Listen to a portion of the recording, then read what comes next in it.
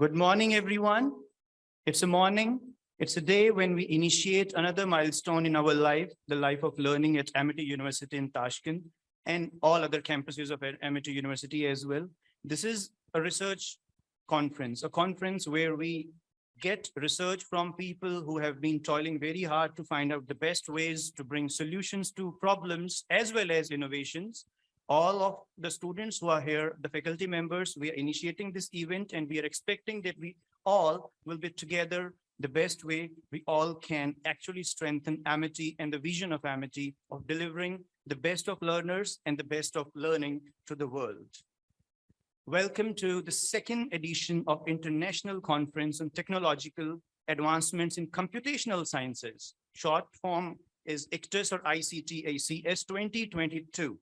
Amity University in Tashkent welcomes you in technical partnership with IEEE Kazakhstan subsection. They are supporting us for this event, and this event is taking place here with all of you. We feel blessed to put forward another milestone, another achievement with the kind blessings of the Honorable Founder President, Amity Education Group, Dr. Ashok K. Chauhan sir, and under the inspiring and dynamic leadership of our respected Chancellor, Dr. Atul Chauhan sir, and our trustee, Mr. Amol Chauhan sir. The first edition in 2021, last year, when this conference was held on the theme of technological advancements and developments, which received an overwhelming response with large number of research papers, delegates joining from all other countries of the world, taking that legacy ahead. This international conference today is going to deliberate on the theme of leveraging technology for the operational excellence and creating viable solutions. Working on science and innovation development for the welfare of humanity is what our founder president, sir, has assigned to us as a mission at Amity. And each Amitian works on the same goal of excellence. ICTAS 2022 is a testimony to the same determination that we have kept in our hearts and in our spirits. The grand opening of this prestigious conference is marked with the presence of His Excellency, Mr. Manish Prabhat, Indian Ambassador to Uzbekistan, will shortly be joined by the respected Minister of for the Development of Information Technologies and Communications, Mr. Shermatov Sherzod Kotamovich will also be joining us very soon. We also have the gracious presence of Dr. Sanjeev Chaturvedi, Advisor to India-Uzbekistan Entrepreneurship Development Center, Professor Saifur Rahman, IEEE President-elect, Professor Victoria, Professor Danila, Professor Shabana Ruz, Mr. Muzaffar Jalalov. We have got Honorable Mr. Aziz Atbekov with us, and we have Ms. Sobirova Kamola as well. We also have the gracious presence and blessings of Professor Dr. Gurinder Singh, Group Vice Chancellor, Amity Universities, Professor Dr. Balwinder Shukla ma'am, Vice Chancellor, Amity University of Uttar Pradesh, Professor Dr. Ajay Rana, Director General, Amity University, Greater Noida, Mr. Babur Abdullayev, Director, Amity University in Tashkent, and Dr. Naina Chaudhary, Deputy Director, Amity University in Tashkent. Our authors, scholars, faculty members, and students have also joined us from various parts of the world. With all of you, everyone present here and other joinees as well, we wish to invoke the blessings of the Almighty and wish to put our prayers to the deities for the successful realization of the Amity vision of education, innovation, research, and collaboration. It is a privilege for me to invite our Director Campus, Mr. Babur Abdullayev, a dynamic, humble, and innovative leader who has been spearheading various initiatives to strengthen Amity University's outreach in Uzbekistan and beyond. We invite him to kindly come to the stage for the welcome address. Kindly welcome him with a round of applause, Mr. Babur Abdullayev. Thank you very much, sir. Please. Assalamu alaikum. Our dear distinguished guests, ladies and gentlemen. It's my honor and privilege to welcome all of you in Amity University in Tashkent. I'm very delighted to see you in our inaugural session of the second International Conference on Technological Advancement in Computational Science. Amity University in Tashkent and Amity University campus is privileged to host this conference second time. And I'm grateful to everyone who worked hard to make it happen, to make this event happen. First of all, I should mention our great partners. In the face of IEEE Kazakhstan subsection, Amity University Noida campus, Amity University Greater Noida campus, who had done a lot to help us to organize this event. Of course, nothing would be possible without blessings and direct control, direct coordinations of our Honorable Chancellor, Dr. Atul Chauhan, Honorable Trustee Amol Chauhan, and the Group Vice Chancellor, Dr. Gurinder Singh. And of course, I'm very happy to see our guest of honors, Mr. Manish Prahat, Indian Ambassador to Uzbekistan.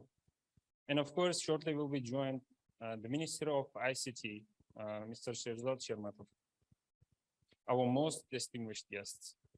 I'm very happy to see all of you, all of our students, faculty members, for joining us today online and offline here in our campus. This conference connects lots of people. This conference connects lots of experts from various parts of the world, almost from all around the world, and more than 100 most professional experts from various countries with the best rich experience will be sharing the knowledge. I remember first days when we had started this campus. That time we were thinking, will it be big enough, good enough to deliver the best knowledge for our students and faculty members? But now I can tell with the full of my heart, we're holding one of the biggest conference which can in the region with the help and direct blessings of IEEE also. And these kind of conferences will give the best knowledge from all around the world to our students. More than that, we are privileged to see all the participants who are joining us today online and ready to share their knowledge. One more time, thank you to all of you for being with us today, and welcome one more time in Amity University, Tashkent. Thank you.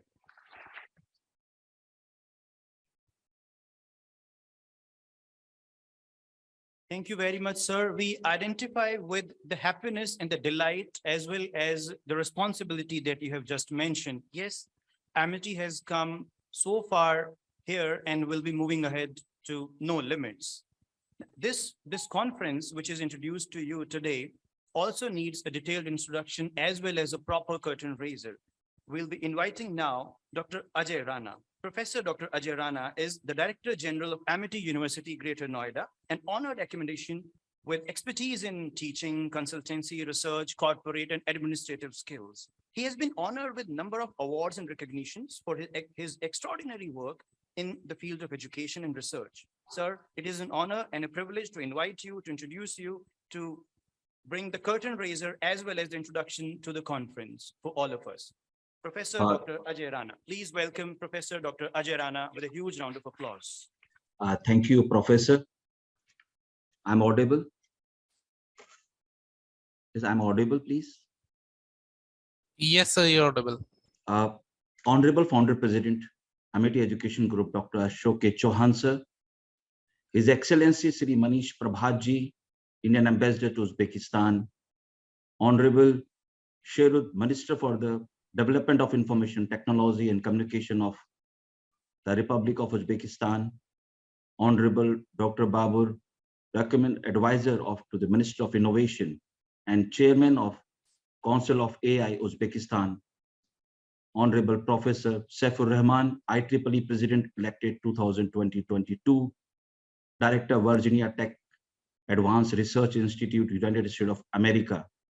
Honorable Dr. Atul Chauhan, Chancellor Amity University of Uttar Pradesh and President Ritnath Balwet Education Foundation.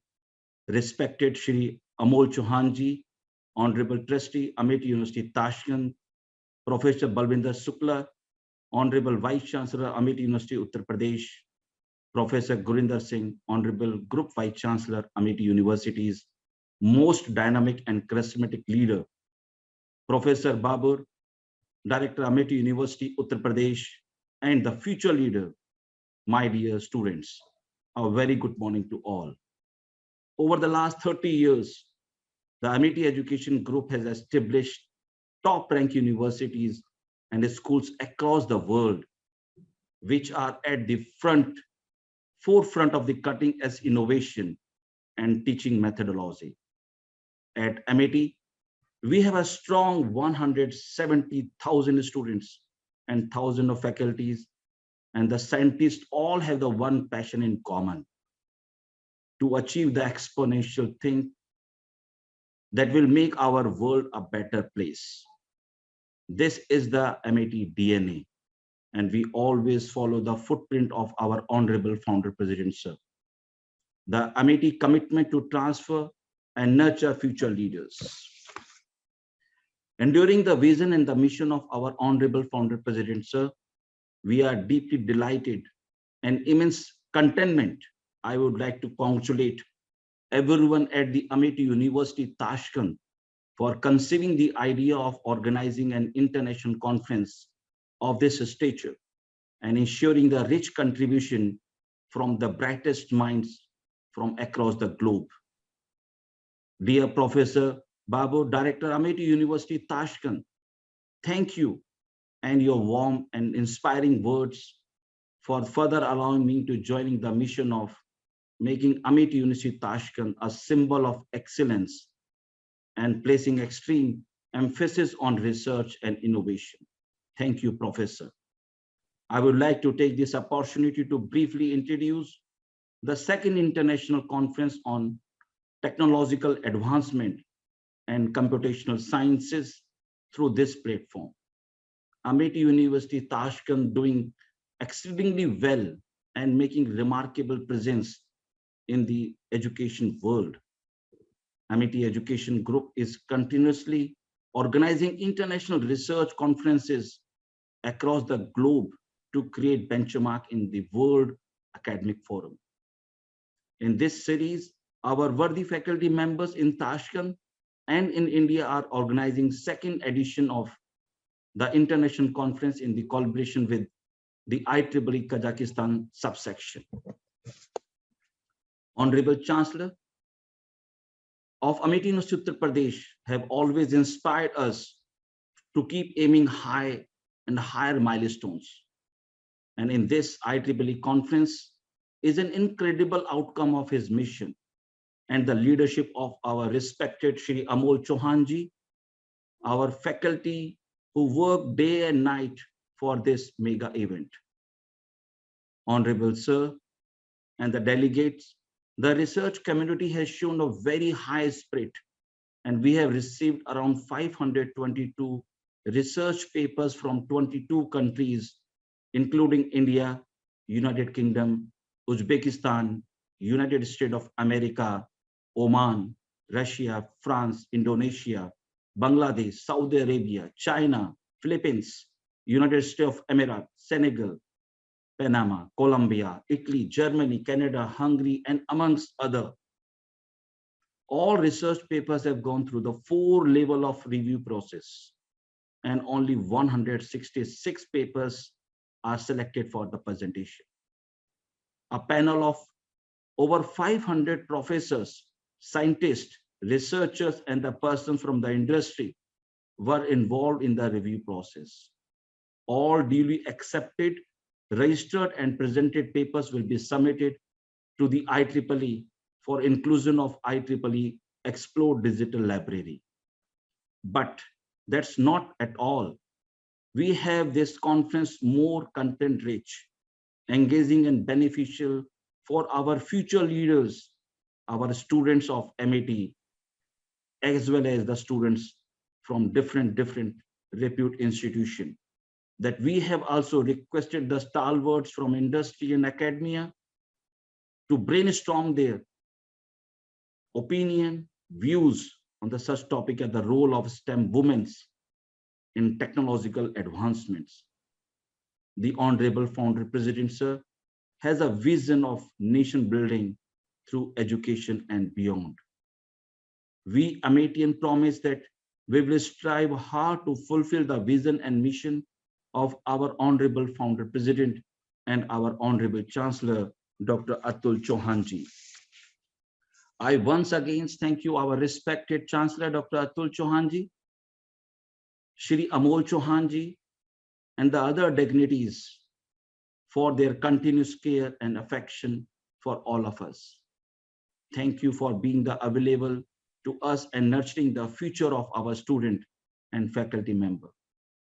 I also want to appreciate the efforts of the team of the faculty at Amity University Tashkent and the team at Amity India, who are jointly working for this mega conference. This mega event is a testimony to their efforts. I thank all the esteemed members, those who have moved forward from their busy schedule, His Excellencies and the ministers. We Ametians thank to you, and we promise that we are moving ahead for the future of not only Mother India, but our Mother Earth. Thank you for your efforts to make this IEEE conference one of the most successful research event. Thank you all. Thank you very much. Thank you very much, Professor Dr. Ajay Rana, Chair IEEE Conference and Director General, Amity University, Greater Noida. Thank you very much, sir. Amity Education Universe has carved a very special place in the world for quality education and excellence in research. The global outreach has been successfully led by our respected Group Vice Chancellor, Amity University's Professor Dr. Gurinder Singh, sir. He has taken Amity to the world. We have the privilege of having his presence in this inaugural session of this conference, and we feel glad to invite him to motivate us and deliver his welcome address. Ladies and gentlemen, please welcome Professor Dr. Gurinder Singh, sir, for his welcome address to the conference attendees. A round of applause. I request you, Honorable Amol Chauhan ji, for the curtain raiser. So with your blessings, we need your signal so that we release the curtain raiser. Shri Amol Chauhan ji. Yes, sir. We are all ready. So the curtain raiser, the launch, the opening. Yeah, Dr. Please go ahead.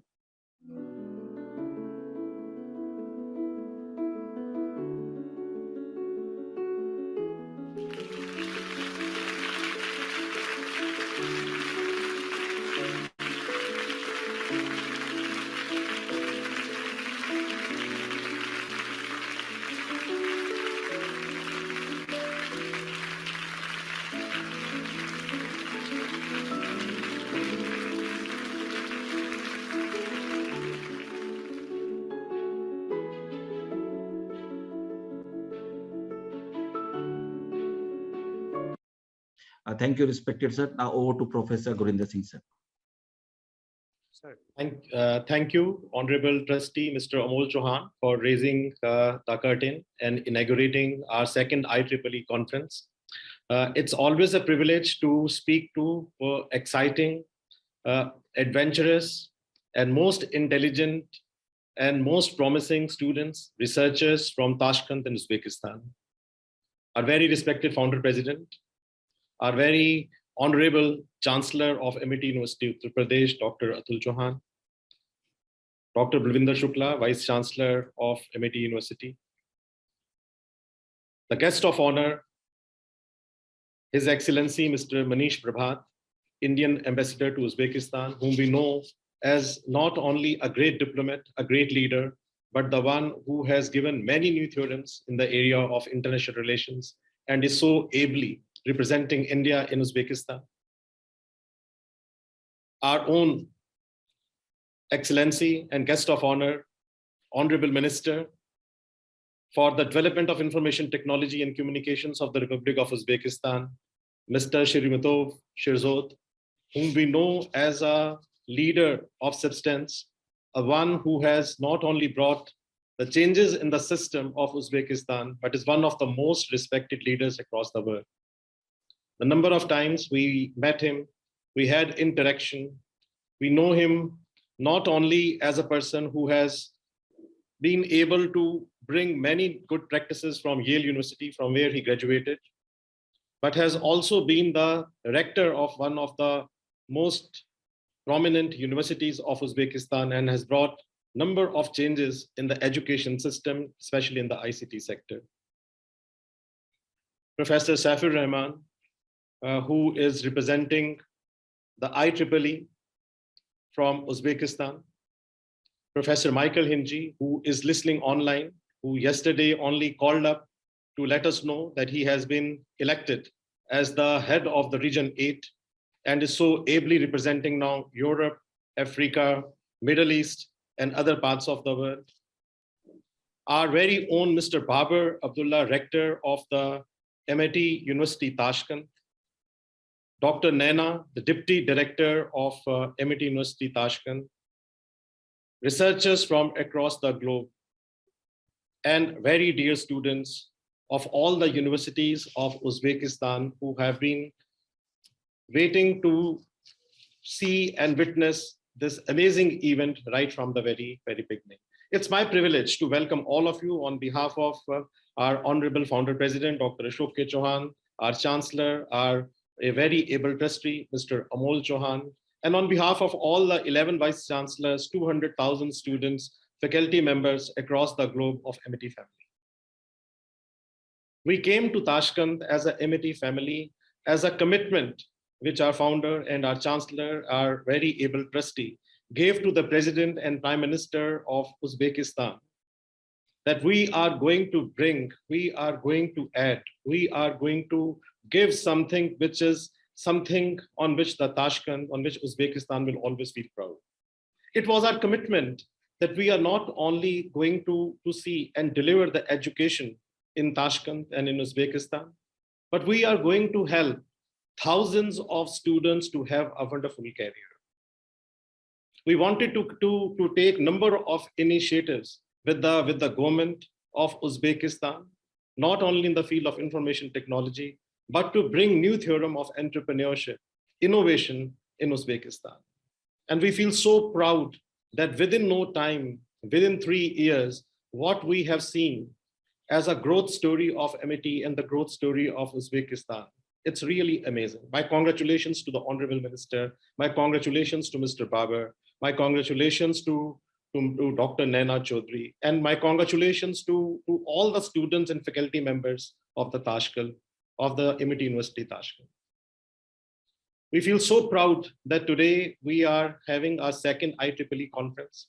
I remember that when for the first time we were having this conference and we had discussion with the Ministry of Information Technology at Uzbekistan, I think there were a number of questions which they had in the mind, that how the first time any university in Uzbekistan is going to organize this conference.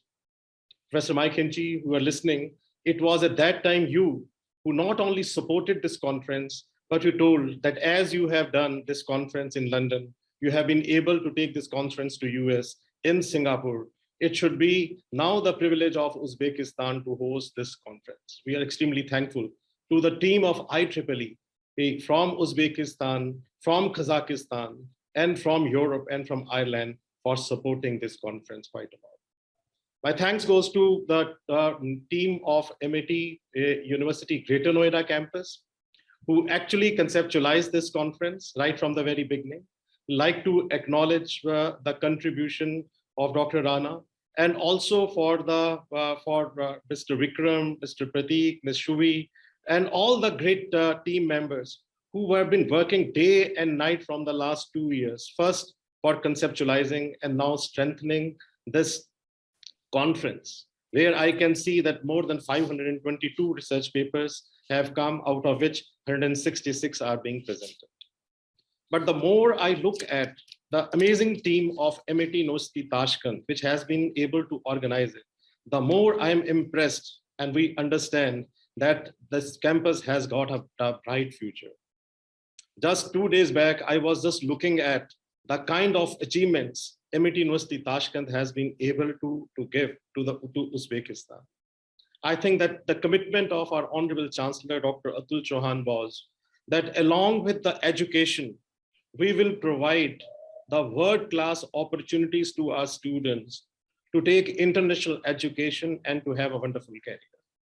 And today, when I am speaking, I was checking with Mr. Babar that more than 65 companies last year came to the campus and picked up the students. My congratulations to this great team. Give a huge applause to this university.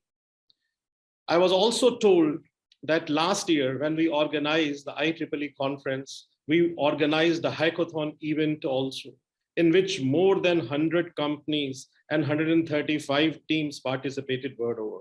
And a similar event is being planned this year later. Congratulations for organizing the first ever hackathon at MIT University Tashkent. When I'm speaking from here, I have been told that we are the only university of Uzbekistan where almost all the faculty members, they are doctorates. Majority of our faculty members, they are the PhDs. And this was again the commitment of our Honorable Chancellor to the Minister, to the Prime Minister, to the President of Uzbekistan, that when we will come with a quality education, we will come with a world-class faculty. Another commitment of ours was that we are going to give platform to the students where they can do a part of the program here, and then they can go across the globe. And when I speak from here, it gives me immense pleasure to see that large number of students were given an opportunity to go on study abroad program in Dubai and in India. And when we look at the kind of experience they had in Dubai or in India, we feel so happy that they not only brought good memories, but some of the good academic practices which they have been able to see there. This year, we are further strengthening our study abroad programs by offering students exposure to London, Singapore, USA, Mauritius, France, Canada, and Australia. Dear students, please take advantage of these programs which we are offering to you. Also, I would like to acknowledge and see the hundreds and hundreds of researchers who are witnessing this event online. And let me tell you that this was a dream of our founder, Dr. Chauhan, who after spending more than 3 decades in Europe, came with only one vision back to Asia, back to India, that we should be able to create world-class universities world over. And with that commitment, MIT Education Group not only established 11 universities in India, but opened 17 foreign campuses abroad, including MIT University Tashkent. The vision of Dr. Chauhan was very simple, but very firm. We want to see world as a better place to live. We want to offer unparalleled opportunities to those who have not got those opportunities to get the quality education. And today, if MIT is amongst the top 3% universities of the world, if today MIT is one of the most employable universities of the world, and if today MIT is one of the most respected international brand of the world, it is because of our founder, Dr. Ashok K. Chauhan, who has not only contributed in the field of education, but started up a new education revolution. I'm sure that all of you at MIT University Tashkent, under the leadership of our very able trustee, Mr. Amol Chauhan, who himself is a product of Harvard University, will be able to create your own niche. Remember, leadership matters. And at MIT, we feel so proud that it is being led by some of the stalwarts of the world who have got education from across the globe.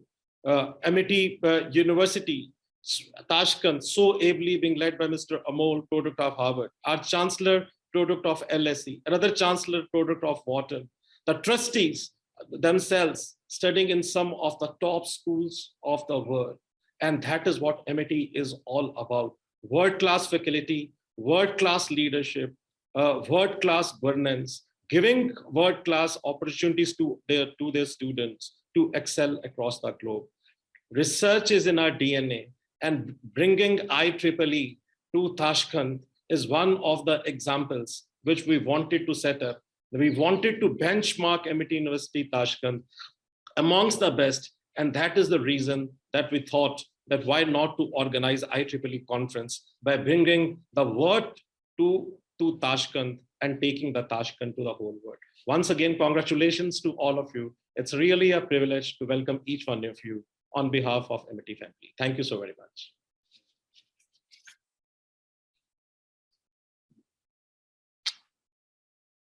Thank you, Professor Gurinder Singh, sir.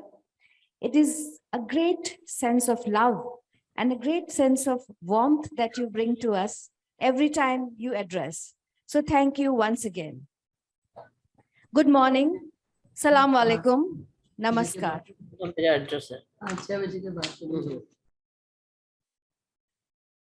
We will now have the privilege, the honor to have the welcome address by Professor Dr. Balwinder Shukla ma'am, Vice Chancellor, Amity University, Uttar Pradesh.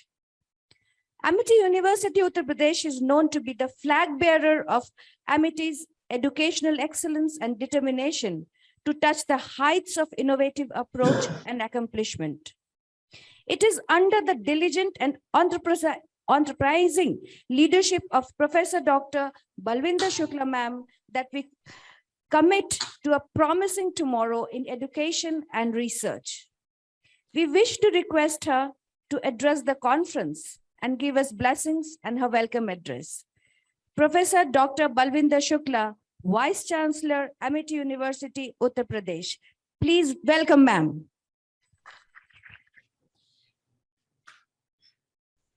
Thank you very much.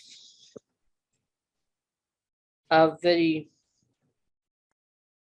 esteemed guest of honor, His Excellency Mr. Manish Prabhat, Indian Ambassador to Uzbekistan. Our esteemed guest of honor, Mr. Sharmato Sarjot Jatomiyokit, Minister of Development of Information Technologies and Communication of Republic of Uzbekistan.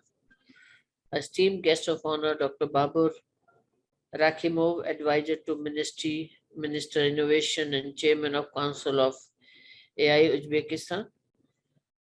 Our guest of honor, Professor Saifur Rahman, IEEE, President-elect 2022 and Director, Virginia Tech Advanced Research Institute, USA.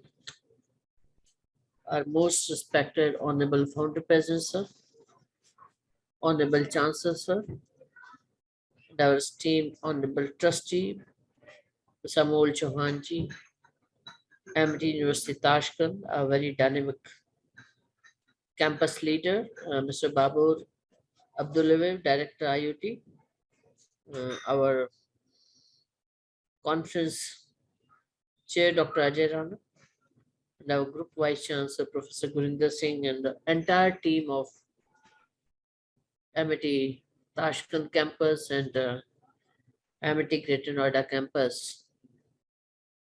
First of all, on behalf of Honorable Founder President, Honorable Chancellor, I extend very warm welcome to all the esteemed guests for the inaugural session of second IEEE conference at Amity Tashkent campus.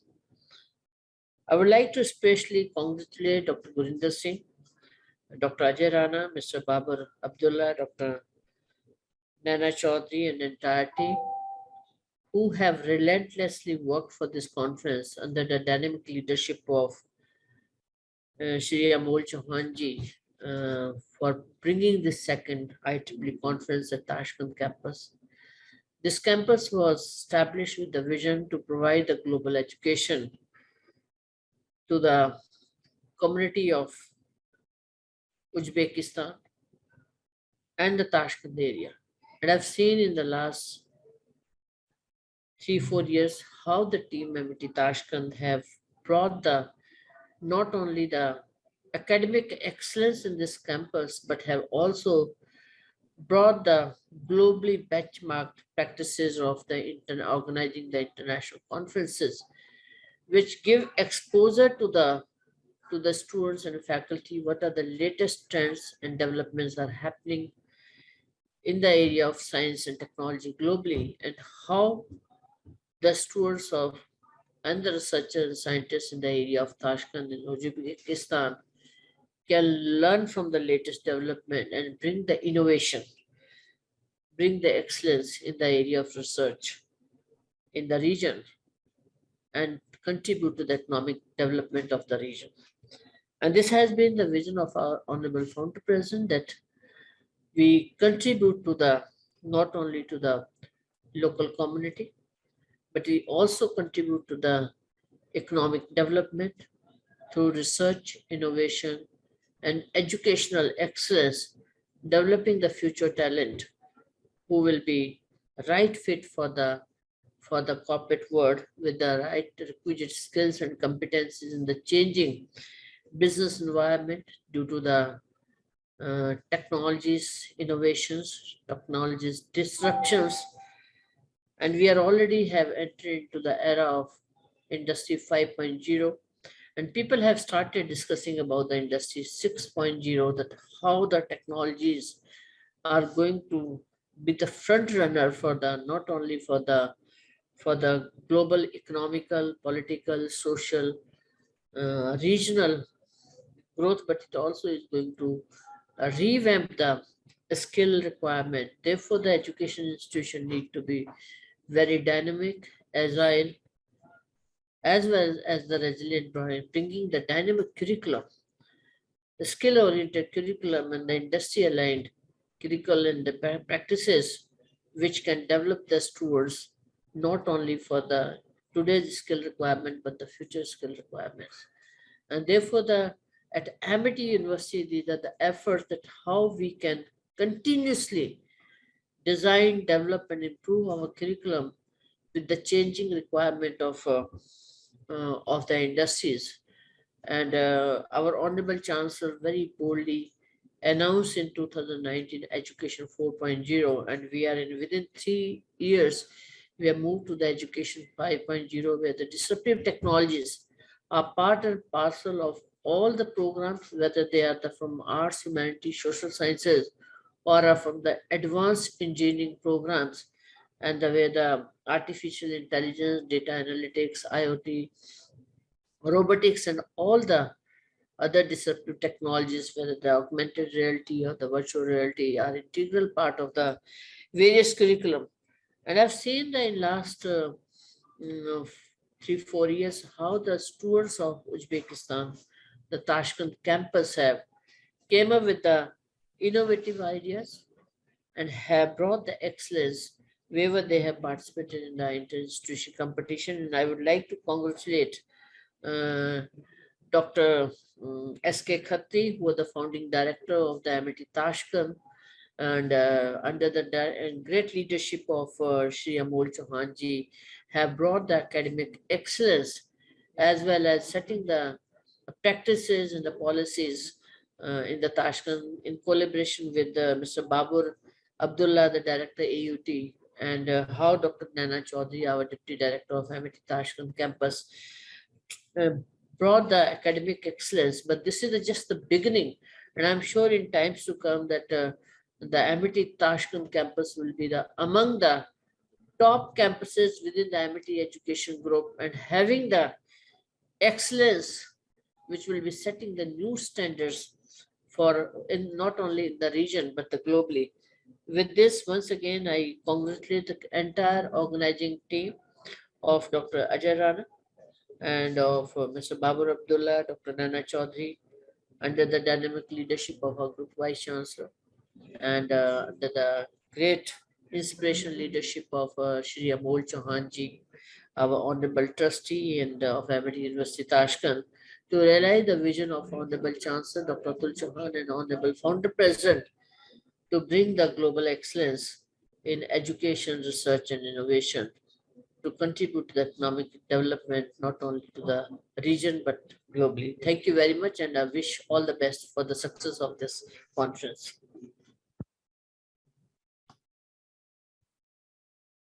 Thank you, ma'am. Professor Dr. Balwinder Shukla, ma'am, focused on research in education, innovative educational development, and educational excellence. Thank you, ma'am, for your empowering words. Now I request for a special address by Mr. Amol Chauhan, sir, Honorable Trustee, Amity University, Tashkent. Mr. Amol Chauhan, sir, is the Trustee, Amity Group of Education. He is also the Senior Vice President at Amity Capital Ventures. He has an immense experience in investment banking in major cities of the world. He has been a guiding force for Amity University Tashkent since its inception. So please welcome Mr. Amol Chauhan, sir. Thank you so much, and good morning and good afternoon to everyone present in Tashkent in person, and as well as everyone present online. It is very, very exciting that today is the inaugural day for the International Conference on Technological Advancements in Computational Sciences. When Amity University Tashkent was established in 2019 with the support of the Ministry for the Development of Information Technologies and Communications for the Republic of Uzbekistan, our Chancellor, Dr. Atul Chauhan, our Founder President, Dr. Ashok Chauhan, had the same vision as the ministry to give the students of Uzbekistan the best chance to learn, the best chance to be educated, and the best chance to contribute to research that will make Uzbekistan not only the best country in Central Asia, but also one of the best countries across the world. Conferences such as these, which happen very, very frequently in campuses, in Amity campuses across the world. But we are very, very excited that it is happening in Tashkent because of the novelty of the conference there, and a start of something that we showed not only Amity, but many other universities in the region will continue to contribute to the research development of the country, of the great country of Uzbekistan. Having papers, as Dr. Rana had mentioned, papers from UK, from USA, from India, Russia, Bangladesh, Oman, Indonesia, Uzbekistan, just shows that how the internationalization of research, of discussions, and the contribution from various parts of the country or parts of the world is what Amity is trying to do in partnership with IEEE via this conference. And that is what makes me proud and happy of everyone who has worked to organize this conference. Dr. Rana from Amity University in Greater Noida, and our very, very able team from Amity Tashkent, Mr. Bober, who is director of AUT, and Dr. Naina, who is deputy director of AUT. What a great day it is. And I would like to mention very especially here Dr. Singh, without whom this conference would not have been possible, and the relationship with IEEE that Dr. Singh has and the work that IEEE and Dr. Singh have done together goes miles and miles in contributing to research, not only by Amity, but by many, many institutions across the globe. So Dr. Singh, thank you for introducing this conference to Amity Tashkent, and I'm sure we will continue to do so going forward. And Dr. Shukla, of course, thank you so much. Your support is always very important for Amity University Tashkent. His Excellency, Mr. Manish Prabhatji is there, the ambassador from India to Uzbekistan. Sir, I would like to welcome you and thank you for your continued support and continued guidance to Amity campus in Tashkent. We could not be more proud that you are the representative of India in Uzbekistan, and the relationship and the working together of these two countries, India and Uzbekistan, is growing better and better every day, and more projects and more research and more work is being done together. And we always say, Founder President always says that the best way to teach students is to show them great people. And we want to show our students people like you, sir, who have had experiences in Moscow, Yerevan, Washington, Milan, Paris, Uzbekistan, and all over the world, so that they can learn from you, they can emulate you, and they can become better and better persons. Honorable Minister of ITC from Uzbekistan will be joining shortly. He is at the moment stuck in a meeting that has in the Prime Minister's office, but he will be joining soon. He is an epitome of having the drive to succeed, having a great vision, and being a great implementer. So, sir, we are very, very grateful to you and to your whole team in the Ministry of ITC that helps Amity University Tashkent every day achieve its goals for its students and for the country and for the world in general. We look forward to having His Excellency, Honorable Minister, join us as well.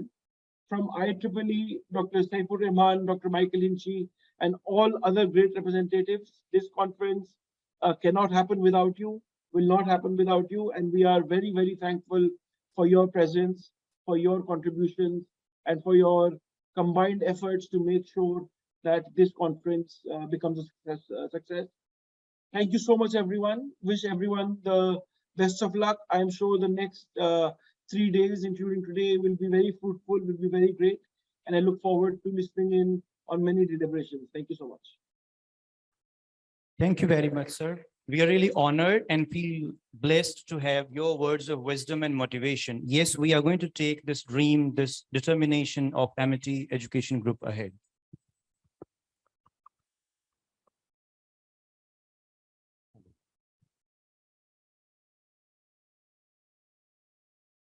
Right. So it is time to hear our guest of honor, His Excellency, Mr. Manish Prabhat, Indian Ambassador to Uzbekistan.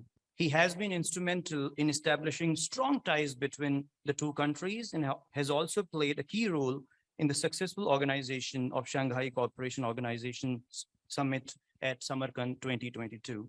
He has been a constant support and a motivator for all of us in all events and initiatives at Amity University, Tashkent. We invite you, sir, to please come on the stage for your address, motivation, and blessings to the conference, all attendees, for everyone. Ladies and gentlemen, please welcome His Excellency, Mr. Manish Prabhat, on the stage.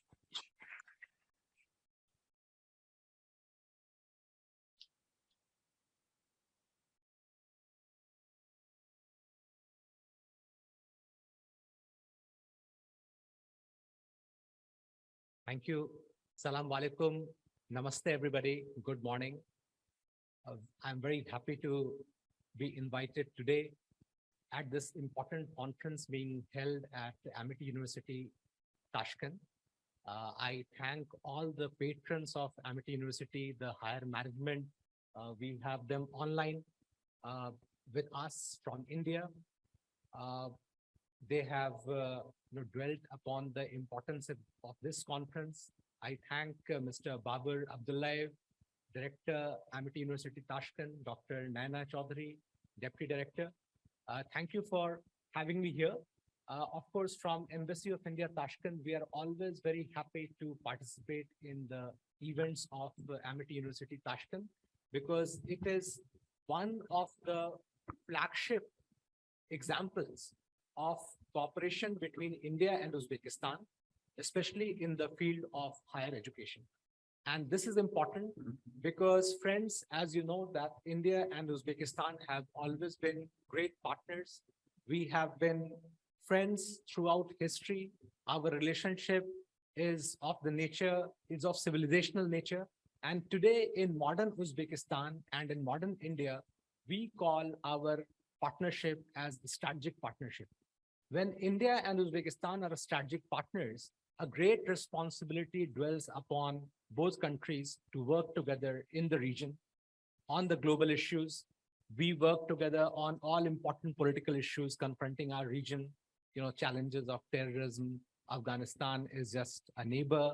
There's a lot of issues on which we work. But apart from all these international issues, we also join hands together for development, our development partnership. So there is a developing country like India, a developing country like Uzbekistan. Our experiences have been similar. We need to join hands and work together in every sphere. And education, culture, humanitarian exchanges are such spheres. It is always it is always better to cooperate in these spheres because it connects the youth of India and youth of Uzbekistan, who are all sitting here, benefiting from higher education initiatives in Uzbekistan. Amity University has completed 2-3 years here in Uzbekistan, and I think it's very popular. Wherever I go now, when I talk of India-Uzbekistan cooperation, in every region of Uzbekistan I go, people point this out that yes, there is Amity University in Tashkent, which is conducting very important courses. And today, when I see that you have been organizing such prestigious conference in technological advancement in computational sciences, one can say that Uzbekistan has very, prominently arrived or at the IT stage of the world, because whatever developments in the field of IT is happening today in Uzbekistan is catching the attention of the world. And if Amity University, Uzbekistan is a partner in that story, it is a matter of great pride for us in India and in Uzbekistan that we are working in this important field together. I think that in coming weeks, probably we are going to have the ICT week in Uzbekistan. And this would also focus attention that there is something very interesting happening in the field of information technology in Uzbekistan. Thanks to the vision of President, His Excellency, Mr. Shavkat Mirziyoyev, Minister of Information Technology, His Excellency, Mr. Sherzad Shermatov, who would be here. Our leadership in India, Prime Minister Shri Narendra Modi and President Mr. Shavkat Mirziyoyev recently met in Samarkand during the Shanghai Cooperation Organization Summit. And when they were meeting in their, in bilateral format, the discussion also dwelt upon, cooperation in the field of education. And President himself mentioned that, Indian universities are opening now in Uzbekistan, and I look forward to greater collaboration in the field of higher education between India and Uzbekistan. Of course, Uzbekistan would see that education, especially higher education, is the key to technological progress in the coming, future. The future of Uzbekistan is sitting here. The students who have given their best, to acquire the core competencies which are being developed in the Amity campus in Tashkent. Information technology is one of them. I'm very happy to meet, people who are from the IT field in Uzbekistan. And, they are all working together that how to take the IT story forward. We have recently seen expansion of the IT park in Tashkent, which was inaugurated by the president. And I'm very happy to say, wherever I go in Uzbekistan, that the first IT park in Uzbekistan was opened in Tashkent in 2019, and there was cooperation and collaboration from India in the field of in the sphere of opening of IT park in Tashkent. Of course, IT parks have now opened in Jizak and in other places, and so the IT story is reaching all parts of Uzbekistan. Now we have to think of the next stage of IT development in Uzbekistan. I would personally like that more and more Indian companies should come to Uzbekistan and work in the field of IT. I think there are great opportunities in the field of digitization, e-governance. Government of Uzbekistan is thinking of the next level of artificial intelligence, data analytics, cloud computing, and many other kinds of fields, robotics. And I think that cooperation between India and Uzbekistan is always trying to promote this kind of cooperation. In fact, I'm happy to tell you that under the Indian line of credit, one of the big projects identified in Uzbekistan is in the field of IT education and provision of IT equipment in educational institutions. So I would like to say that, to all my Uzbek friends here, India is your partner. India is your friend in the field of information technology. India has certain strengths in the field of information technology. And as a friendly country, we are always very happy to share it with you. We want to come up together. We want to take all the next steps together and take the IT story, in Uzbekistan forward, because this helps you. This would also be in the interest of Indian companies. They would come in future to work in different areas of Uzbekistan and also in the field of IT education. And thanks to Amity University, which became one of the first universities and one of the first educational institutions from outside, which came to Uzbekistan, established campus here, and has been successfully conducting so many courses in this field. I think that this very important conference would focus that attention on Uzbekistan. And as I said, that in this region in Central Asia and even in the world, people are very intently looking towards, what is happening in IT sphere in Uzbekistan. In fact, the minister, the IT minister very recently said in one of his presentations that our IT outsourcing and exports from the IT park have already reached 100 million US dollars of figures. And though it's not a small achievement, he said that very soon we want to scale up and take this figure very, very high. So all the best to Uzbekistan, and all the future of India-Uzbekistan relations lies in the field of IT cooperation. Thank you very much, Rahmat.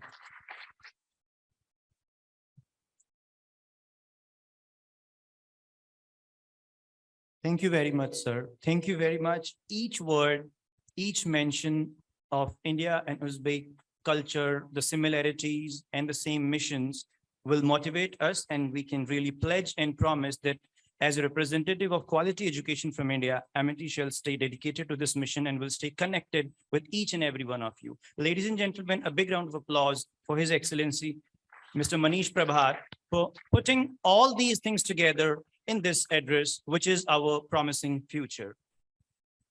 Professor Saifur Rahman is joining us. There's a video from his side, a message from his side. And let me introduce him. He is guest of honor in today's conference inaugural function. Professor Saifur Rahman, Life Fellow IEEE, is the founding director with the Advanced Research Institute, Virginia Tech, USA. He was the founding editor-in-chief of IEEE Electrification Magazine and the IEEE Transactions on Sustainable Energy. He served as the chair of the US National Science Foundation Advisory Committee for International Science and Engineering. He is the president of the IEEE Power and Energy Society, PES. Professor Saifur Rahman, President-elect IEEE, we have his message, a motivational message. We are thankful to him for joining us in this conference and making it a success. Hello, everyone. I am Saifur Rahman, and it is my pleasure to serve as the 2022 IEEE President-elect. I am also the director of the Advanced Research Institute at Virginia Tech in the US. I wanted to send a welcome to all of the participants of the IEEE International Conference on Technological Advancements in Computational Sciences, and to share my warmest regards to our IEEE members from all across the IEEE Kazakhstan subsection. I'd also like to thank Dr. Seema Rawat, the organizing co-chair of the second edition of this conference, for the invitation and the opportunity to speak to you. My congratulations to everyone at Amity University who was responsible for organizing this conference, the first since the university's reopening following COVID-19 pandemic. Your efforts have created a wonderful opportunity for participants to network, learn, and engage with one another. This conference will also help to strengthen the bond between industry and academia and enhance research and innovation among the science and technology communities within Uzbekistan and beyond. For those who are unfamiliar with IEEE, we are the world's largest technical professional society. Our more than 409,000 members in over 160 countries work across academia, industry, and government with the goal of advancing technology for the benefit of humanity. Through our highly cited publications, conferences, technology standards, and professional and educational activities, IEEE members from these 160 countries build communities of diverse engineering and technological professionals and inspire innovative technological solutions. IEEE is truly a global organization. Over half of our members are from outside the US. IEEE brings together not only engineers, but also technologists from the fields of computer sciences and information technology, physical science, biological and medical sciences, mathematics, technical communities, education, management, law, and policy. Our focus areas span semiconductors and circuits, computers and communications, power and energy, robotics and automation, industrial and consumer electronics, healthcare, aerospace, and many more. Within these technical communities, IEEE members are involved in or leading cutting-edge research and innovation around the globe, working to explore and apply technology to solve world's most challenging problems.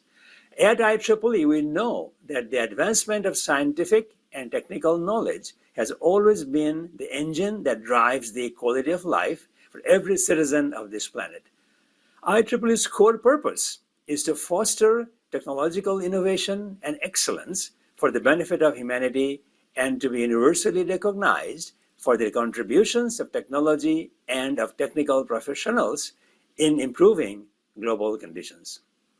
One way we do this is by helping not only our members, but also the entire global community understand how technology can be used to solve important problems and provide solutions to such life-altering issues as clean water, reliable energy, food production, and access to healthcare and education. At IEEE, we focus on what's next, enabling innovation and the creation of new technologies. Our focus is on fostering collaboration, building and convening communities, and supporting the creation and dissemination of technical knowledge. IEEE is dedicated to working cooperatively with local organizations in countries throughout the world. These relationships help to foster professional development for all our members, increase international exchange and cooperation, and provide innovative opportunities to cooperate in our mutual areas of interest. A thriving exchange of global leading-edge viewpoints on technology and innovation is imperative as we continue to pursue IEEE's mission of advancing technology for humanity. Also, IEEE strives to empower and inspire the next generation of engineering and technology leaders, those who will play a pivotal role in creating a better tomorrow for all of us. From green energy to reducing waste and emissions, from transportation electrification to reuse and recycling, with smart cities and with reimagined rural communities, technology and technologists have a great role to play in shaping the future of the life on this planet. The challenges facing local communities across nations and around the world confirm that the work of professional engineers, technologists, educators, young professionals, and students preparing for technical careers will continue to be of high demand and have a great impact. I truly believe that one of the most important applications of technology is to improve people's lives, and the work of expanding and accelerating technology for the benefit of humanity is the greatest work and the greatest calling of our time. I'm honored to be a part of IEEE's great technological entrepreneurial enterprise that is committed to scientific and technical discovery and innovation that improves our standards of living and helps us care for each other and for our planet. I hope that your participation in this conference will enhance your ability to innovate, to collaborate, and to lead in our dynamic, challenging world. In addition, I hope your involvement with the IEEE continues to provide opportunities to take your commitment to improving and changing the world and accelerating it forward in exciting and meaningful new directions. Together, we can pursue and achieve the dream of a better tomorrow for all humanity. Again, I welcome you to the second International Conference on Technological Advancements in Computational Science, ICTeX 2022. Tashkent is a beautiful city and very historical. I hope I can visit this city someday in the future and meet with many of you in person. I wish you a successful conference. Thank you very much. Bye-bye.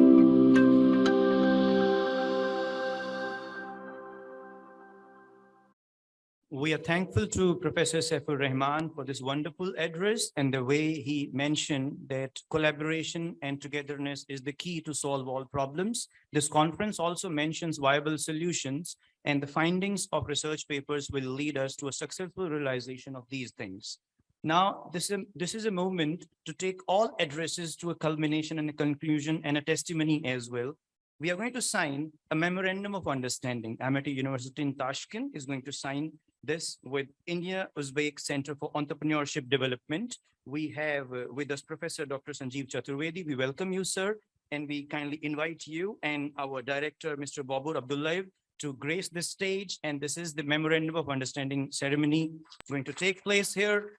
This memorandum is to collaborate to promote entrepreneurship skills among young students, providing them skills, providing them exposure, providing them experience of becoming entrepreneurs. They start their business, they lead the government initiatives, they become people who lead the projects. And all this is going to take place at Amity.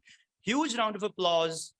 You become witness to something which means a lot to all of us. We invite you to sign this promising future for all of us, where the youngsters, the young students at Amity studying here, representing Uzbekistan, will take us to the world as confident individuals.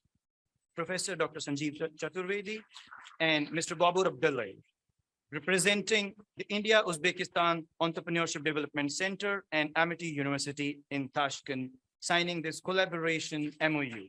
Thank you very much. It's a mark of the Amity spirit and vision of our Honorable Founder President, where we see that the world is one for us when it comes to skilled education. Thank you very much. Thank you very much. Yes, everyone. Thank you very much, sir. Thank you. Thank you.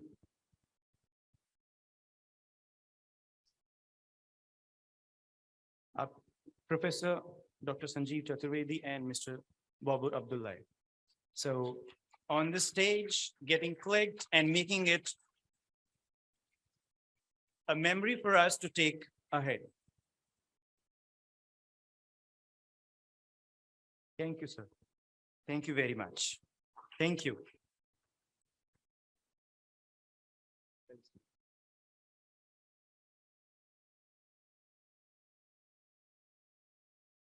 Thank you very much. It was a great moment, a moment of proud, proud Amitians. And from here, we move on to the felicitation of our guests. The felicitation will be done by Mr. Amol Chauhan, sir, Honorable Trustee, and Professor Dr. Gurinder Singh, Group Vice Chancellor, Amity Universities. For this function, I request Mr. Babur Abdullayev, Director, Amity University, and Dr. Naina Chaudhary, Deputy Director, Amity University in Tashkent. Please come on stage, ma'am and sir.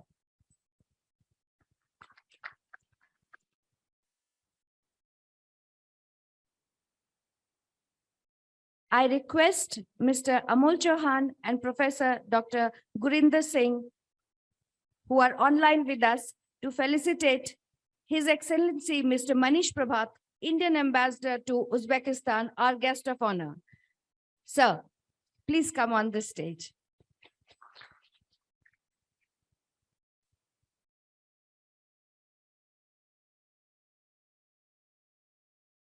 This is a great moment for us. We celebrate the great friendship of India and Uzbekistan, and we are a part of history.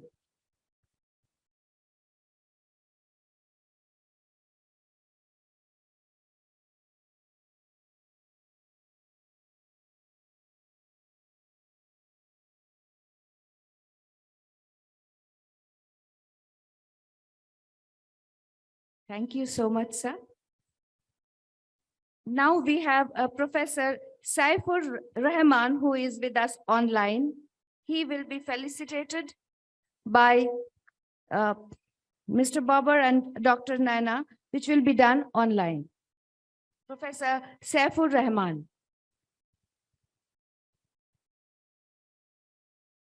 I think Professor Saifur Rahman has left, so we will have another time to felicitate him. So we thank all of our guests and guests of honor from the bottom of our hearts. And now we move on to the address by the organizing chair, Dr. Naina Chaudhary, Deputy Director, Amity University in Tashkent. Let us welcome on stage a woman who empowers us all by her dynamic presence, Her achievements at Amity University, at Noida, at Dubai, and now at Tashkent are exemplary as she sets pace to the academic journey here at ORT. Inclusive and diverse in her approach, she stays humble at the helm. A huge round of applause for our Deputy Director at Amity University in Tashkent, ma'am.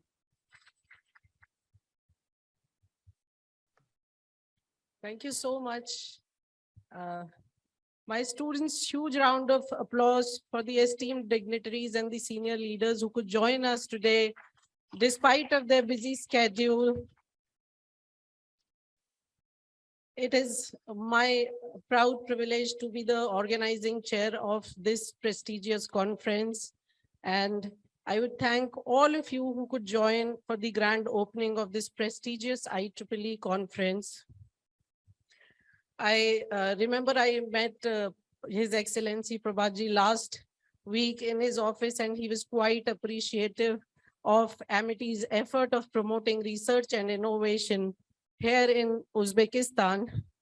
Sir, Amity is a research and innovation driven university, and this conference is aligned with the vision of our very respected Honorable Founder President, Sir, and respected Chancellor, Sir, who believe in nation building and contributing to the society by developing viable solutions through productive, impactful, and meaningful research. So this is our research. This is one of the initiatives of Amity University, Tashkent. I remember last year when our group vice chancellor, sir, gave us this responsibility of organizing a research conference in Tashkent. And it was so difficult because I found out that no other university in Uzbekistan hardly any university had organized IEEE conference. So I didn't know which section to reach out. But I'm really grateful to Professor Gurinder Singh, sir, for guiding us through this. And see, now we're witnessing the second edition of this conference with the overwhelming response of authors and large number of submissions, wherein 166 papers will be presented in next 2 days. So thank you so much, Professor Singh. I am extremely grateful to our Honorable Vice Chancellor, ma'am, Dr. Shukla, ma'am, who had been a constant support and a source of strength. Without her guidance and support, it's not just the event, but anything moving on becomes very difficult for us. Thank you so much, ma'am, for being with us.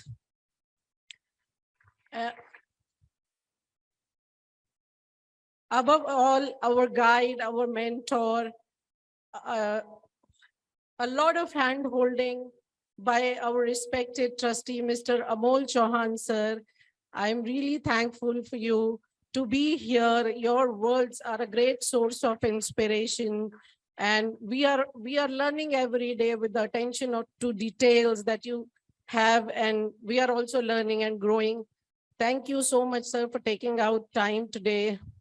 I am grateful to all the women leaders who have joined. I'm grateful to Sanjeev Chaturvedi ji for this initiative, this MOU. We will be able to design some of the very, very innovative programs in entrepreneurship, which is the demand of this decade, to hone the entrepreneurial skills of our students. Thank you, Sanjeev ji. So we shall work on very innovative programs and offer it to our students. I'm grateful to all these scholars who have participated, submitted their papers. Thank you so much. And above all, our all participants, my students, faculty, organizing team at Greater Noida, organizing team at Amity University, Tashkent.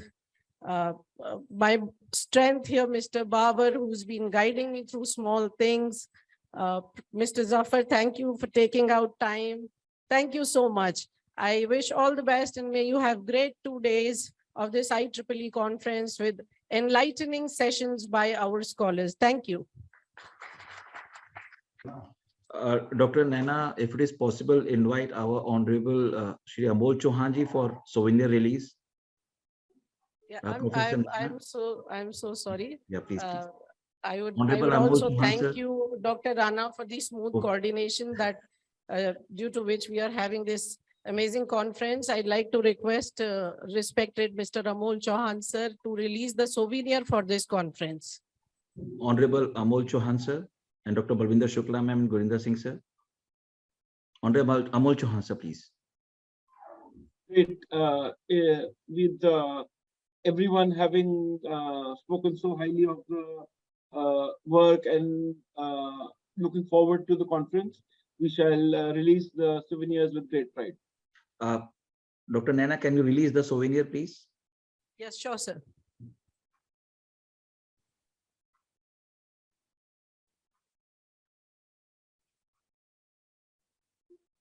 IT team to kindly release the souvenir for the conference.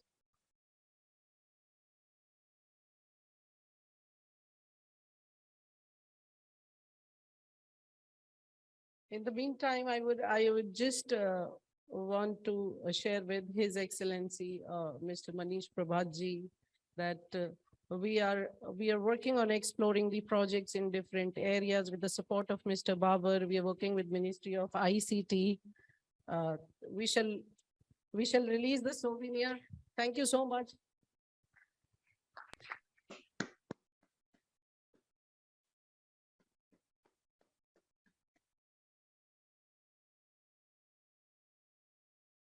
Thank you so much.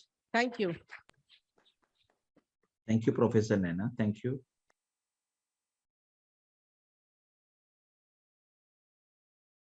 With this, we come to our first panel discussion. This discussion is by women innovators. Some of them are present here with us.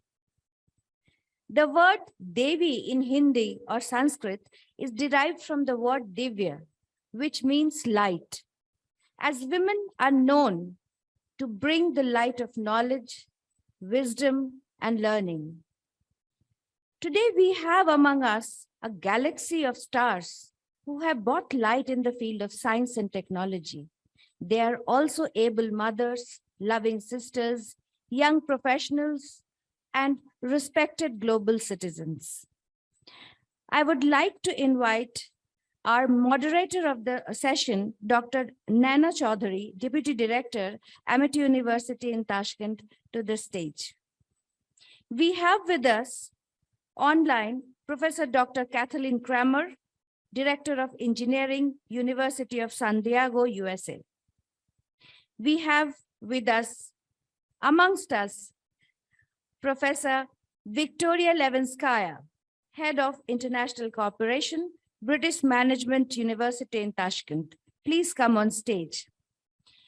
We have with us online Dr. Supavadi Aranvit, Head Internationalization, Multimedia Data Analytics and Processing Research Unit, Thailand. We have online with us Professor Dr. Shabana Uruz, IEEE STEM Ambassador, Princess Noura bint Abdul Rahman University, Riyadh, Saudi Arabia. We also have with us Dr. Anita Banerjee, Head of the Department, Associate Professor, Management and Social Sciences. And we have Dr. Sanobar Khan, Associate Professor, Department of Management and Social Science. We have Ms. Komola Sobirova, Advisor to the Minister for Development of ICT of Uzbekistan. Please welcome the ladies on stage. A huge round of applause. We would like to felicitate the ladies with flowers.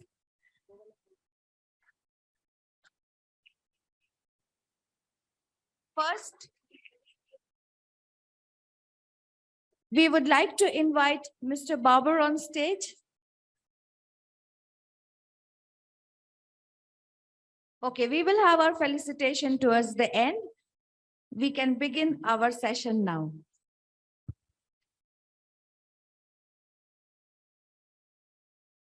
It is such a proud privilege. It is so amazing to sit with such high-powered panel today. I am very, very happy to introduce Professor Kathleen Kramer, who has joined us online. She's a professor of electrical engineering at the University of San Diego, a PhD from California Institute of Technology. Professor Karmer serves as a member of Engineering Accreditation.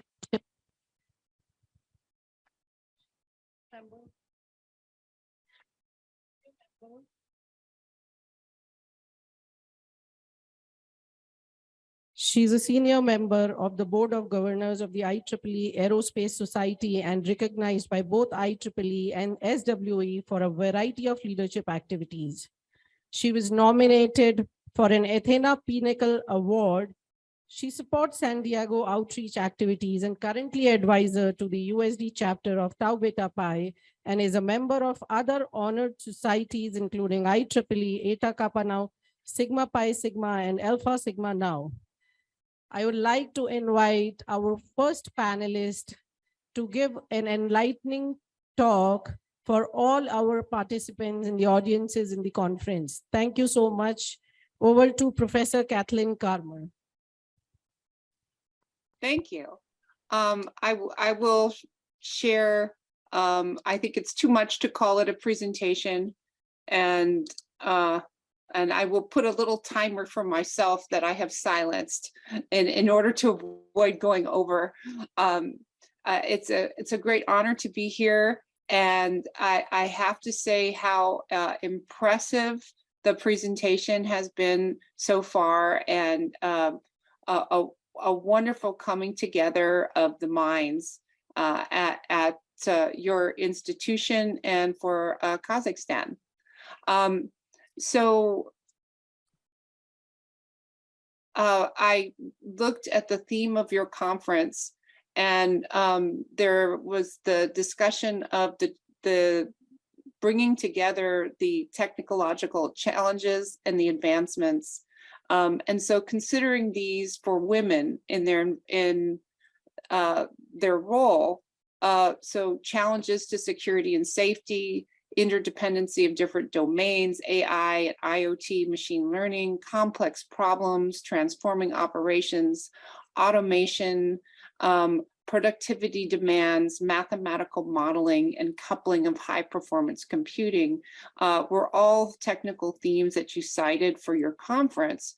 And they resonate, frankly, in almost every element of my vita. Has been on these topics, and I think that they are topics that present many opportunities for women. And in terms of the role of women in these technical advances, we have the technologies coming together. IEEE has 39 IEEE technical societies, and I happen to be in about 6 of them. And the computational advances in each of these are driving those fields of interest. So I list Aerospace and Electronic Systems Society as my first society, and the major work that my major focus of the last say month or so has been artificial intelligence for avionics. And my larger theme has been navigation. But navigation, I like to use it in a metaphorical sense, but I use it in a literal sense as well, as you find this opportunity to have, it's my main technical interest, but there I'm looking to combine artificial intelligence and neural networks with those, with the problem of navigation. But every important problem in computation does that. But I think when you look at the role of women in technology, you have navigation, I see it as navigation literally, and then navigation metaphorically. And so for women, and certainly for myself personally, there is the accusation that you have a failure to blend, and that you are not average enough or typical enough to blend into the background. And there's certainly, I find as a woman in technology, that people remember that you were there and they remember that you're contributing. And so that can be an advantage and it can be a disadvantage. And so obviously you want it to be an advantage. And so for it to be an advantage, you have to bring the very best of technical knowledge and technical expertise to the problems. And so by bringing more than I am a woman, it is your role. It is what you bring to the table technically. And these computational problems, so for me, often considering variations on how I can solve problems in navigation, signal processing, et cetera.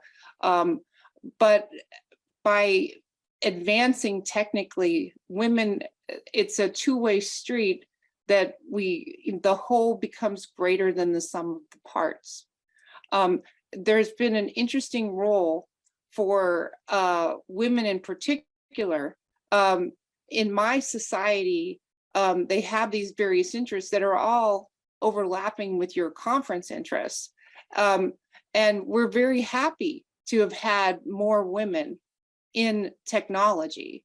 But our greater women in technology is for us to be honestly celebrating the vast success that it is to be up to 7%, where we are obviously 52% of the world, and we're even 60% of the college graduates in the world, not in engineering. But and so in my particular field, it's being 7% is obviously better than 3%, but it's definitely not the goal, and it hasn't reached the critical mass where it can be accepted. But each and every one of us, it is a journey and not a destination, and we empower ourselves while we advance the technology. And so it is, there's a great opportunity to make our technical community a better technical community, technically, and as a community. And at the same time, to advance ourselves personally and professionally. It's a wonderful win-win. These are not games where one person wins and another person loses. It's the way that we can help each other and truly advance technology for ourselves and making our communities a better place. Thank you.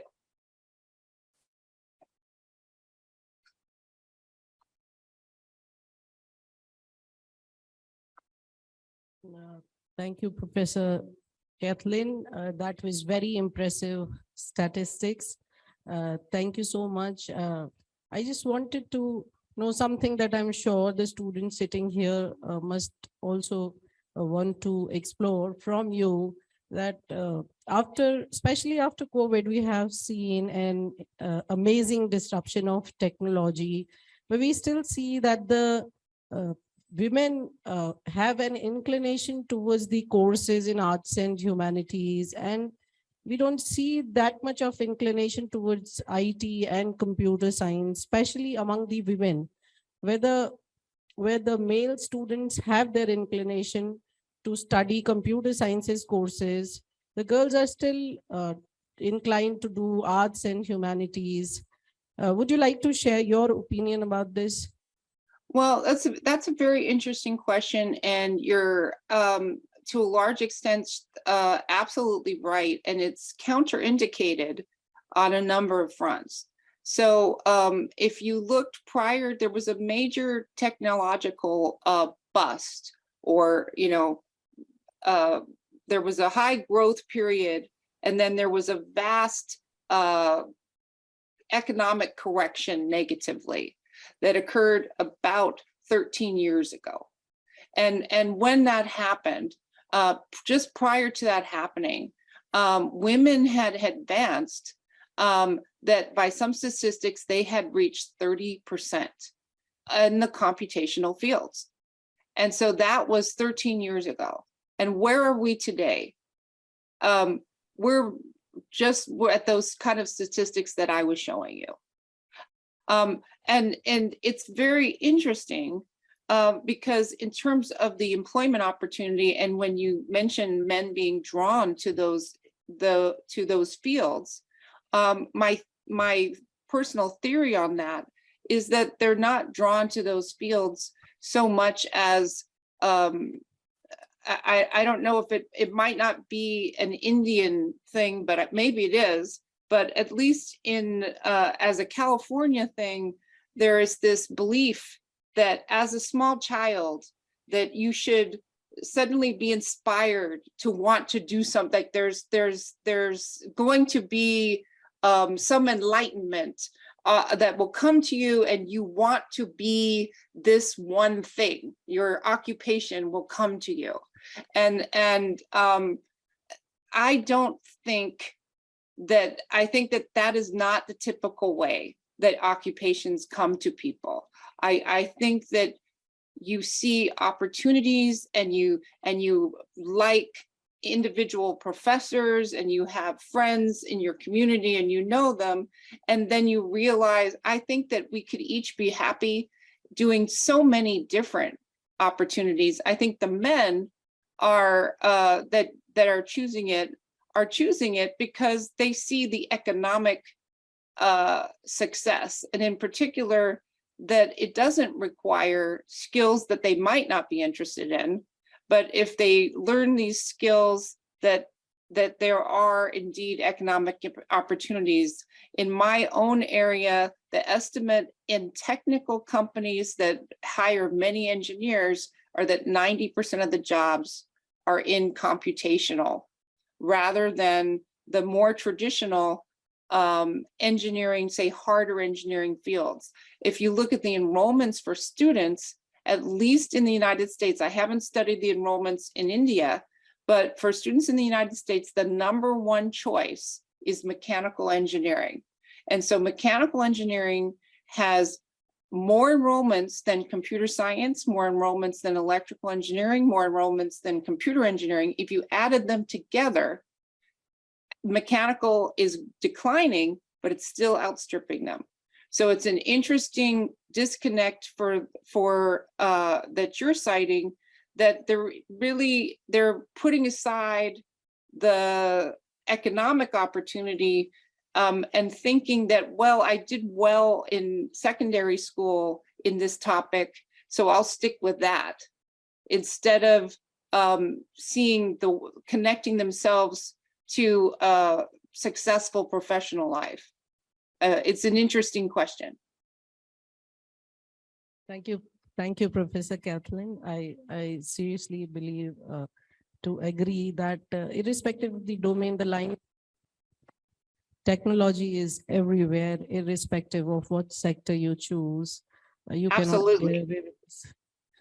Yes. Absolutely. And you look at the more interesting, the interesting emerging technical applications, you cannot escape.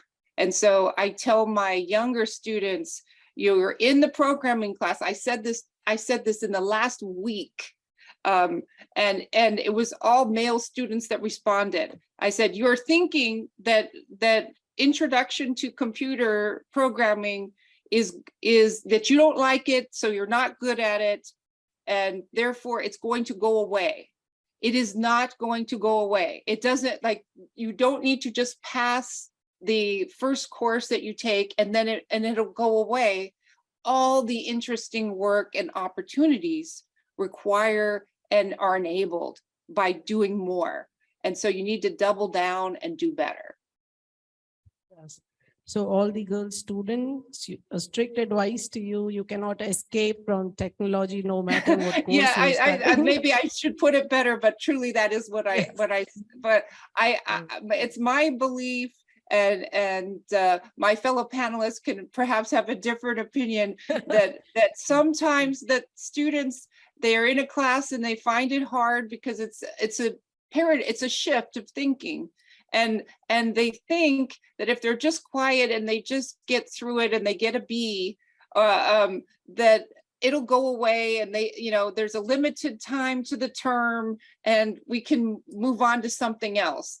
And these introductory courses in computation are not, they're your opportunity. It's a bit, mathematically, it's like algebra. You need your algebra to do well in your calculus.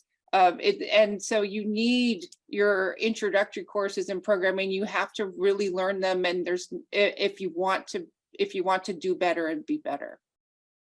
Yes, absolutely. Anything from the co-panelists? Yes, Professor Victoria, please. Good afternoon, everyone. It's my great honor and pleasure to be part of this big and important conference. I just want to add from my own experience here in Uzbekistan.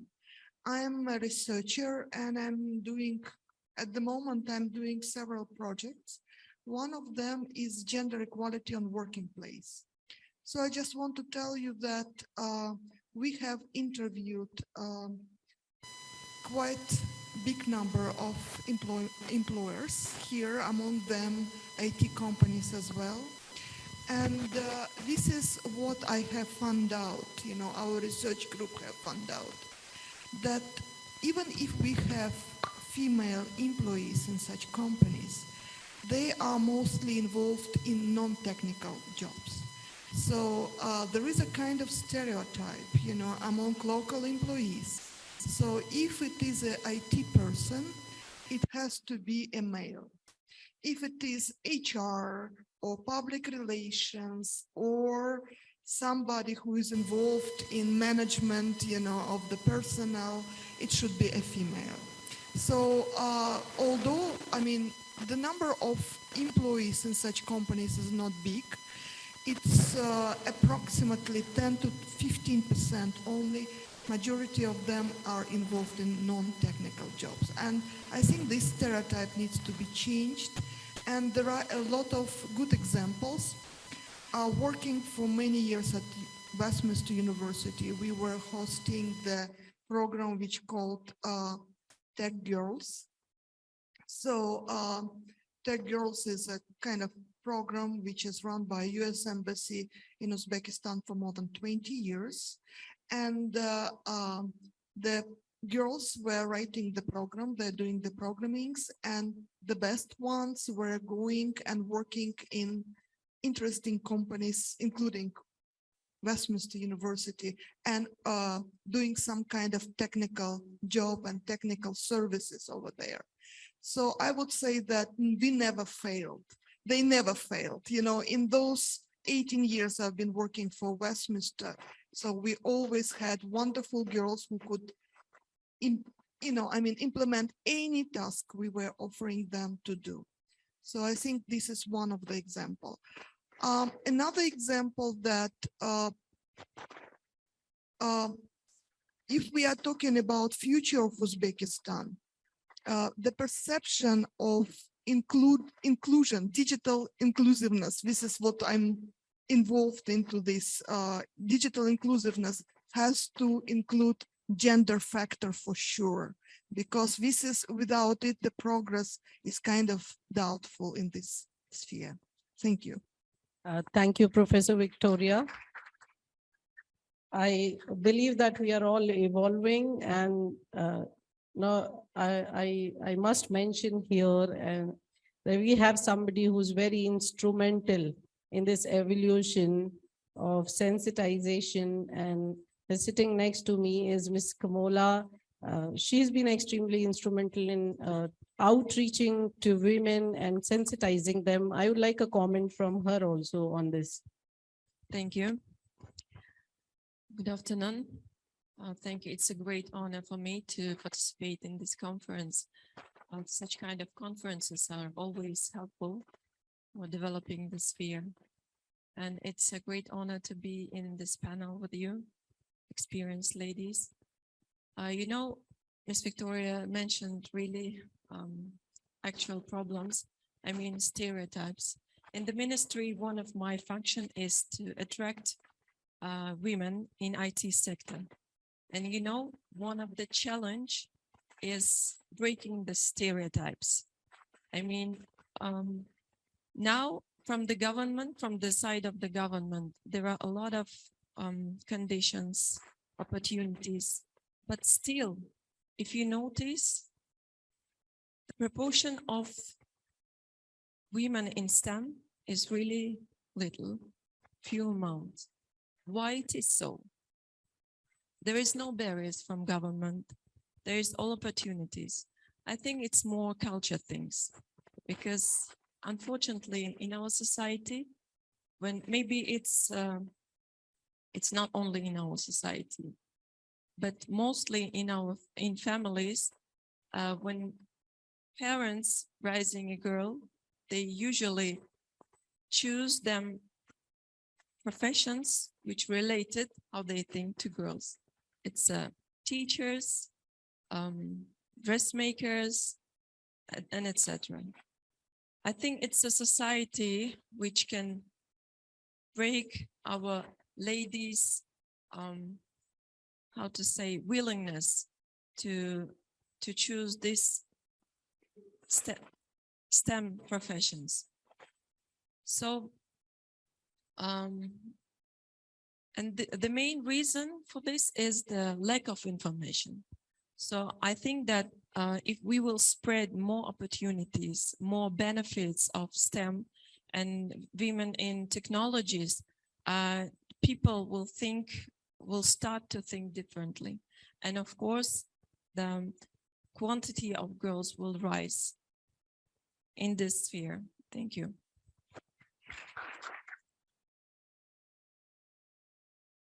Thank you, Ms. Kabola. I believe the topic is so thought-provoking that we can discuss it over hours. But before that, I'd like to request Professor Sanoble to introduce our next speaker, Professor Victoria. Thank you, ma'am. First and foremost, I thank the panelists, and I am grateful that I am a part of the panel. It's a great opportunity to be a part of this esteemed panel today. It is my privilege to introduce Professor Victoria. She's head of international cooperation at British Management University. Professor Victoria has been awarded prestigious Fulbright Fellowship, and she has conducted research and teaching activities at American University, Washington, D.C., and Jackson State University, Mississippi in USA. She was also awarded with Malaysian Technical Cooperation Program Alumina, Fellowship at National Library of Malaysia, International Visitor Leadership Program Alumina, and the fellowship was organized by Stanford, Kent State, and MIT universities in USA. Throughout her career, Professor Victoria has worked in higher education management and administration. She has taken part in various higher education projects involving partners from UK, European Union, USA, Morocco, Tunisia, Malaysia, Lebanon, to name a few. I would request you to put your hands together and welcome Victoria.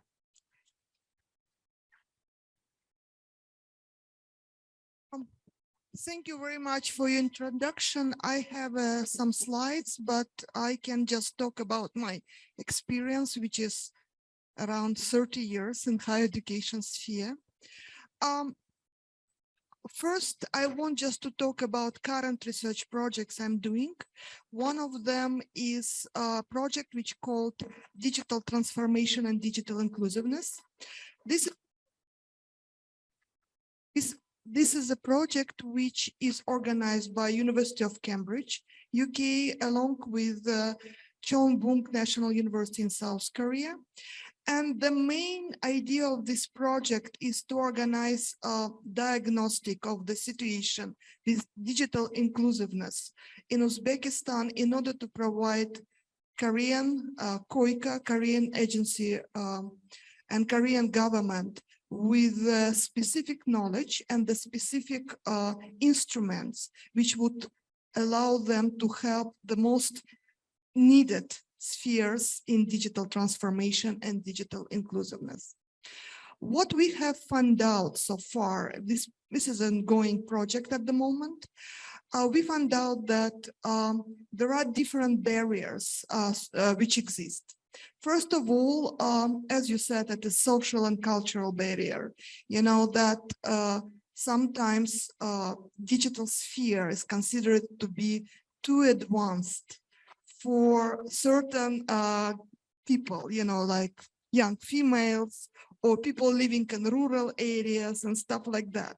And when the girls are educated, this sphere is not available for them because this is a kind of considered too advanced for the girls. The second one is economic barrier. So sometimes women don't have economic means to pursue the education. And IT education is considered to be also quite expensive among other spheres. So for example, when the families are choosing for whom to spend money, they choosing sons over daughters. This is an economic sphere. The third one that in rural areas, the infrastructure, there is a like urban versus rural areas. The infrastructure and problems with access. So for example, if you have some mobile device, you know, you don't, the girls and the women probably have less access to it, you know, for the softwares and stuff like that. And one more, I think one more divide, digital divide in our society is also mobility. Male are more mobile. So for example, women are getting married, they go into the family of your husband, and the mobility here is limited to, you know, I mean, because of the household duties and stuff like that. So all those factors combined together are limiting access of women towards and providing the digital divide much more deeply than for males. So what to do with that? Of course, education plays the most important role. So at the moment, our government is doing a lot, for example, providing a free master's degree opportunities for women who want to advance their education. There are a lot of good examples where there is a special quotas in the universities for especially in those areas which are considered male areas, and IT is included. If we will actually at least give 10% or 15% quota, it might also solve the situation. Also probably providing computer devices to the families which probably cannot afford it otherwise, you know, for, you know, I mean, subsidized price, or probably giving the credits, you know, I mean, with a very small loans, with a very small interest would also help the situation. And for example, we have found that, you know, even if the families have a computer, you know, in a big families, it is one computer, and, you know, the privilege is given to elder children, you know, I mean, boys and stuff like that. Sometimes not, you know, I mean, so that the time is not distributed evenly. In this case, the more mobile devices and the computer devices would be available, the better access to it would be in the families. So education plays the most important role, and I think the most important is to develop information and digital literacy. Working at Westminster University, I was initiated this information digital literacy workshop for our student, ideal workshop, and I have it as a case study actually in my presentation. That was a very successful thing because not only access is a problem, but also we are living in information age, and in the abundance of the information makes us just drown in it, yes, and sometimes very difficult to verify what is information to consume, what is information is true, what is false, and stuff like that. So I think these ideal workshops, which we can organize, I'm talking to now to you, to the governmental agencies around the country, would not only allow to have efficient and speedy access to the information, but also will allow to verify it and to get only that knowledge which you need. Another problem, I think, is translation. So when we were doing our research, we realized that majority of the information is available in English. However, not many organizations are involved into translation these manuals, these training materials into Uzbek language. At the moment, only Khan Academy is doing it, and they are getting, yes, some project and some people like, teacher enthusiasts who want to educate their children in the rural areas are doing it on their own expense or their own view. However, there is nothing like systematic, organized translation of such materials in Uzbek language. And therefore, majority of this kind of information, remain inaccessible for students. So also, yes, as you said, social and cultural stereotypes needs to be changed. And India is a wonderful, wonderful example. I've been, actually, I've been to India, and I even been teaching at Punjab State University in Pakistan, and once upon a time. And I had a lot of very interesting girls who were just dreaming about continuing their education. They were trying to rebel against their family wish to be married in a very young age and stuff like that. So we have a wonderful examples around the world, and we have a lot of good examples inside the country which have to be followed, and they kind of be used as a success stories, as a case, as a cases which we have to follow. So this is what I want to say. That another project I want to mention, which I'm involved at the moment, is WAGE. It is Women and Girls Empowerment.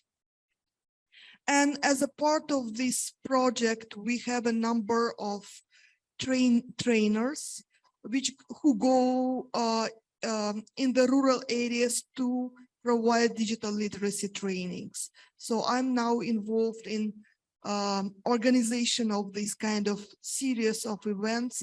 And I really hope that small steps will bring big success, and we will reach result rather soon. So thank you very much.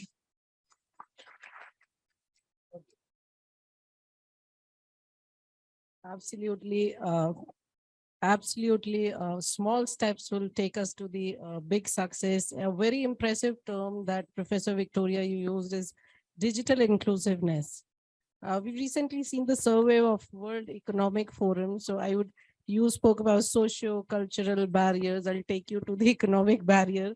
So they've talked about the gender gap. And I would want your opinion how to address this inequality of pays among the women and men who are working in this IT stream.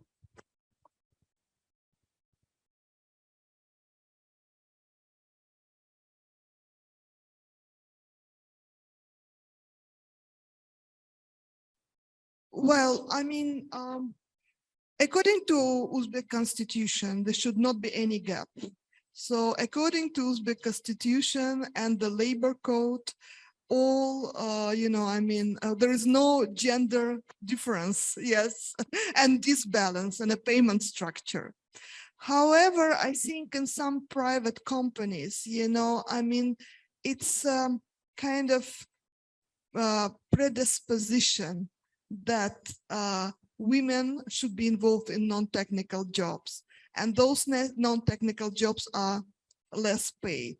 So for example, I was doing the interview just recently, and in some companies which are now residents of IT Park. Now we have new relacants and we have people coming to Uzbekistan, IT specialists. So that's a very interesting niche opening up.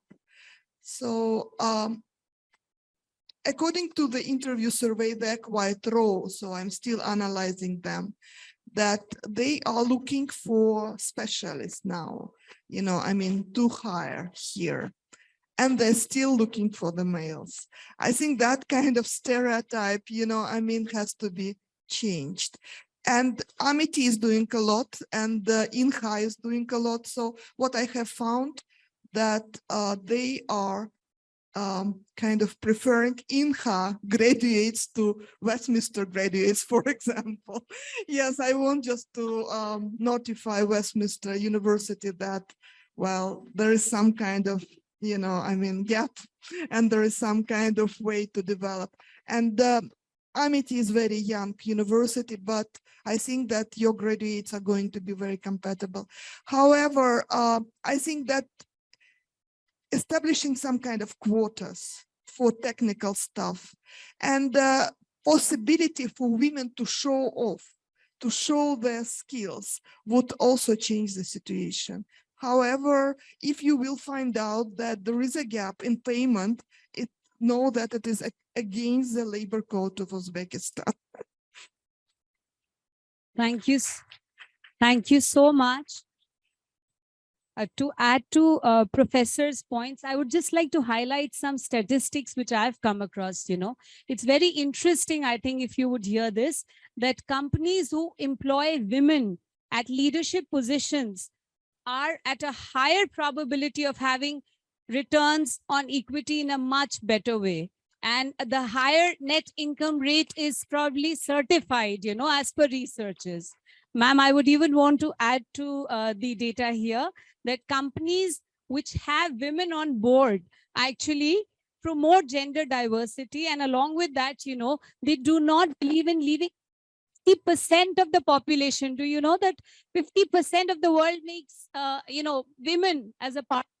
So imagine a company or a sector which leaves out 50% of its one, because it is half that makes one together. So let's, be very positive about it. And I'm sure Uzbekistan is fully at it. Thank you so much. Moving on, I would want to introduce Dr. Supavade Amarvit. She's a PhD from University of Washington, Seattle, USA, and a professor in electrical engineering with specialization in video technology. She's very active in the international arena with a leadership position in the professional organizations such as IEEE, IEICE, APSI, PA, and ITU. She is currently a member IEEE, and she has taken charge of Consumer Electronics Board of Governors. She's formally led educational activities and women in engineering for IEEE Asia Pacific. With your applause, I welcome her to the panel and the platform. Welcome, ma'am. Okay, thank you very much for your kind introduction. Yeah, I'm currently a professor in electrical engineering, Chulalongkorn University. And also I'm a long-time IEEE volunteer. I'm also a STEM ambassador as the same as Professor Shubhana. And I'm served also educational activity board on the pre-university education, second education outreach. Okay, so that has an effort on strengthening the STEM education. I also serve as a Southeast Asia hub leader for Feminist AI project. So that aim also to make accessible AI algorithm for those who need, especially like women and other underrepresented individual. I think that all of the panelists has addressed a very interesting point, okay, on the strengthening the women involvement on the technological. For me, I would like to stress on the importance of the women's network. Okay, So from the Asia Pacific area, and I think also, I mean, around the world, but I just would like to cite the Asia Pacific. Yeah, so the women in Asia that pursuing the career in STEM, having the women's network, I mean, is extremely important. So because that it can advance the women's participation, the leadership, and also shrink the STEM gender gap. So the network can be either the non-profit network, the internal corporate network, right, and also the formal management network. So all of these purpose is to help women to overcome the barriers that confront them from many stages of the STEM career. Okay, whether they're just starting out, okay, or they're striving to advance in the workforce, or they're transitioning in the STEM in the mid-career. Okay, so it's important that if the network is worked effectively, it would create the safe space, building confidence, providing mentorship, and also raising the visibility of the women in STEM. Also, hopefully, it could foster the institutional change. Okay.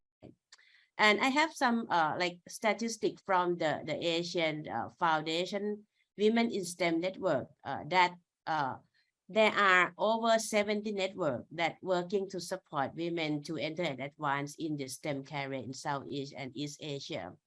But and of course, in IEEE, we all know that we have IEEE Women in Engineering with over 1,000 women in engineering affinity group around the world in over 100 countries. Okay, so those mission is also partly to support the women in STEM as well. And I think one of the panelists, as already mentioned, I think having the network in the private sector, okay, in the company, in the industry also played a significant role, okay, on this to meet the demand for the STEM professional, I mean, to grow rapidly across the Asia. Okay, so the company could also partner with the network that focus on the upskilling and training to increase the job placement or the internship opportunities for women. And that also include the transitioning to STEM in mid-career, and also deepen the talent pools for the company to help close any experience gap, okay, for women and open more opportunity for them in the tech area. And I think one of the panelists mentioned also from the government, it could play very important role to enabling all of this network creation, and then enable the reach of this network to go further. Okay, also in terms of the program, and then also in terms of the policy to enable the participation of the women in STEM, and also catalyze in the development of this association of the women in STEM and funds the key initiative. Okay. So from the statistic, we can still see that women continue to be underrepresented, I mean, in STEM in most Asian country. Okay, I mean, and then with the pandemic, it has increasingly widened, I mean, the gap in terms of the women labor force participations. Okay, so in this case, hopefully that if we could include all of the women STEM to be in the network on the post-COVID era, it would, I believe that it could help, I mean, strengthening the involvement of the women.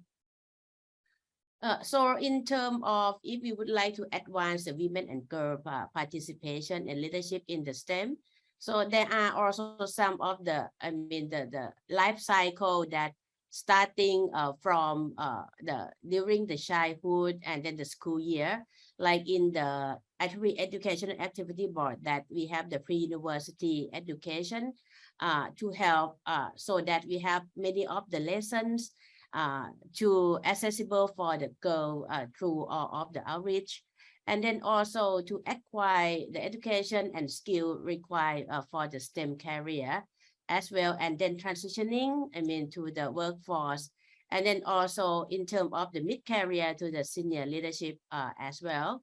So, I mean, in Thailand, we have the several of the good example on the science cafe class, okay, on the some kind of involvement of the women technical hackathon, Okay, so that is some of the example. Okay, so mainly I would like to point out that the initiative for various of the women in STEM network in Asia, so is actively creating the space for exchange, understanding that advance of the essential to the women in the region. Okay, so hopefully it could break down all the barrier, okay, from keeping the women from entering the STEM in the first place, and also lead the women to decide that STEM is not for them. Okay, so all of those networks could tackle the gender bias. Okay, and then also increasing the female role model, I mean, in the STEM, and all the culture norm, the gatekeeper that limit the access to STEM, and all of the related policy. Yeah. So with this, I would like to conclude all of my sharing. And I think that with this kind of the conference as well is starting and tackling all of the increasing of the women in the technological area. Yeah, so thank you very much.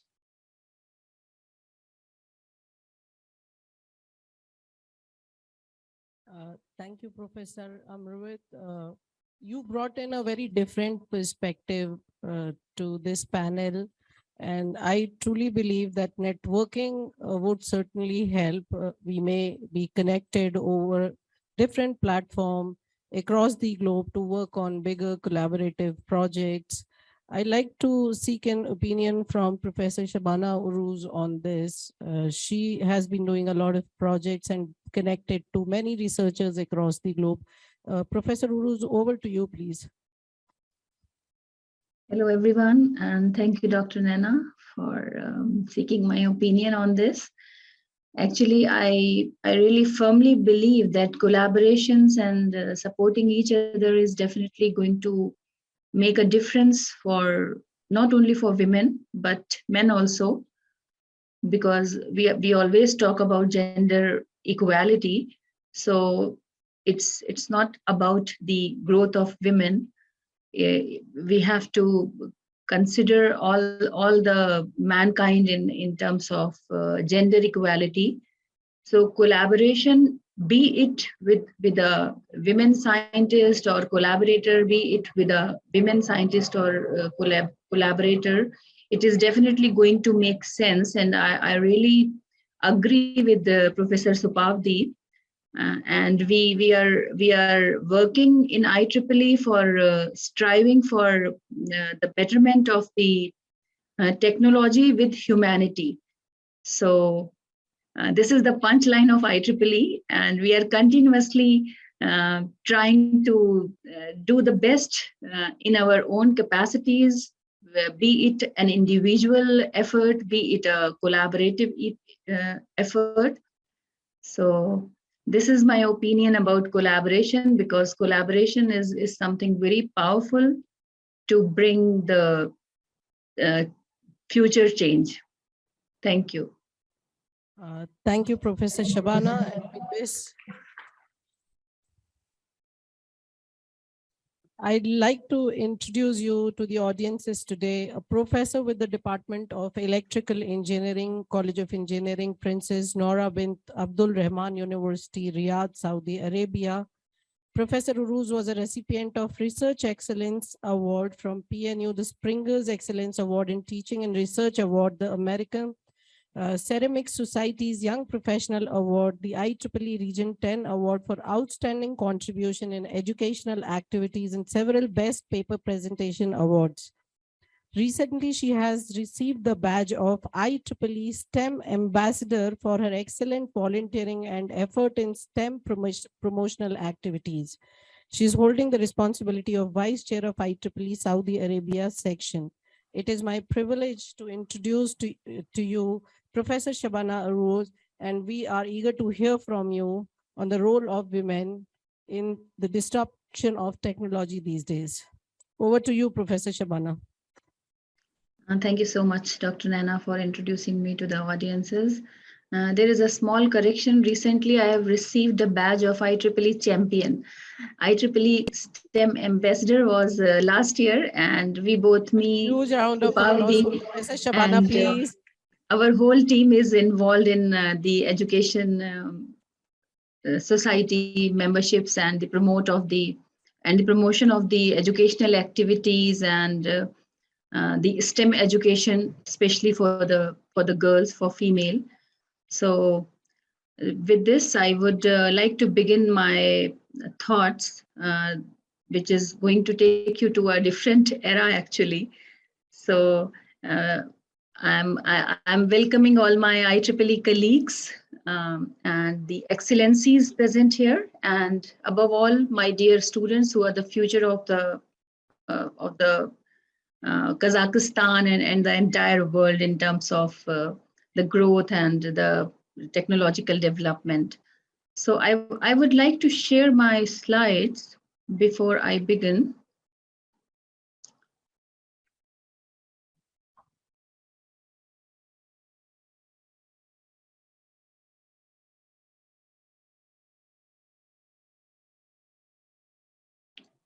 My slides are visible to you? Yes, ma'am, they're visible to us. Thank you so much. Okay. So firstly, I would like to congratulate and deeply thank to the organizers, especially Dr. Seema Rawat. We worked together in Amity University, and this is, something amazing that I served Amity University for 5 years, 3 days from 2004 to 2009. And I really feel very good whenever I'm talking about Amity or I'm associated to any of the event of Amity University. And, I'm really enthusiastic to share my thoughts on the role of women in technological advancements and the paradigm shift in the 21st century, if I talk about the women technological development.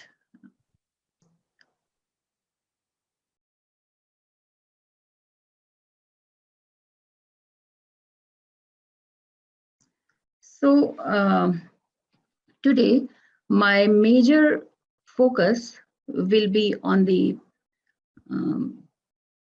climate action through the green computing technology and the key role of women on path to carbon neutrality, which is going to lead today and shape tomorrow. So this is a very important and key factor today. Even in IEEE also, we always talk about the green computing and carbon neutrality. And you must be wondering that how the role of women is associated with it. So I want to take you to back to the era of the World War, actually. So we are not on the track to achieve the carbon neutrality by 2050 to avoid catastrophic climate change. And if I say in the past decade, that was the hottest on record. The drop of carbon dioxide emissions from coronavirus lockdown impacted much effect on the buildup of greenhouse gas concentrations to the atmosphere. And the global temperature never exceeded the pre-industrial value by more than 2 degrees Celsius over the past 3 million years, and the period which has seen the emergence of outspecies Homo sapiens and its extinct forebearers. Based on the existing trends, if I talk about, we could cross this threshold early during the second half of the century. In the address of Professor Saifur Rahman, he also focused towards the carbon neutrality and the green computing. So even if we were stop greenhouse gas emissions today, we are already committed to the significant climate damage. And climate impacts are materializing faster than the expected. suppose if I take an example, if 20 years ago, we were not expecting threat to the survival of unique ecosystems to materialize before a global average temperature, which was the increase of 4 to 6 degrees Celsius. But today, really, we fear that if a 2 degrees Celsius increase in mean global temperature could wipe out 90% of coral reefs and endanger the security of economic livelihood of hundreds of millions of people. So the question here is that how can we get on the trends? So the only answer to this is the innovation, which is an essential part of the answer. And we can say that the trends are not certainly and can be broken with the innovations. So we have to break the trends, as my panelist colleagues talked about the stereotypes. So we have to break those trends to bring more women into the power, into the IT industry, into the computational fields. And if I go back and talk about the author of the population bomb in 1968, he predicted that the mass starvation in 1970s and 80s. However, at the time of the second wave of women's rights movement was also gathering steam at that point of time when this book was published. So according to that, according to the development at that time, the population bomb was diffused by providing new space for women to pursue careers and choose to have fewer or no children. So the main and the major focus today is educating girls, especially bringing the girls in technical education. And at that time also, it remained the most powerful initiative to avoid the catastrophic climate change. Innovation in digital technology, green computing, AI, material technology, robotics, biotechnology, transport technology, and energy technology, to name just a few, have also a potential to provide humankind with new fundamental capabilities and rewrite our future. And innovation does not always materialize on time and cannot be taken for granted.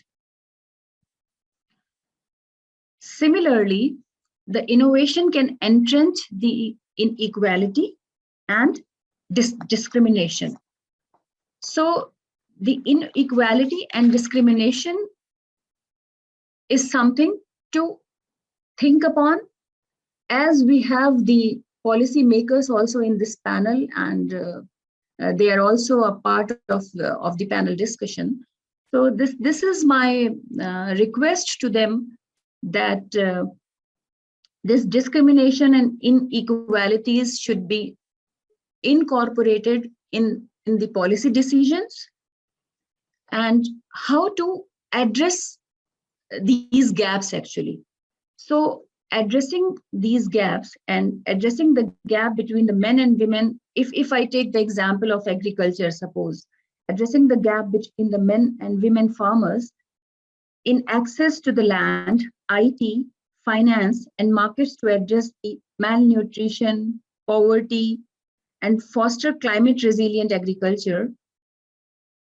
What I mean to say actually, that talking about only bringing the women into the IT, into the field of computational science is not our aim. Our aim is to foster the women from the scratch in every field.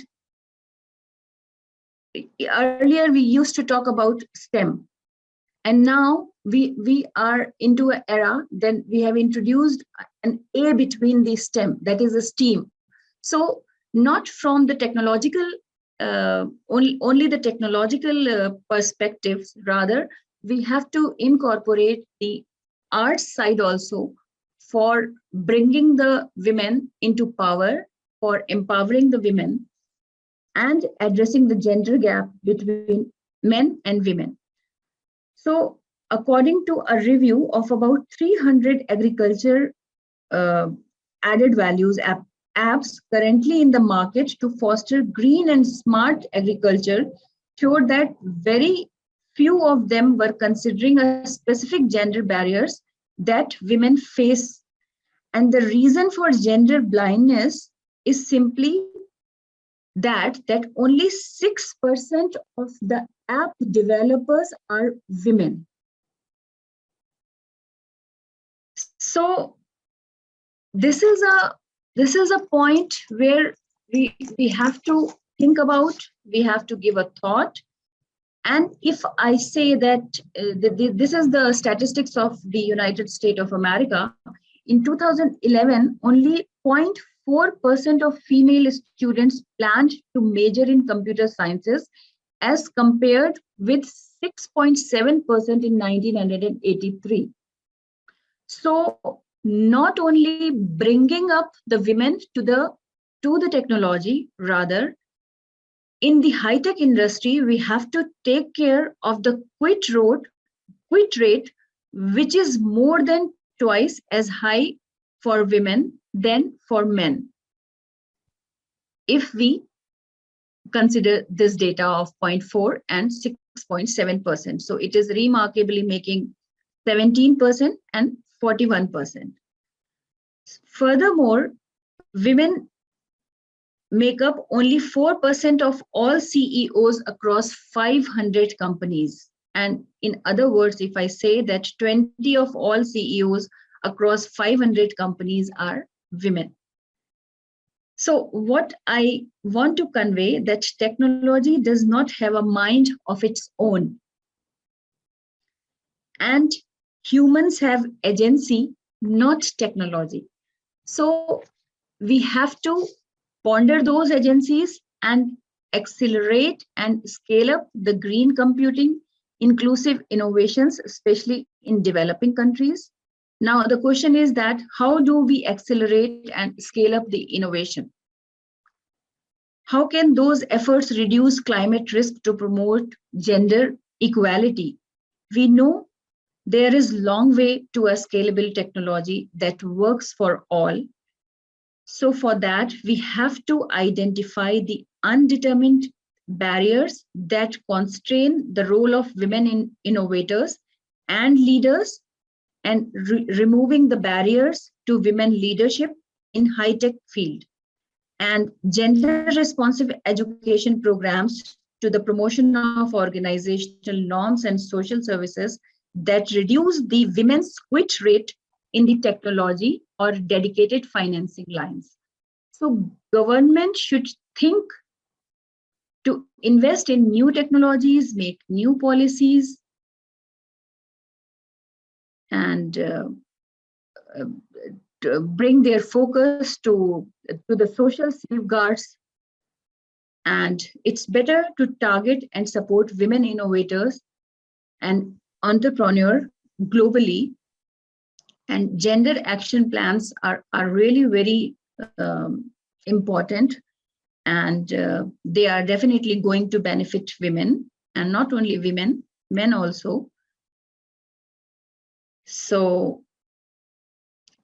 I'm very optimistic that innovation led by women and men can shape tomorrow and then benefit everyone equally. And my firm belief is that when women support another women, miracle happens. So what should we do actually? So as a person, as an individual, sometimes we are helpless to even do something. So as an individual, we should initiate, we should collaborate, we should innovate, and we should educate as much as we can. So thank you for serene listening. This is all from my side. If you have any question, then I'll be happy to answer. Very well said, Professor. Initiate, collaborate, innovate, and grow together. Fully believing in that, I move ahead for today. I have the privilege of introducing Ms. Kamola Sabirova, advisor to the Minister of Development of ICT of Uzbekistan. She is known for her dynamic and focused strategy making and execution of plans of national importance. She leads the ministry's initiatives to attract youth and women to the IT sector and to turn Uzbekistan into a regional IT center. So I congratulate her for being here with us and I thank her for her time. And over to you, ma'am, please. Thank you. Thank you, ma'am. Very nice thoughts.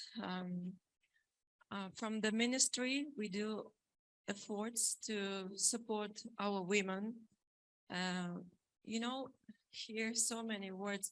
Women should do that, girls should do that, girls need to, etc. But please, men, support your women. It's really important because in every profession, the main problem is keep balance between family and work. As mom of 4 children, I can convince you it's really hard. But I'm really thankful to my husband that he always support me. So taking into account that here lots of boys, first of all, dear students, I really want to thank for your patience because I was a student myself and I know what is it to, it's really hard to sit more than 1 hour at one place. I'm really sorry for that and I'm really thankful for you guys. So at the end of my words, taking all your thoughts and opinions, I support that lady, sorry, I forgot her name, who mentioned about network. It's really important, really, because, you know, unfortunately in Kazakhstan, mentorship programs are really popular now. But unfortunately in Uzbekistan, I would like to see more mentorship programs for girls, for women. For example, from our ministry, we recently started a great project which named Gap, from Gender Gap. So we decide to make all women together. I mean, experienced women in IT sector and those ladies who are beginners in IT sector. So it's kind of platform to make them together. And I think together we all can fulfill this gap, gender gap. Thank you very much.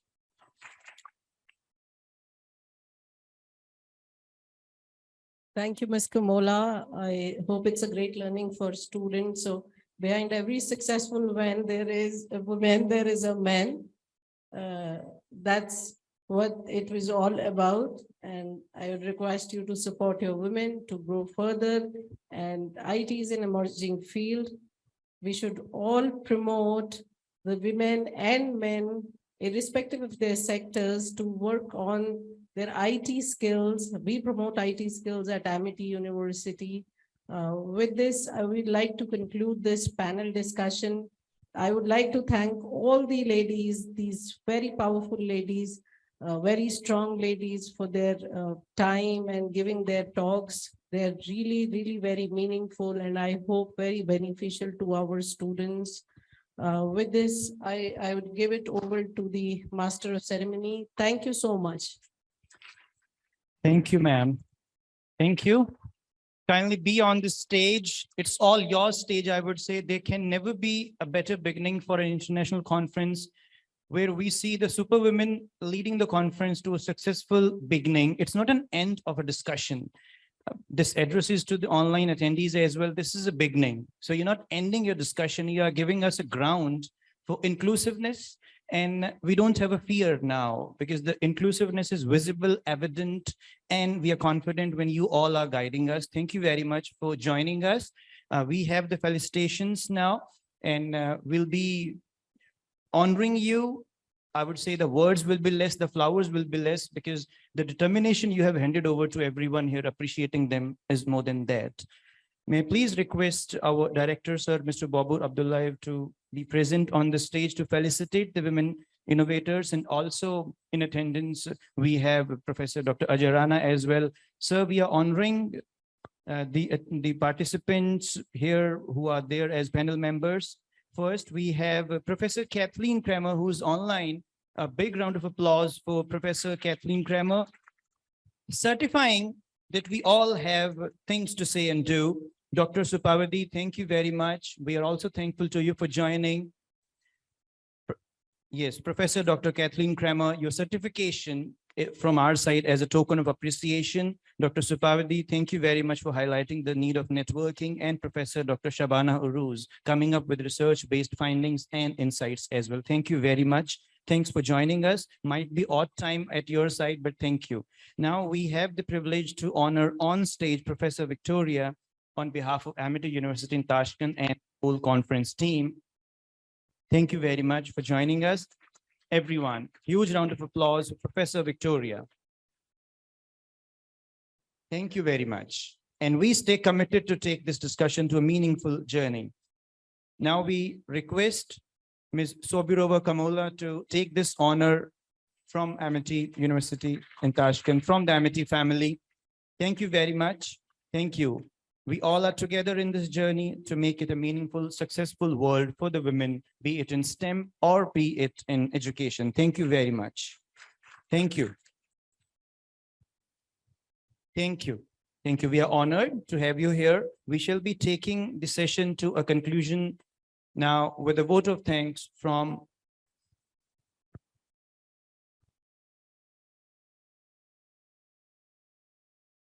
we have the privilege to invite Dr. Seema Rawat for a brief vote of thanks for this discussion, which has meant for the women presence and a testimony to what we have been planning to do and determined to do. Dr. Seema Rawat, conference co-chair here, Associate Professor, IT and Computer Sciences. Ma'am.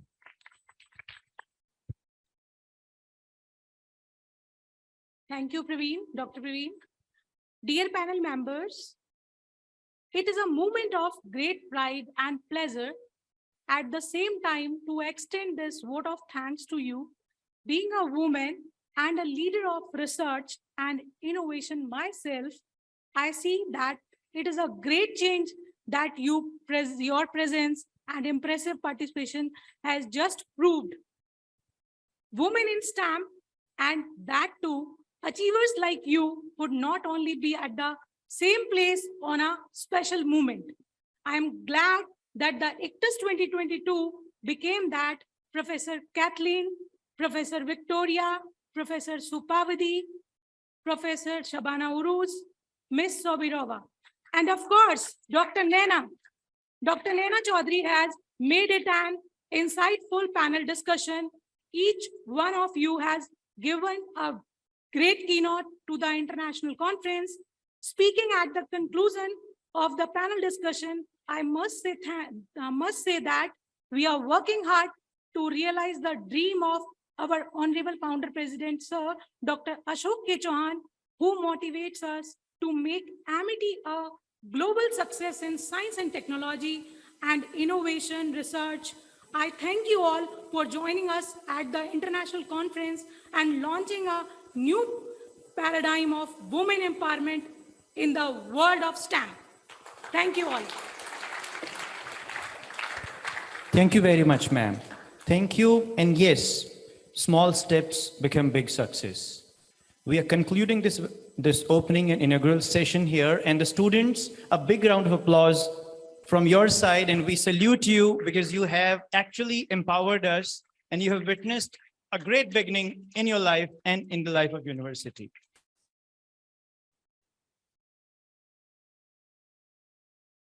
We also thank, on behalf of everyone present here, Professor Dr. Ajay Rana, sir. Thank you very much for being here. Your constant presence has meant a lot, and you actually empowered us and made it a successful opening of the conference. Thank you very much, sir. We are honored. Now we all will be proceeding for a brief lunch session. After that, at 2:30 Uzbekistan time, we'll be starting with the keynotes. The keynotes will be here by eminent speakers, specially invited guests. So we request everyone to proceed for lunch, and at 2:30 Uzbekistan time, we'll be joining back in the auditorium. Thank you very much. Thank you very much. Thank you all. Thank you very much. Thank you, sir.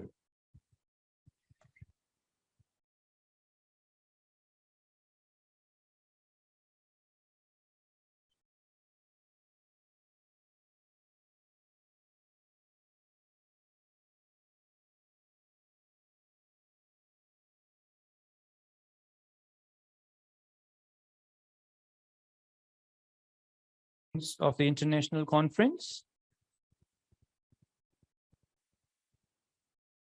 In the first session of the second international conference on technological advancements in computational sciences, in the inaugural session, we had a panel discussion which led to wonderful conclusions about women in STEM, how they can make a difference and how they are making a difference.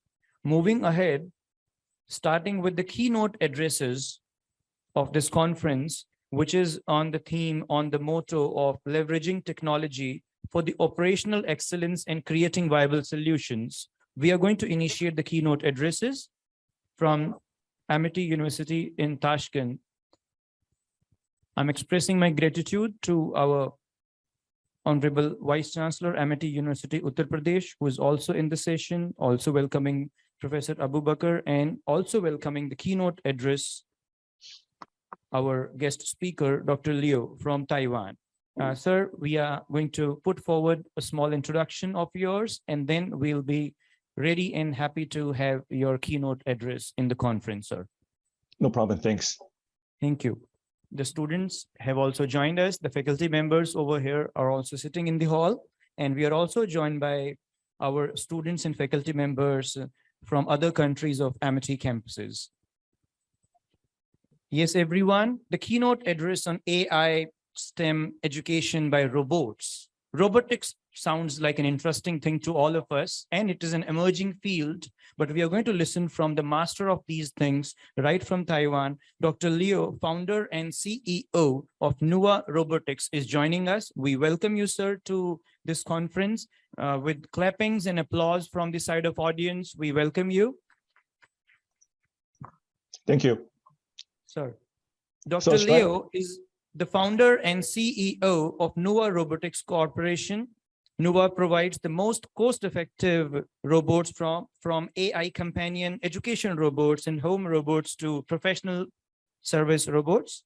Before starting up Nua, Dr. Liu has more than 25 years of working experience in the IT industry, such as Foxconn, Pegatron, SoftBank, and Mitsubishi Electric. And he has also served as a software engineer, project and product manager to BU head.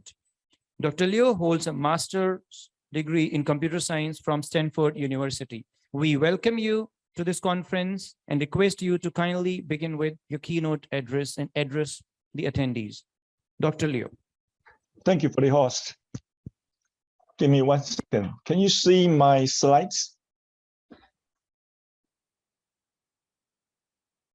Yes, sir. It is visible. We can see the robo with smiling eyes, sir. Okay, great. Thank you for your introduction. I'm the founder and CEO of Nua Robotics. And one moment, please, sorry.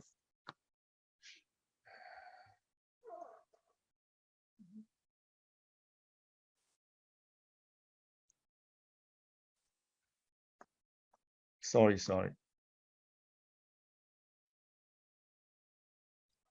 Hi, I'm the founder and CEO of Nua Robotics, and it's my great honor to be here to share our experience on AI times STEAM education by robot. And before my presentation, here is a opening dance from our AI education robot.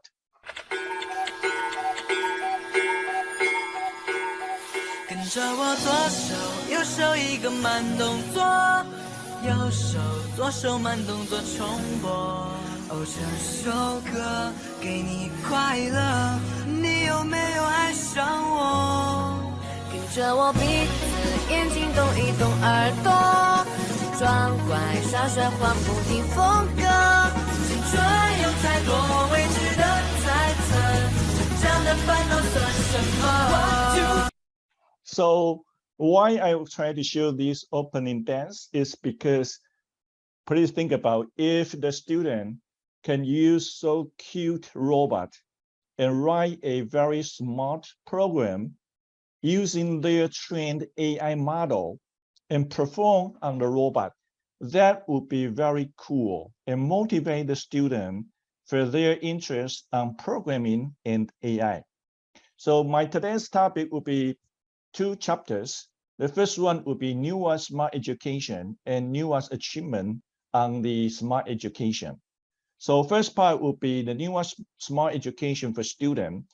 This is the first AI times STEAM robot for education. And we conduct a lesson by immersive learning and theater role play. And we provide a very exclusive curriculum system, which are available from kindergarten to junior high school. And our lesson are all compliant with the US CSTA level standard. So as you can see, for example, from the preschool, the student, they need to learn the sequence, the loop, and the event.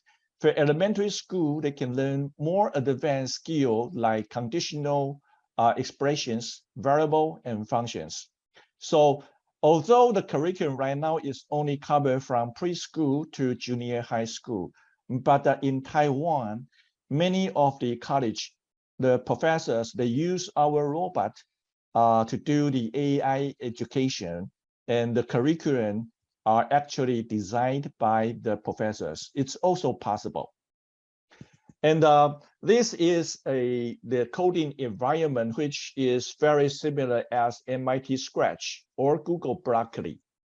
So how we do the AI plus STEAM coding, we use the Google Teachable Machine. So the students can use Google Teachable Machine to train the post, audio, and image data.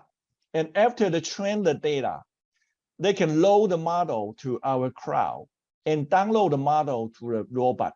So after the model downloaded to the robot, you can write a program to control the robot and do the AI recognition. For example, here is the first example. If we use the robot to do image recognition,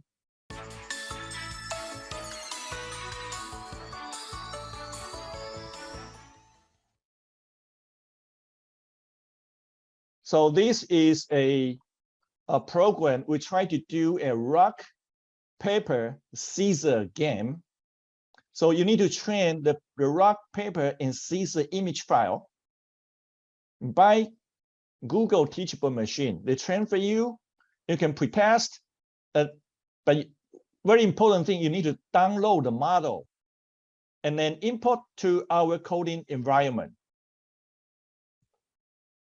So as you can see here, you need to select the model. This is the file you just download from Google Teachable Machine.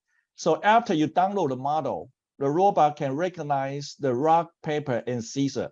Here's the total program. It's about 17 lines only. But after you write the program, you download the program to the robot. So here is to download the program to the robot. Every robot will provide you a unique number. So you can download from internet and run it on the robot.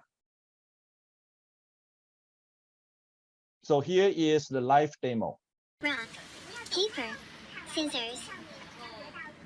So the robot can recognize your gesture, your pose. Lost. Rock, paper, scissors. You lost. I won. Rock, paper, scissors. It's a tie. Let's try again.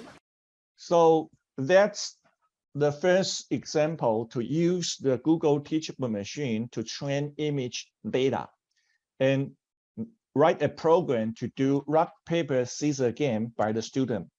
Okay, the next example will be audio AI example. Sorry.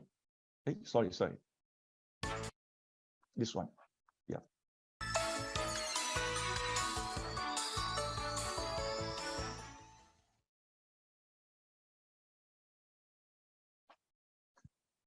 For the audio AI, you need to train the background noise first. Here's the background noise. And then shoulders, knees and toes, and eyes and ears and. so actually you only need to record the name of the song. It's all right. And then train the model. We have 3 songs, train the model. As I say, you can pretest and download the model. After you download the model, we can import it to our coding environment. So this program, we're trying to do a robot jukebox. So the robot will provide 3 songs to you. You need to only speak the name of the song. The robot will play the song for you. So here is again, download the model from the Google Teachable Machine you just saved. So here is the total program. It's also just about 60 or 70 lines. The song list has bingo, head, shoulders, knees, toes, 10 little Indians. Please request a song. Head and shoulder, knees and toes. Shoulders, knees, and toes, knees and toes.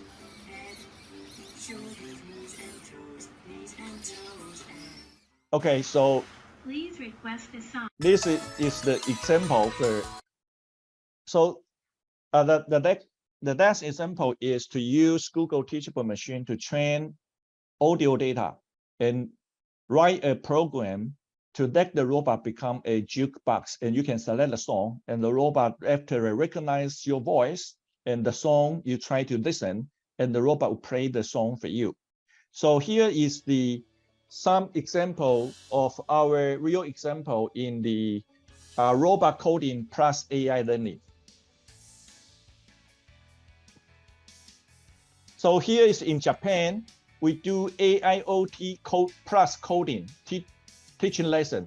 So here you can touch the hand, turn on the light, another hand, turn off the light. And this is an example by Siri, controlled by MQTT, then Siri can control the robot. And this is the coding by coding, as I just mentioned, use Teachable Machine to do facial recognition.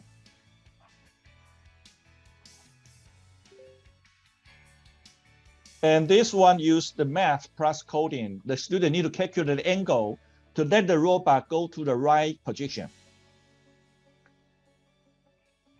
And here we use the coding to let the student to do self-introduction. And here is the art plus coding. And we can also hold the coding competition for the student to compete their coding.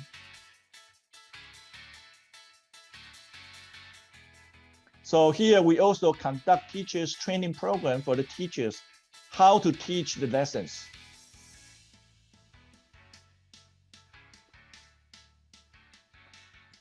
Okay, so what we try to do is, we try to do immersive learning. The student play a role in the project and interact with the robot, in which engage them in solving a problem or answering a very complex questions. So students, after the process, they can learn knowledge and skills by working through problem and challenges. So that's why we say immersive learning. It's again, we try to motivate the student in the process, not just very boring learning, but instead by the immersive learning, look like they are in the game. They are in the real role-playing game and solve the problem by coding and AI.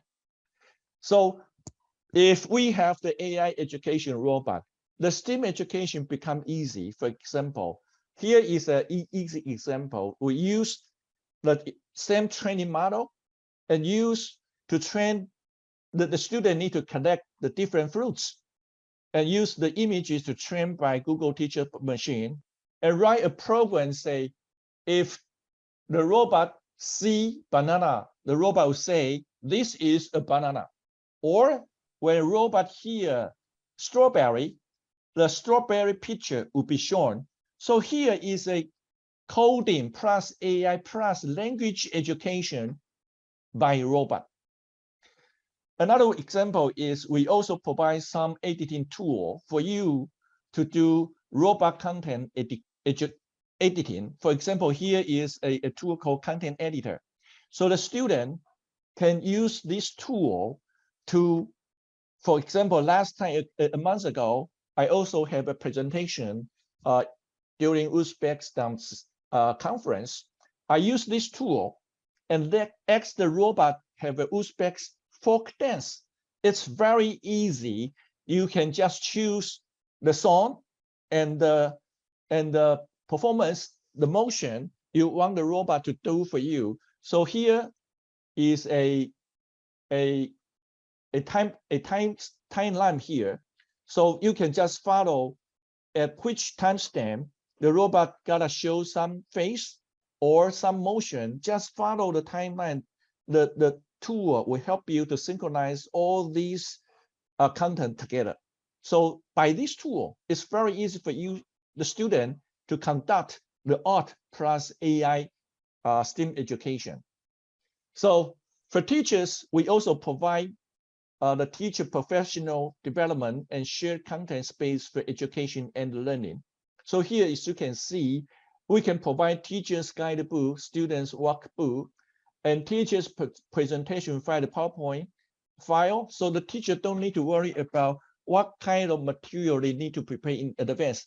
But of course, we welcome the teacher can design their own curriculum by their own. It's more than welcome. And another thing is we also provide, we call the user-generated content platform. By this platform, the teachers, they can share their knowledge and their curriculum to other teachers.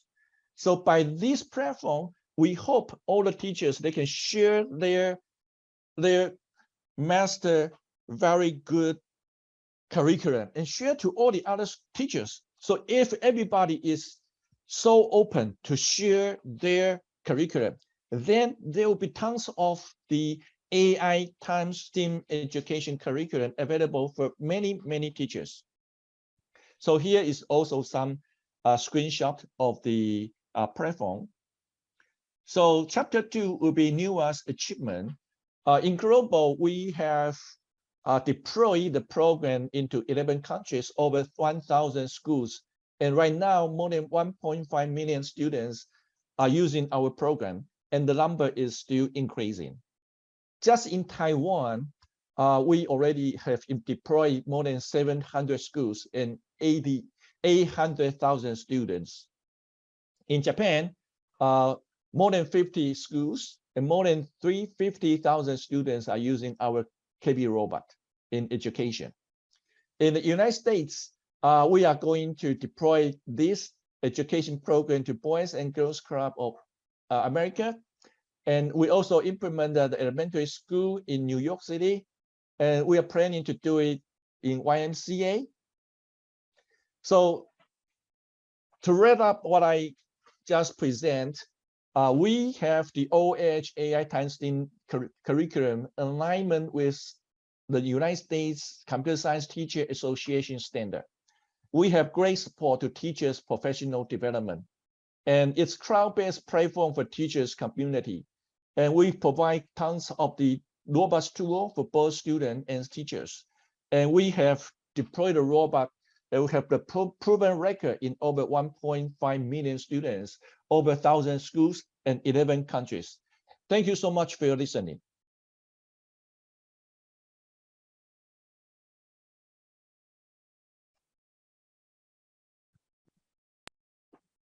Okay. Thank you so much, Mr. Leo. That was Thank so you. enlightening, and especially using of these robots in learning, the way it can be a resource for the teachers. This was a really enervating session. We all thank you from our bottom of our heart. Thank you from Amity University in Tashkent. Thank you very much. Thank you.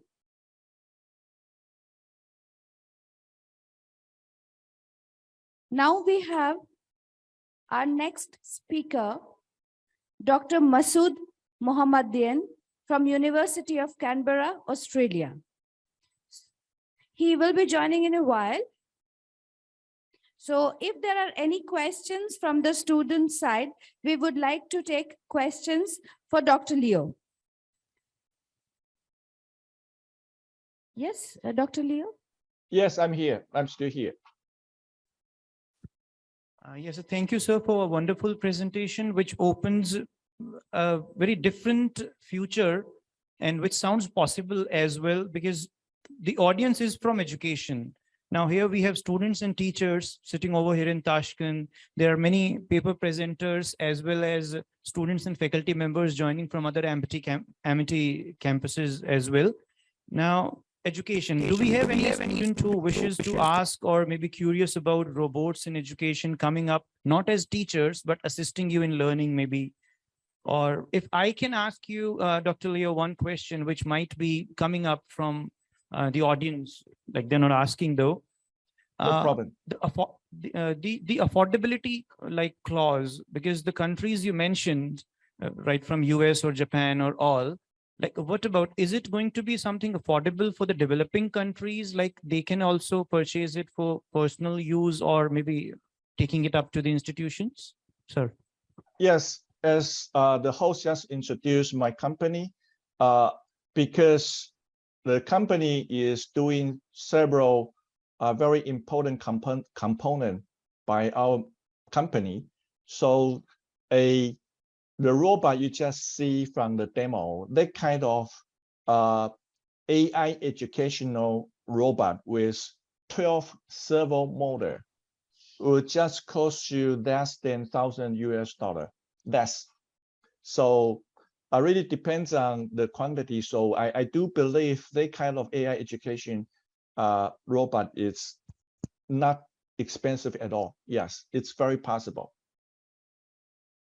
Any questions from the professors and the teaching faculty who would like to? There's a one Would question like from to my side. interact? There's a one question from my side if our panelists may be approved. Professor Leo, I'm Dr. Ajay Rana from MIT, India. So because your model is really this the today's need. You know, every industry or every corporate sector as well as the education institution work beyond the boundary. And you are representing your company or your institution towards your national boundaries, like in your country itself. Is there any possibilities that make a joint collaboration between these two, like MIT, we are present across the globe, and you are present in your territory. So as an education sector, there's any possibilities so that we will engage our future leaders, our students, our professors, our you know, our future entrepreneur. So joint collaboration, if there's anything, so we are keenly interested to start with our Tashkent campus or in India or in Dubai, because you know that in Dubai, there's a special ministry for AI. So I need your points on this. Is there any possibility so that we will start the process, or Professor Seema Rawat or any person contact with you to start the Center of Excellence across the country or across the globe? Thanks for Dr. Rana's question. That's for sure. It's more than welcome. And that's the reason why I'm here.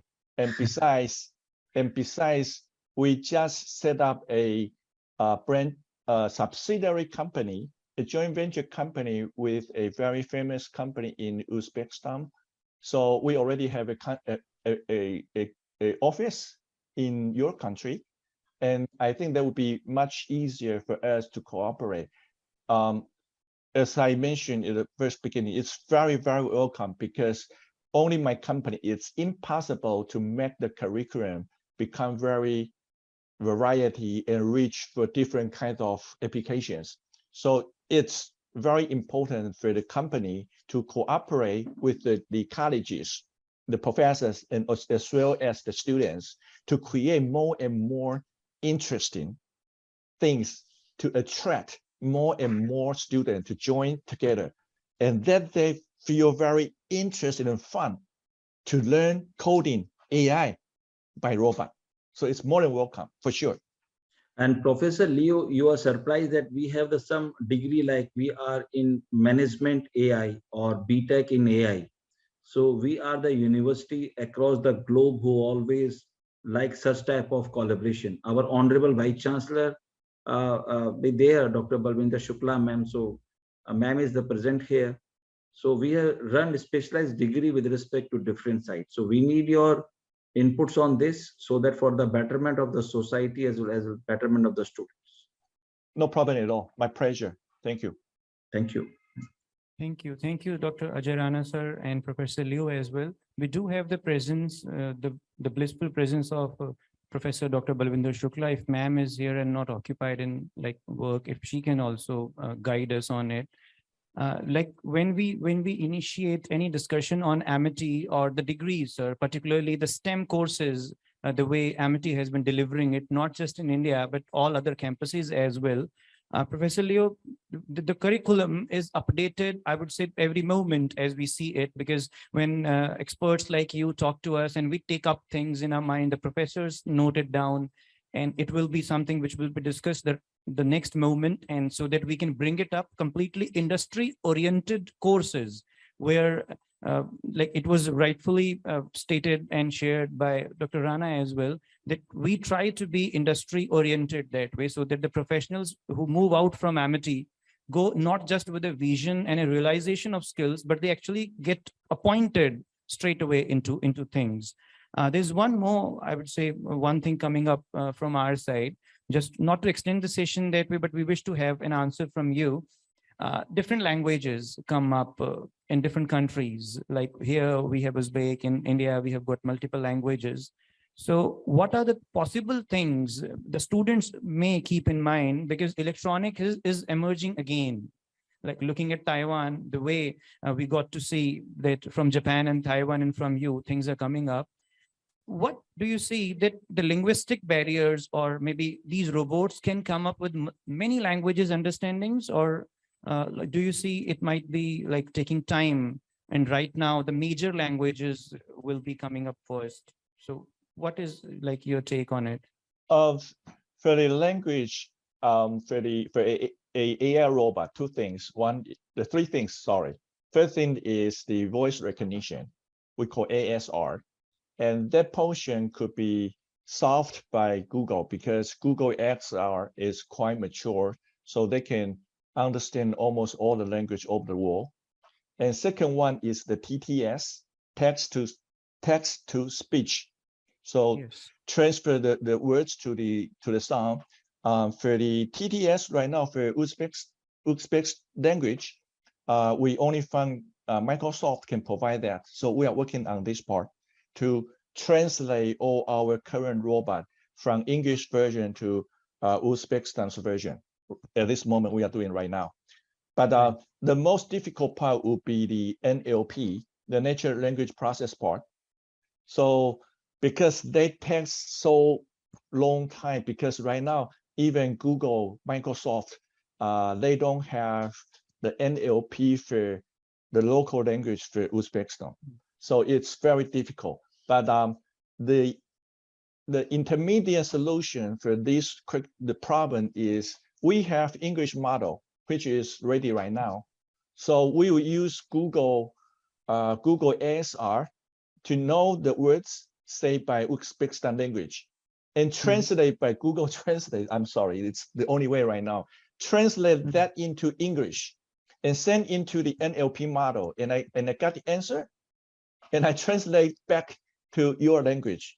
It's not necessary to be Uzbekistan, can also by other language. But frankly speaking, that takes a little bit longer latency for the conversation, because there's several extra process on the full process, So the best way, as I know, in Uzbekistan, your government is also putting quite a lot of effort, try to do your own NLP engine. If that could be ready, we are more than happy to adopt the engine, because it's very difficult for my company to put into the resource and investment in your language at this moment. Yes. Thank you. Thank you. Interesting answer, but a very promising, I would say, possibility we have in hand. We have one question from a student sitting here. May I please request? Yes. Yes, good afternoon.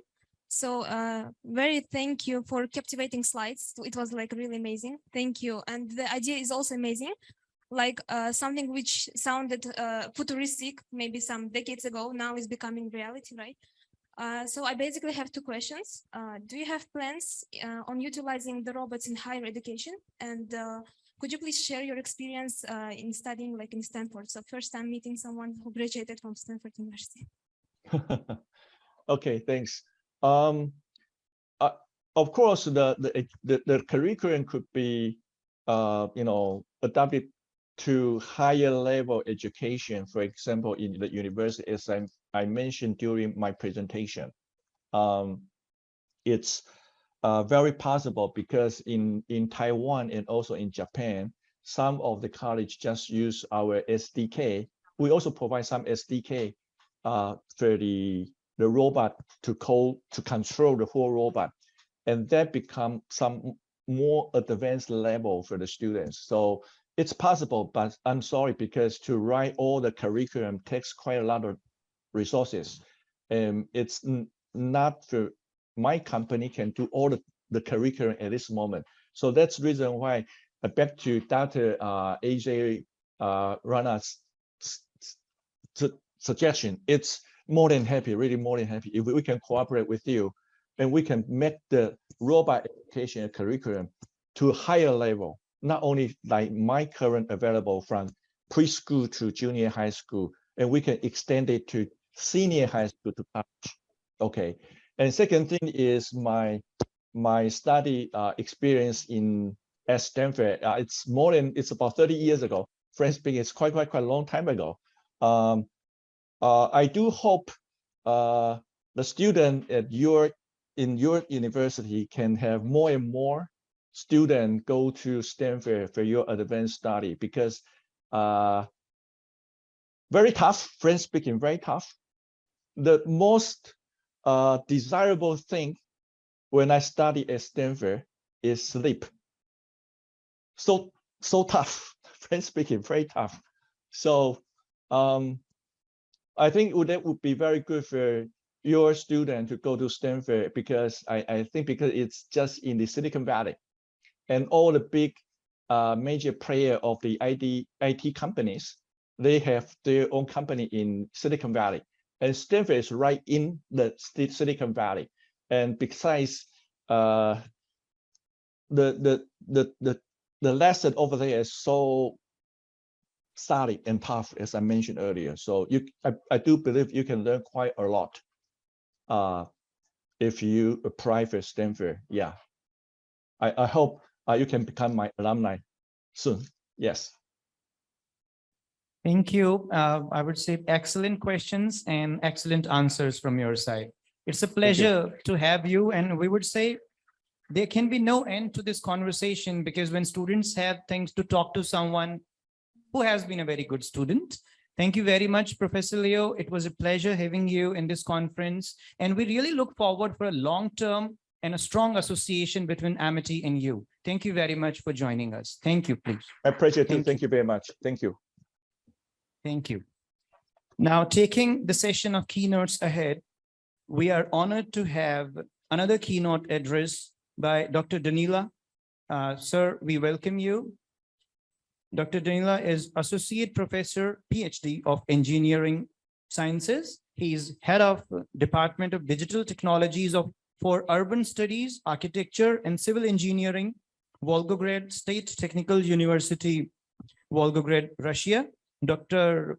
Danila is Head of R&D Projects of the Urban Computing Laboratory on Transport, Real Estate, Infrastructure, Ecology, Tourism, Entertainment, etc. And he supervises the development of mobile and web applications for residents, businesses, and city administrations. We invite him to deliver his keynote address on digital transformation and digital inclusiveness in Central Asia. Sir, over to you. Thank you very much. Hello, colleagues. Nice to be with you this day. very like to be part of this great conference. I would like to be with you in Tashkent now, but it's not possible. So I show you my presentation in online mode. So I show you our approach, maybe topic, name of my topic, a little other moment.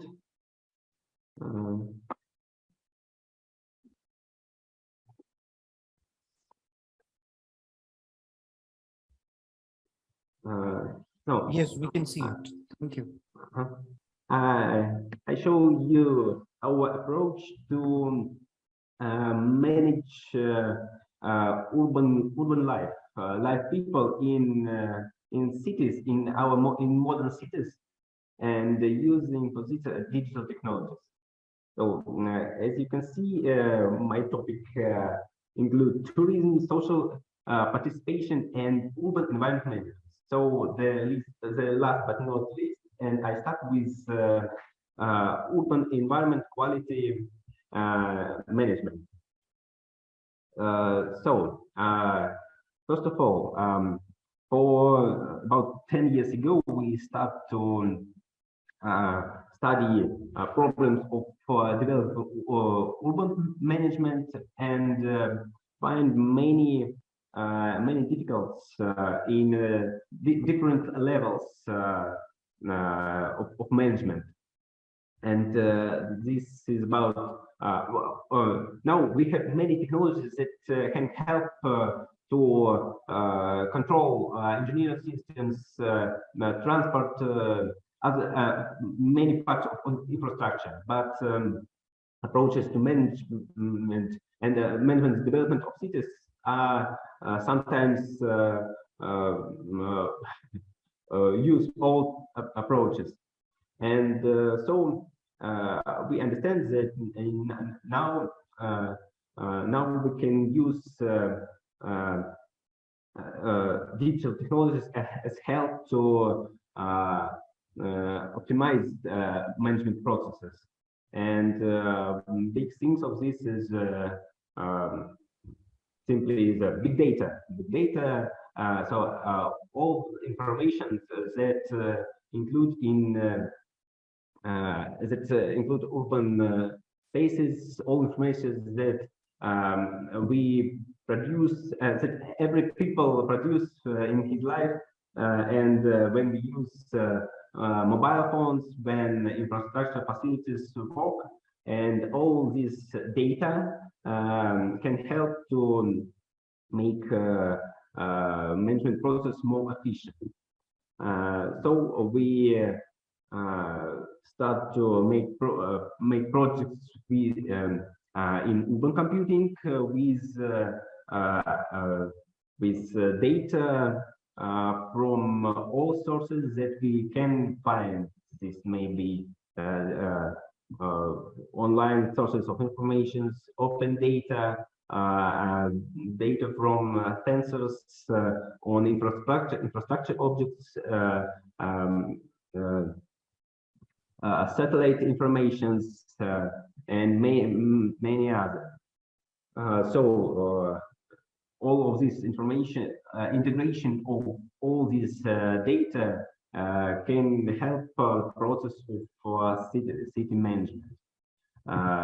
So we find many solutions to use, for example, open data like maps, OpenStreetMap with open cartographical services all around the world. So we can use it to study transport provision in cities. Here's examples of some Russian cities, but we do the same for cities in different countries. Another one is a survey of passenger transport, of passenger flows. For example, we develop some mobile applications to help servicemen to count passenger flows. We produce some applications to work with data from financial services and from transport telemetry to combine all this data and understand where people go through the cities. Another aspect is urban infrastructure analysis. So main information also in open data about our houses where we live, about cost of real estate. So a combination of this information can help to understand us which part of the cities new, which old, which more development, which need to transform the life and do process life more efficient. So another type of work was, for example, assessment of parking capacity.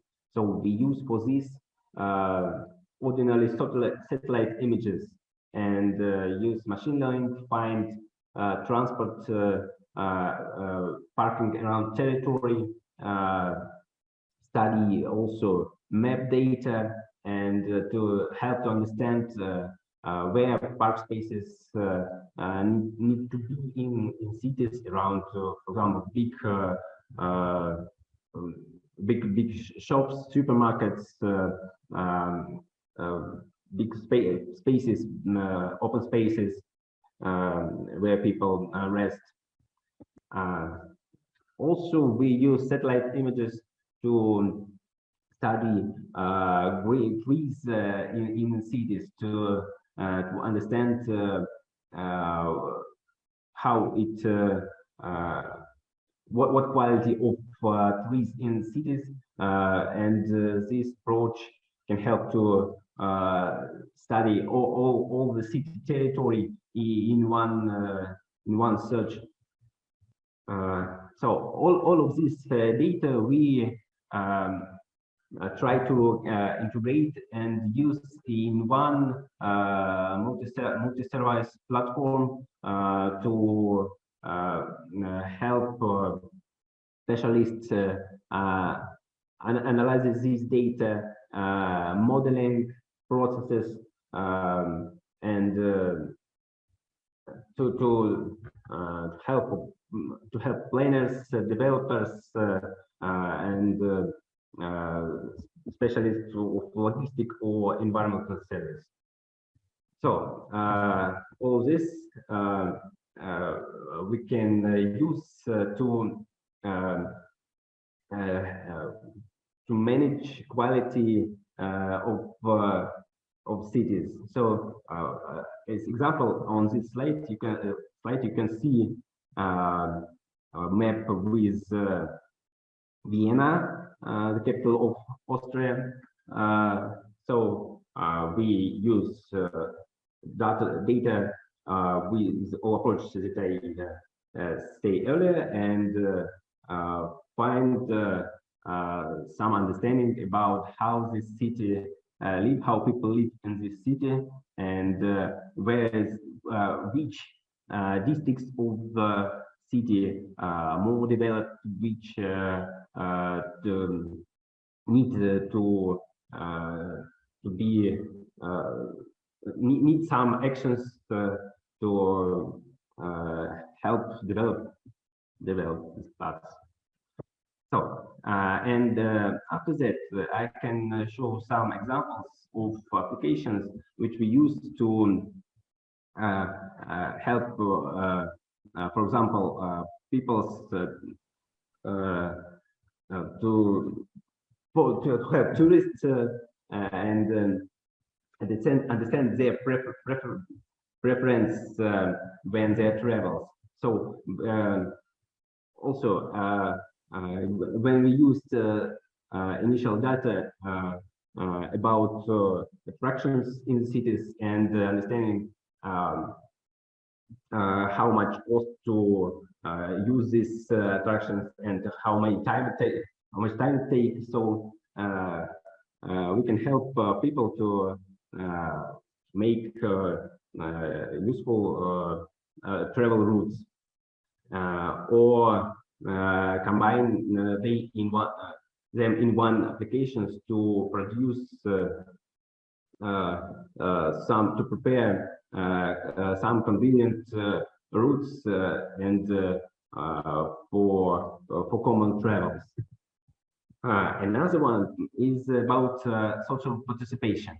Also, every people like to walk, and why and through this walking process, they can help, for example, city administration to understand how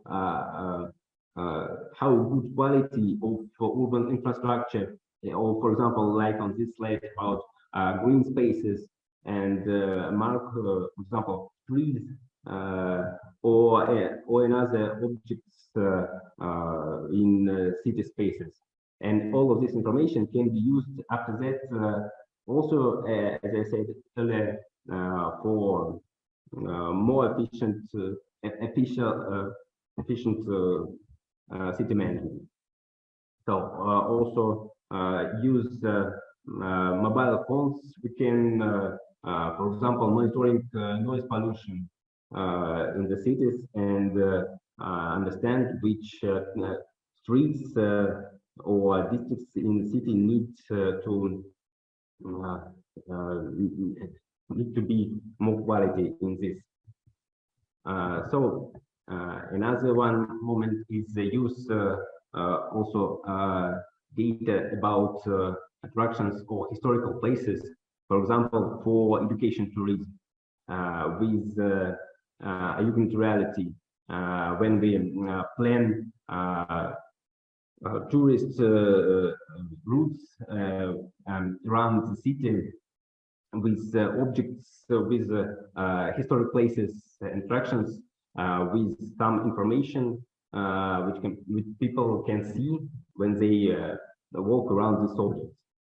Or maybe in now sometimes in situation of restriction about COVID, people also need to find new information, and they can find it used augmented reality and attractions in augmented reality. And last that I want to say is application, for example, for people people with, for example, intellectual disability, which need to training their life process, and we can produce some game spaces for training regular actions, regular for all people actions, but difficult for them. For example, like shopping process or use money. So all this can help, can include people in process of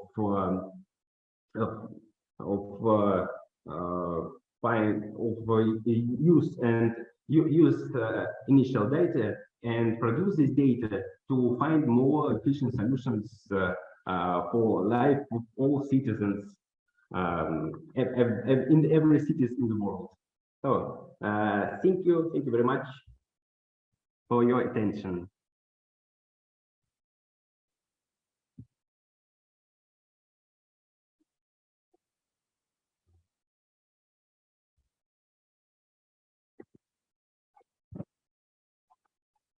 Thank you, Dr. Daniela. Any questions from the audience, please? Any questions? I guess Professor was speaking about a lot about environment and how we can, make our city spaces clean and clear. So the students of Uzbekistan, do you have any questions? Yes? No? Anybody teachers? I think they don't have any questions. Thank you for your very energetic and innovative session. Thank you, Dr. Daniela. Thank you very much for your attention. See you. Thank you. A huge round of applause, please. From here, we move on to the keynote address, Framework for Multi-Cloud Collaboration.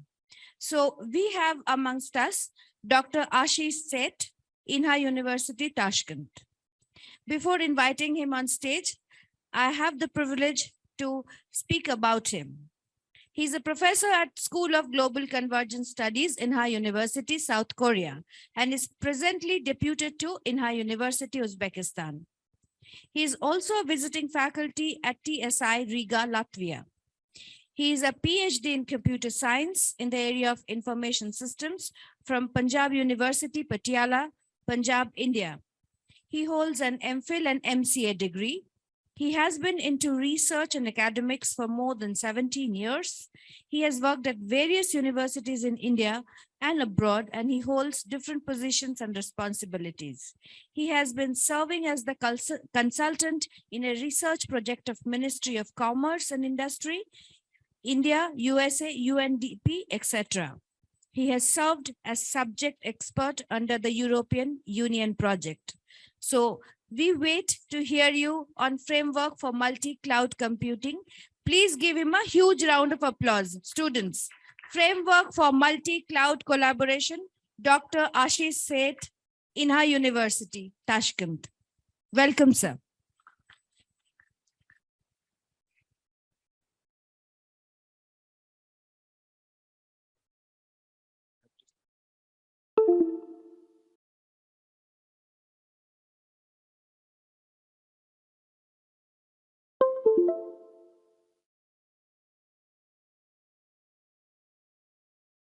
Yeah, good afternoon, everyone.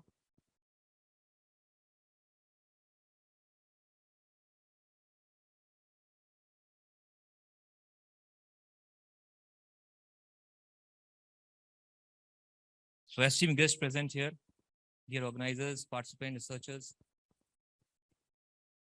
my greetings to everyone. First of all, I would like to thank Amity University for organizing this conference and giving me the opportunity to interact with you all. My special thanks to Dr. Ajay Rana, Dr. Praveen Gomar, Dr. Seema Rawat for inviting me and associating with this conference. So today I am going to talk about Framework for Multi-Cloud Collaborations. And in this, I will be talking about the possibilities that the cloud can be collaborated to get efficient service from the cloud providers. So in my talk, I will be starting with the introduction of clouds, and then I will be talking about what are the motivations for cloud collaborations, the issues that we find during the collaborations. And then I would like to propose a framework that will actually make this collaboration more feasible, more better way. And then we'll come up with some research scope that is open in this area.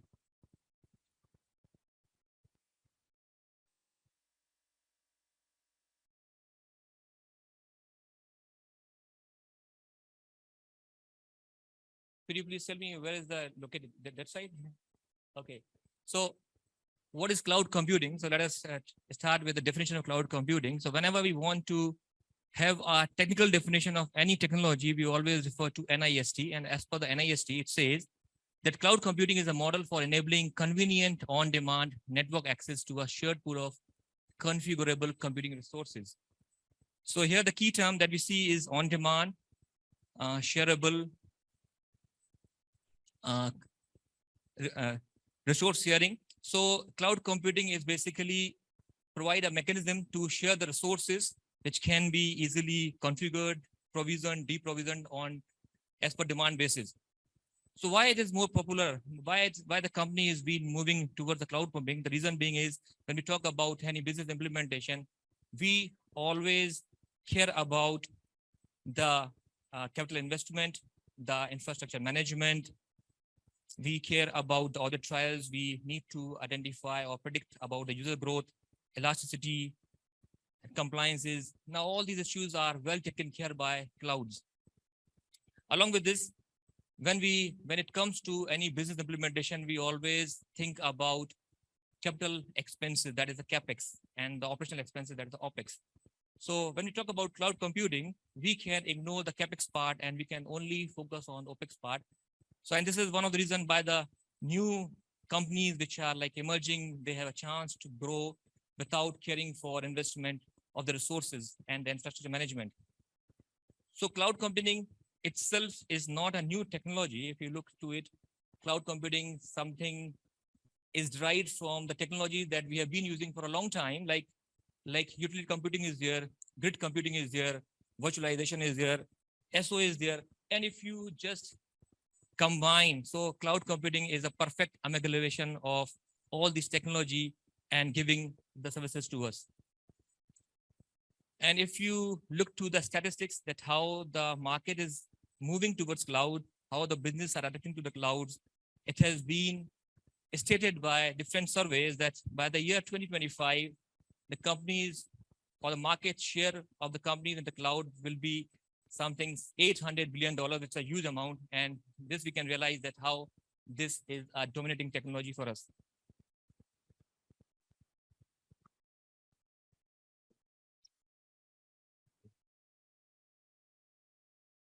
Could you please move to the previous slide? Previous one. Okay. So I am here to talk about multi-cloud collaborations. So multi-cloud, or you can say cloud of clouds or inter-clouds, all are used interchangeably for the cloud collaboration. But we have two specific clouds that have a specific definition or a specific, we have found as a model, that is federated clouds and multi-clouds. So in the first model, federated clouds, there is no formal agreement required. In the federated cloud, we have a formal agreement required to have a collaboration, but in the second model, multi-cloud, there is no formal agreement is needed. So when you are using or working in the federated cloud, when a client make a request to any cloud, he is actually unaware that the cloud services which he is consuming is coming from the various service providers.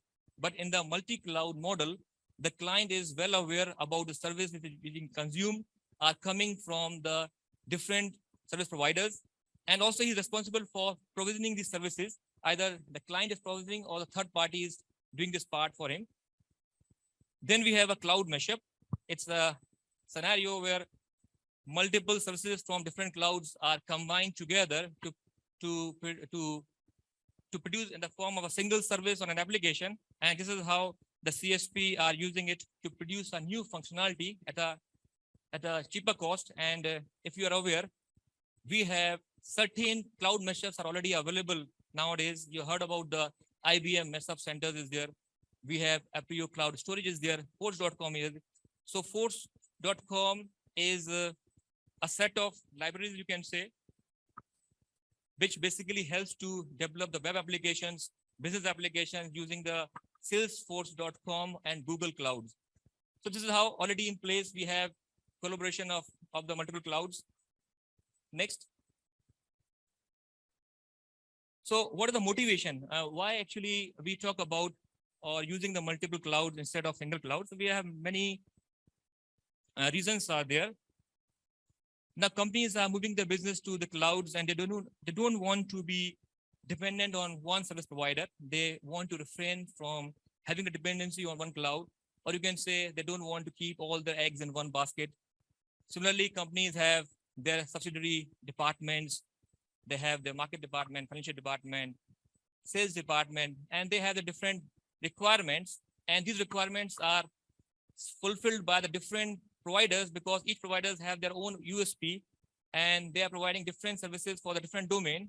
So then also we actually don't want to be dependency on one cloud, but on a multiple cloud. Then also we have regulatory requirements are there.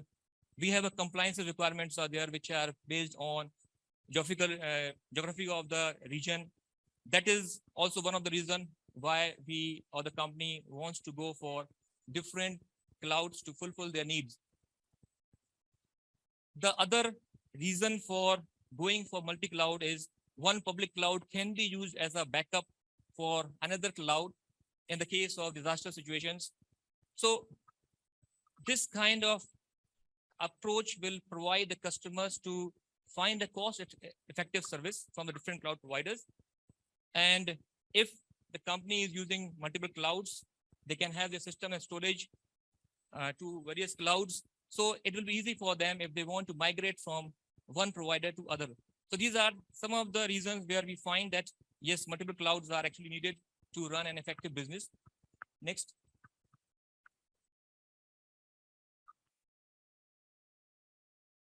So if we look to the cloud ecosystem, we have basically three entities which are playing a role. Like we have clients who are using the services independently. We have businesses which are using the cloud services. The cloud service providers are there. All are having the different kind of requirement. And if you have look into these statements which I have mentioned here, you will realize that, yes, to get these requirements fulfilled, there's a need of multiple clouds to be used. Okay, next.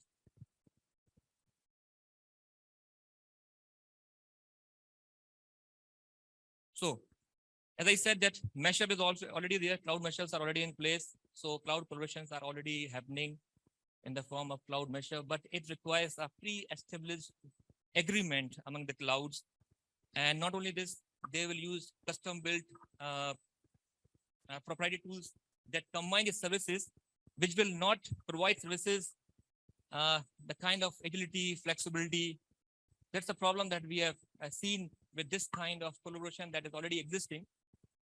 So we are in the need to have some framework that can do this collaboration effectively without needing this kind of formal rigid agreement. This is the need of the time. And I would like to propose one framework that is basically based on proxies, where the proxies can be act as a mediator between the client and the cloud to fulfill this requirement. So I would like to talk about this framework, which actually I am working on. Though many framework has been proposed already, if you look to the literature about such framework in the current time, is it existing or not, and you will realize that yes, frameworks are there, but all frameworks are provider centric. So provider centric means it is based on the CSP, means the cloud service provider need to adapt and implement the changes to facilitate the collaboration. So we don't want this thing. We want some flexibility, some openness, some agility in the model. So let's see that how it can be achieved.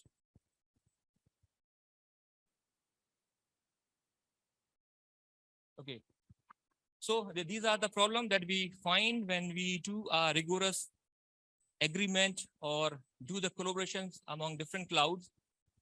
And we can overcome with the idea of proxies. So proxy is basically a edge node hosted software, which can be, which a client or a CSP can employ on its behalf and to do all the interaction for the usage of any services from the cloud. So these proxies can be, depending on the context, you can realize these proxies as a collection of virtual instances that is connected with a virtual network, or you can realize these proxies as a collection of physical nodes connected via network infrastructure. Now, just to give you an example to realize that what is the idea of proxy to do the collaboration, you can think about a situation where a client or any cloud service provider want to use multiple services, and these services are to be consumed from multiple clouds. So in this case, the very first thing is the entity which is requesting the service has to enroll with the proxy, which is there in the place. After employing the proxy, now the proxy employment will be based on various parameters. So what are the parameters on which the proxies can be selected? One parameter could be the latency between the proxy and the cloud provider. Other parameter could be that what are the conditions and the weightage that we have assigned to these proxies. So based on these certain parameters, these proxies are selected whenever there is a need of any collaboration of the clouds. Also, the client or the cloud service provider can employ multiple proxies if they want to communicate with multiple clouds. So once these proxies have been identified, what is required? Then the CSP or a client must provide a required privilege to this proxy to do the required task. Using whatever the security precaution that we are using while dealing with the clouds, keeping in mind, we will mean the client or the CSP will provide the kind of necessary privilege, and then the communication can happen. This is the actually overall idea of the proxy-based communication among the clouds. Now, we have also possibility of its implementation in the different ways. So I have realized that there are three possible ways through which this idea can be implemented. So I'll share with you one by one. Sir, can I have what? Water, please.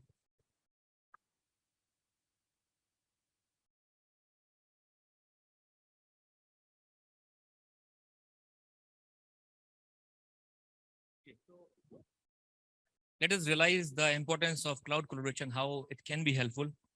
So the cloud collaboration can be helping us to ensure the privacy and confidency of our data, where our user data can be stored in the clouds in the distributed form and using a secret setting approach. So when I say secret setting approach, I mean we have a model where we have a central controller that basically do all the operation and communication between the client and the service provider. So the idea here is, so just to make you realize the idea, I'm trying my best to realize the idea that how it will work. So whenever any user will generate a query to the cloud, then the controller will generate a polynomial. Now this polynomial needs not to be stored into a data source, but it can be only utilized at the writing of the query, at the start and end of the query. So if we assume that the secret value that we have used is 3, 1, and 2, and the polynomial that is generated at the time of the query writing is something like this, then the one value 1000 with the help of the polynomial will be distributed into 3 values, 1300, 1100, and 1200. Now you can see that one value, with the help of this polynomial, what we are doing, we are segregating into 3 parts, and then we are storing into the 3 different clouds. So what is the benefit of this? So that means if any intruder, if any malicious user want to get our data, the very first thing is that he has to get all the 3 values back from the 3 different clouds. And along with that, he also do the decryption of the values, because while storing this value, we have encrypted them. So it's not very easy. So with this strategy, we can maintain the data integration, and also we can reduce the data intrusion. Second, next. Okay, so let's talk about the architecture, how this idea can be implemented. So if you look to the overall context, we have 3 players here. We have one is the network of proxies, one is the client who is using, and the other is the cloud. So where we are, so the architecture will depend on where we are keeping the proxies. So we have the option, either you can keep the proxies with the client, or you can keep it with the cloud, or you can make a separate entity. So depending on these 3 implementation, we can have 3 architecture. We can have 3 model. So let us talk about the very first model, that is the cloud hosted proxy here. So here the idea here is the proxy is being hosted by the cloud in its own cloud infrastructure, and it is managed by its own administrative domain. And also the CSP will handle all the requests that is coming from the cloud for the collaboration. And here the proxies can be CSP specific. That is fine. So if you look to the figure, what is the scenario? Back. Yes. So if you look at this, the two clouds can share, mutually decide that they are going to collaborate. So they can kind of employ these proxies instances during runtime. At the same time, you can see that if a client wants to use any services from the cloud, first he has to employ the proxy which is required to do the interaction. And it is to be done with the same cloud who is hosting the proxy. So if the client one wants to interact with C1, he's going to first employ the proxy. At the same time, if he is interested to get something from C2 and C3, again, this is done with the help of the proxy which is hosted at the C1. This is one possible implementation of this idea. The second possible implementation is next, proxy as a service. So here we are assuming that proxies can be proposed as an autonomous cloud. So all the cloud who wish to collaborate, they can manage this as a proxy as a service cloud, or a separate entity. You can say proxy as a service provider can manage the entire thing. So here the client has to subscribe with this proxy as a service cloud and can just employ whatever the service he wants. So if you look at this, a client wants to avail some services from two different clouds. He is going to employ the proxies from the PSP, and then he is going all the interaction. Otherwise, if he wants to get some service from the cloud C1, but we are keeping it on the all the proxies as a separate cloud. So first, logically, it has been find out that which proxy will be good for doing the interaction. Will we find out and do the task, whatever we are looking for. Next. So the idea of this is, here the host is actually keeping the proxies in its own infrastructure. So whenever any host wants to collaborate with the other cloud, he just want to employ the proxy within its own within the own environment. And if any cloud service provider wants to do any interaction with the other service cloud provider, then he has to employ the proxies which is in the requesting, which is in the domain of the requesting entity. So if you look at this, if the this is a on-premise structure where the client is want to communicate with C1, but the C1 needs to get the proxy. So he is going to deploy the proxy from where the request is coming. So because the request is coming from C0, he'll look for the proxy which is there, because we are talking about the on-premise proxy. So this is the three possible ways through which we can implement the idea. Also, you can go with the kind of hybrid model where you can use on-premise cloud host, and but it depends that what kind of request has been generated, and also that who is initiating the request. So keeping all these things in mind, we can decide that what kind of model is good for any kind of business application. So what is required? So we have realized that the proxy network has a potential to come up with any secure cloud collaboration environment, and also it will provide a solution for communication among the multiple clouds. But what is required? We need to come up with a full suite of protocols that can help us to implement this idea. So I'm working on it, and still I have just did some experiment. I succeeded in that, but still there is a need of getting a full suite of protocols that will enable any proxy to act as a mediator that can do all this cloud collaboration kind of job. So this is an open area. Researchers who are interested in collaboration, they can just go through all the things which are already there. And I believe that it will give you some scope for your future research. So this is what I want to discuss with you, talk with you. So thank you for your patience. Thank you so much. Thank you very much, sir. Insightful, complex, but very clearly explained. And these things will come up to the students when they'll be doing their advanced studies, and they'll realize that someday someone was talking in a very suitable manner about possible things, and autonomy and then multi-cloud sounds interesting. Thank you very much. Is there any question or Yes, some yes. observation? We have many. So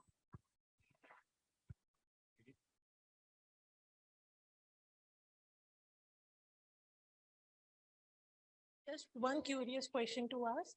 Can we include blockchain with cloud to enhance the security of the cloud? Yes, Is it possible because cloud is working on the centralized architecture and blockchain is something on the different architecture? Is it Okay. possible? yes. So now clouds is nowadays like very fantastic, and cloud is like in every domain. You are finding blockchain as a service is also there. If you're aware that the cloud is providing everything as a service. Okay. So blockchain as a service is also there. And when you talk about the public blockchain, so public blockchain can be implemented using the cloud. So if you are aware about the Ganache, so if you are working in the blockchain and if you want to implement or visualize that how the blockchain is working, so how to start with that? So you can go with the Ganache.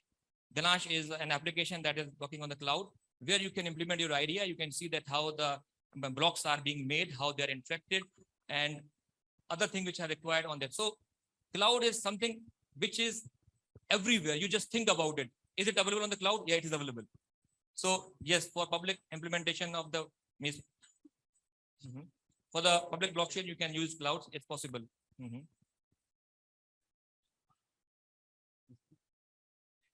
Good afternoon, sir. My name is Imran. I'm a student of BTech CSE. First of all, I would like to thank you for your wonderful presentation. It was truly enlightening. I just wanted to know your perspective on the current state of cloud computing in Uzbekistan for cloud computed related businesses. That's it, sir. Thank you. Okay, so this is an interesting question. So what I have realized that for the last 2 to 3 years, the Ministry of like Uzbekistan is putting so much emphasis on the IT development and IT sector. So far, I didn't find any cloud providers basically from Uzbekistan. Like Inha University is providing the services. From the last 2 years, Inha University is having like 25 clients, and they are not fully the cloud service provider, but they are providing the co-location services. You know co-location? So we are acting as a co-location, but in the near future, we will be hoping to be a full CSP to the entire Uzbekistan. Regarding the growth of cloud. So one thing to realize that whenever there's a growth in any country, in any sector, they will be moving to the clouds. Okay. So definitely, I believe there's a huge scope, and you will be finding many companies emerging as a cloud service providers, not only as a user, but maybe as a provider. Okay, this is what I want to say for these questions. thank you, sir. Thank you very much. Thank you. Praveen, Huge sir? round of applause from everyone. Thank you. Yeah. And now we want Praveen, to. sir, here's a question. Okay. Good afternoon. Thank you for such an informative presentation. I am a student of BTech. So I was wondering, have you ever had any experience with fog computing? And if yes, why that one? Why cloud computing is developing better than the fog computing? Okay. Why cloud computing is doing better than fog computing? I think you are clear about the fog or not? Fog is actually a part of cloud only. Okay, so cloud computing is something where we find that resources are available and to be accessed through the internet. And there are companies who are actually sitting at a very far location and maybe using cloud services from very distant region. Now to compensate this latency, we have come up with the cloud and edge computing. Now, what is the idea of fog computing, if you are aware? This is, I actually don't agree with you and don't understand that you are saying cloud is better than the fog. No, I think the question is not clear. Question is, I think you understood wrongly. Cloud and fog are not different things here. So if you don't mind, I would like to hear from you, what is the fog computing in your perspective? Maybe you want to ask something different, because fog computing, edge computing, these are the something which is right from the cloud, just to provide the better services to the customer. Are you following? So you cannot say the cloud is better than the fog. So do we say, sir, like cloud is the umbrella under which like we keep all these domains? Yes, the cloud is a technology that is actually at the top. Right. And under that, we have come up with new kind of variations of the cloud. And the objective is to provide services in a better way. For example, as I said, I am here in Uzbekistan. I am using cloud services from the provider who is having the server at let's say in the US. Then if I send any request, it will take so much time. And in the today's world, this time is very, very crucial. So we want to develop some replicas of the server so that the latency time could be reduced. And this is what comes the fog and the edge computing comes in picture to reduce this latency. Are you following? Okay. Ashish sir, it is always a pleasure to hear you. So when we are talking about cloud and blockchain, we cannot escape the Bitcoins. And the Bitcoins have never realized its full potential. There's always a problem with the scalability, trade-off between the throughput and this latency. So are we seeing a wave of next generation Bitcoins, and would you like to throw some light on it? So I just share my experience, like a theoretical experience, because I am not dealing into the cryptocurrencies. I am not investing into it. But I firmly believe that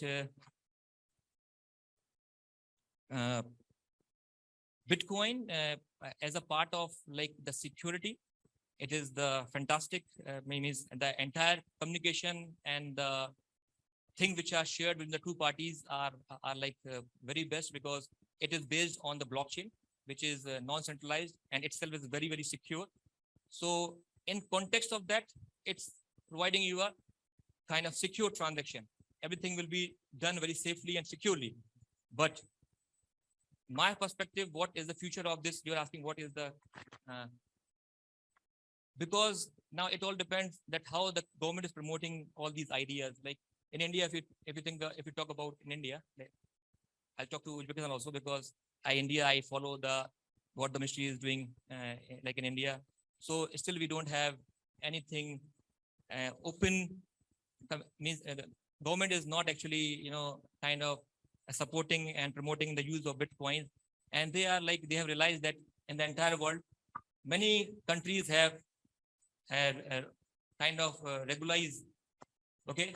Government of India is also planning to regularize. Already in the last year, they have put some regulation to do trading in the Bitcoins but again, I firmly believe whenever you regulate these transactions, then this is no more complete kind of decentralized. Decentralized means when there is no control of any central authority. So when the governments come into picture and they want to regulate, then you will not talk about the actual decentralized structure. But again, if you talk about what is the future of this, so I should only say it all depends on the government. If the government recognize this currency, then all will be going to invest in it. Otherwise, you have to have a kind of risk that it will be safe or unsafe. I cannot guarantee, because I personally believe, I really afraid or like a fear of investing in Bitcoin, because there is no controlling authority, and we have always a kind of we grew up in the environment where we always look for any authority who can be responsible for our investment. But because in the Bitcoin, there is no central authority. Whatever you are doing, you are investing, there is no guarantee something will happen. What will happen? This is all what I feel, but the one who is expert in the cryptocurrency can guide you better. Like technology comes with its own limitations and Yes, risks. yes, We are keeping another question as a reserve. We are keeping that question as a reserve. Can you keep it like for some other time? Because our next speaker is here. After that, we'll be having an interaction with Professor Seth. He'll be here and then we'll be asking you. And sound like I wrongly said it was a complex presentation. I would say it was quite easy for them to understand with so many questions.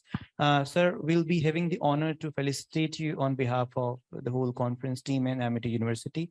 You can hand over the mic to me, and I shall request now all of us will be coming together. A huge round of applause.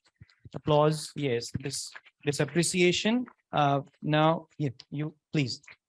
Sir, we'll be inviting Dr. Naina and Dr. Praveen to come on the stage and felicitate Dr. Ashish. May I please request, okay, Ashish sir will be coming up again on the stage. Yeah, please take your time. Yes, Rajan sir, we ready. So we'll be felicitating him as a speaker here. And just after that, we already have Dr. Masood with us. Sir, thank you very much for joining. And we are just felicitating the guest speaker. And after that, we'll be inviting you, sir. Just one more minute. Thank you very much. Thank you, Dr. Ashish Seth. We are pleased to appreciate you and honor you. Dr. Naina Chaudhary, Deputy Director and Conference Chair, and Dr. Praveen, HOD, IT and CSC. Thank you very much, Dr. Ashish, for your address, for your keynote presentation. And we acknowledge it with appreciation and gratitude. Thank you very much. Thank you. Thank you, sir. We'll move ahead to the next presentation, the keynote address of this conference. And the topic sounds very interesting, very promising, a possibility of enhancing our learning again. Dr. Masood Mohammadin, University of Canberra from Australia, has joined us.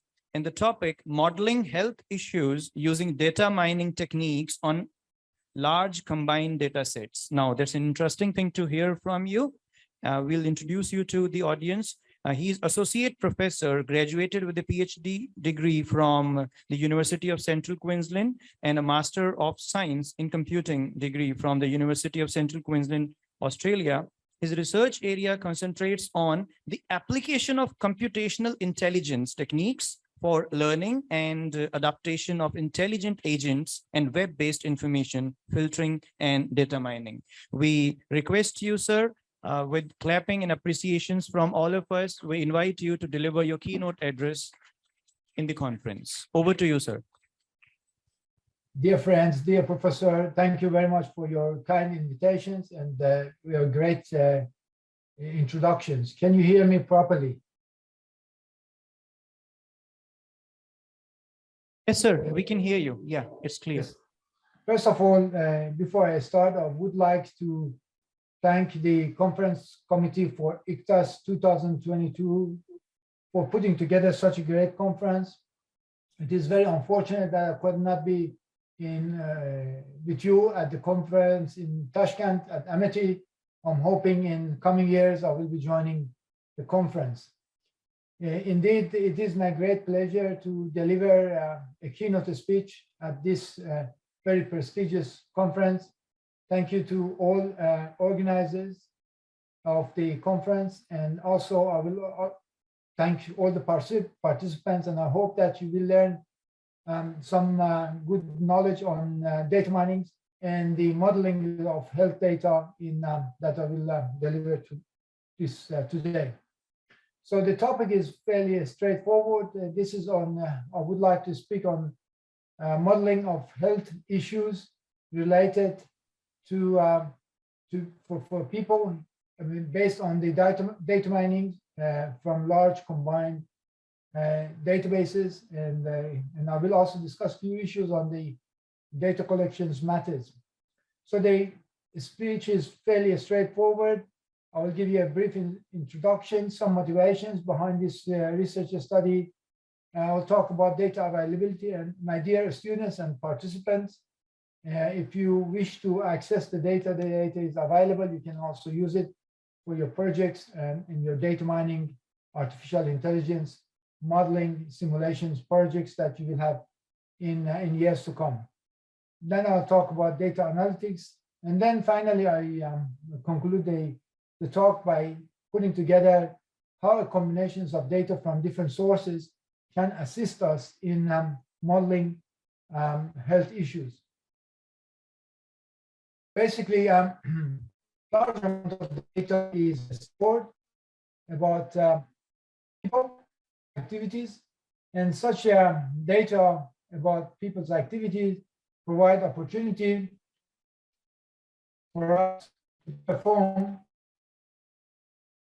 perform modeling and analysis of the data.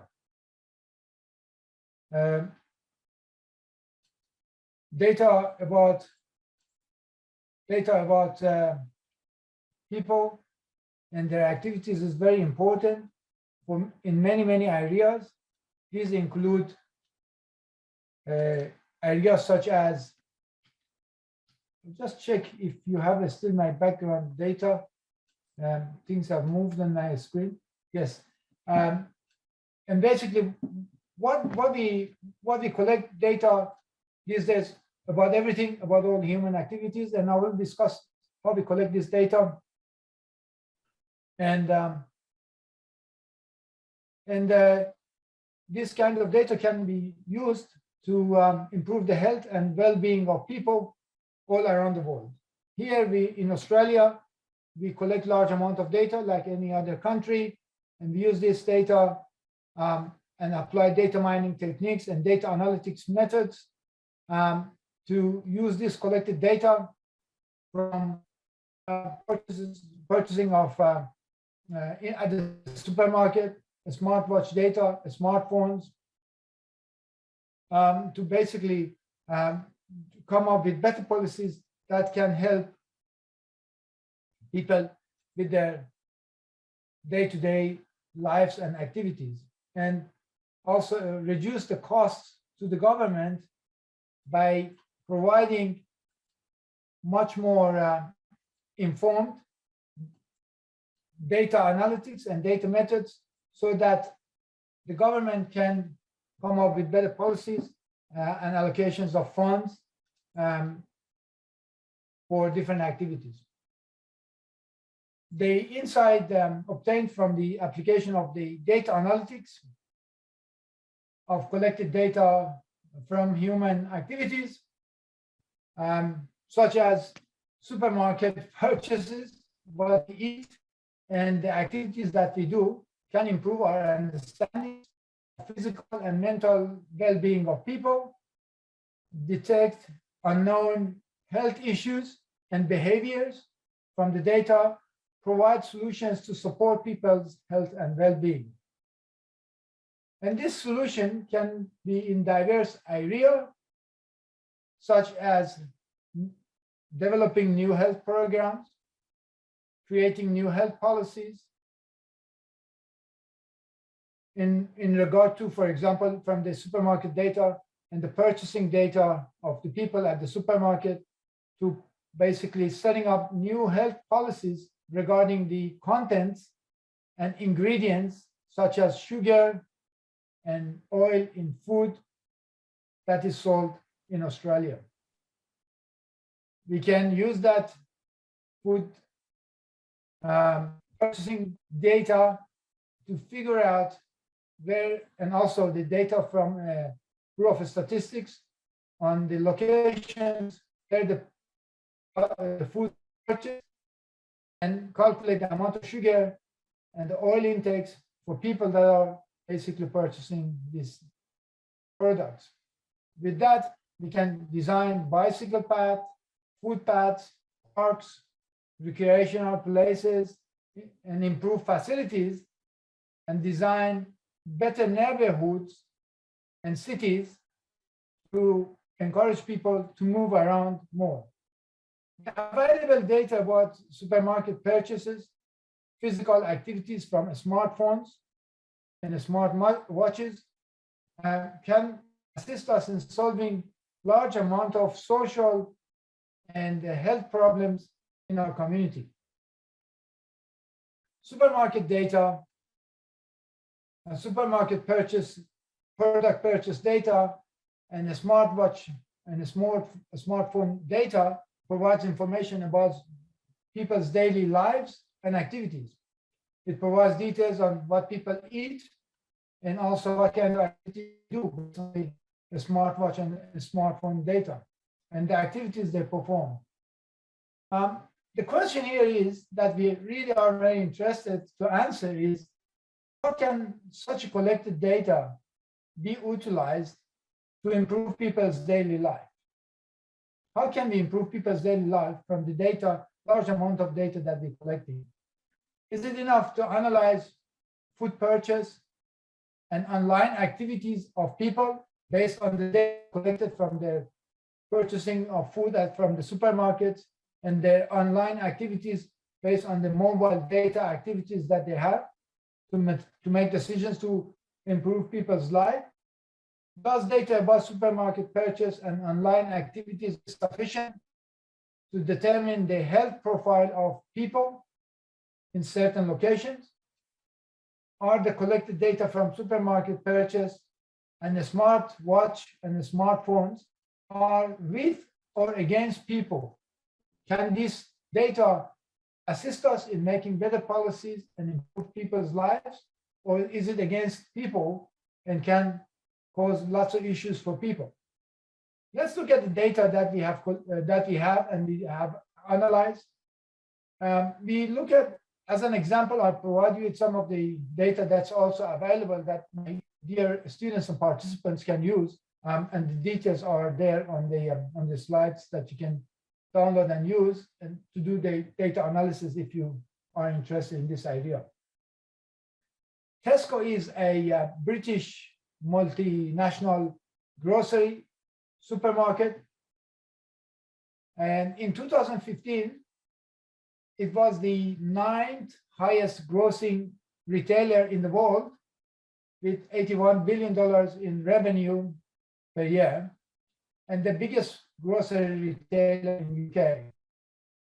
It basically has got 28% of the market share, and it operates a loyalty scheme where the customers can join these loyalty programs where you give your data, your information of who you are, what's your age, what's your gender, where do you live, your postal address, your phone number, and you will receive a card. And whenever you purchase some food from these supermarkets, you will receive points. You can then use these points to basically later on spend to redeem prices or get discount on your next purchase, or you get a voucher for a certain amount of money where basically you can use that voucher to purchase again some food from this supermarket. With the consent of the customers, the data about the purchase activities of people is recorded. Of course, the data that we have doesn't have the name and the details and the address of the person. It has got just what kind of foods they purchased at each time and at different locations. So we cannot identify who bought what, but we know what is bought in certain areas. We also know if the person was male or female. So in a store purchases, data from the 411 supermarkets, we did the analysis on the 411 supermarkets, Tesco supermarkets in the greater London areas for the year 2015. And of course, as I said, the individual purchases at different locations where the data was collected, was used. Basically, it contains around 2,000 residents on average for each area.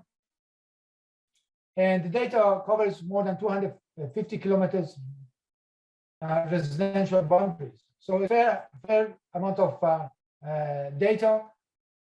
The data contains 420 million food items, purchased by 1.6 million card holders. So we only have the data on those people that have got the card, and every time they purchase, they scan their card, the loyalty cards,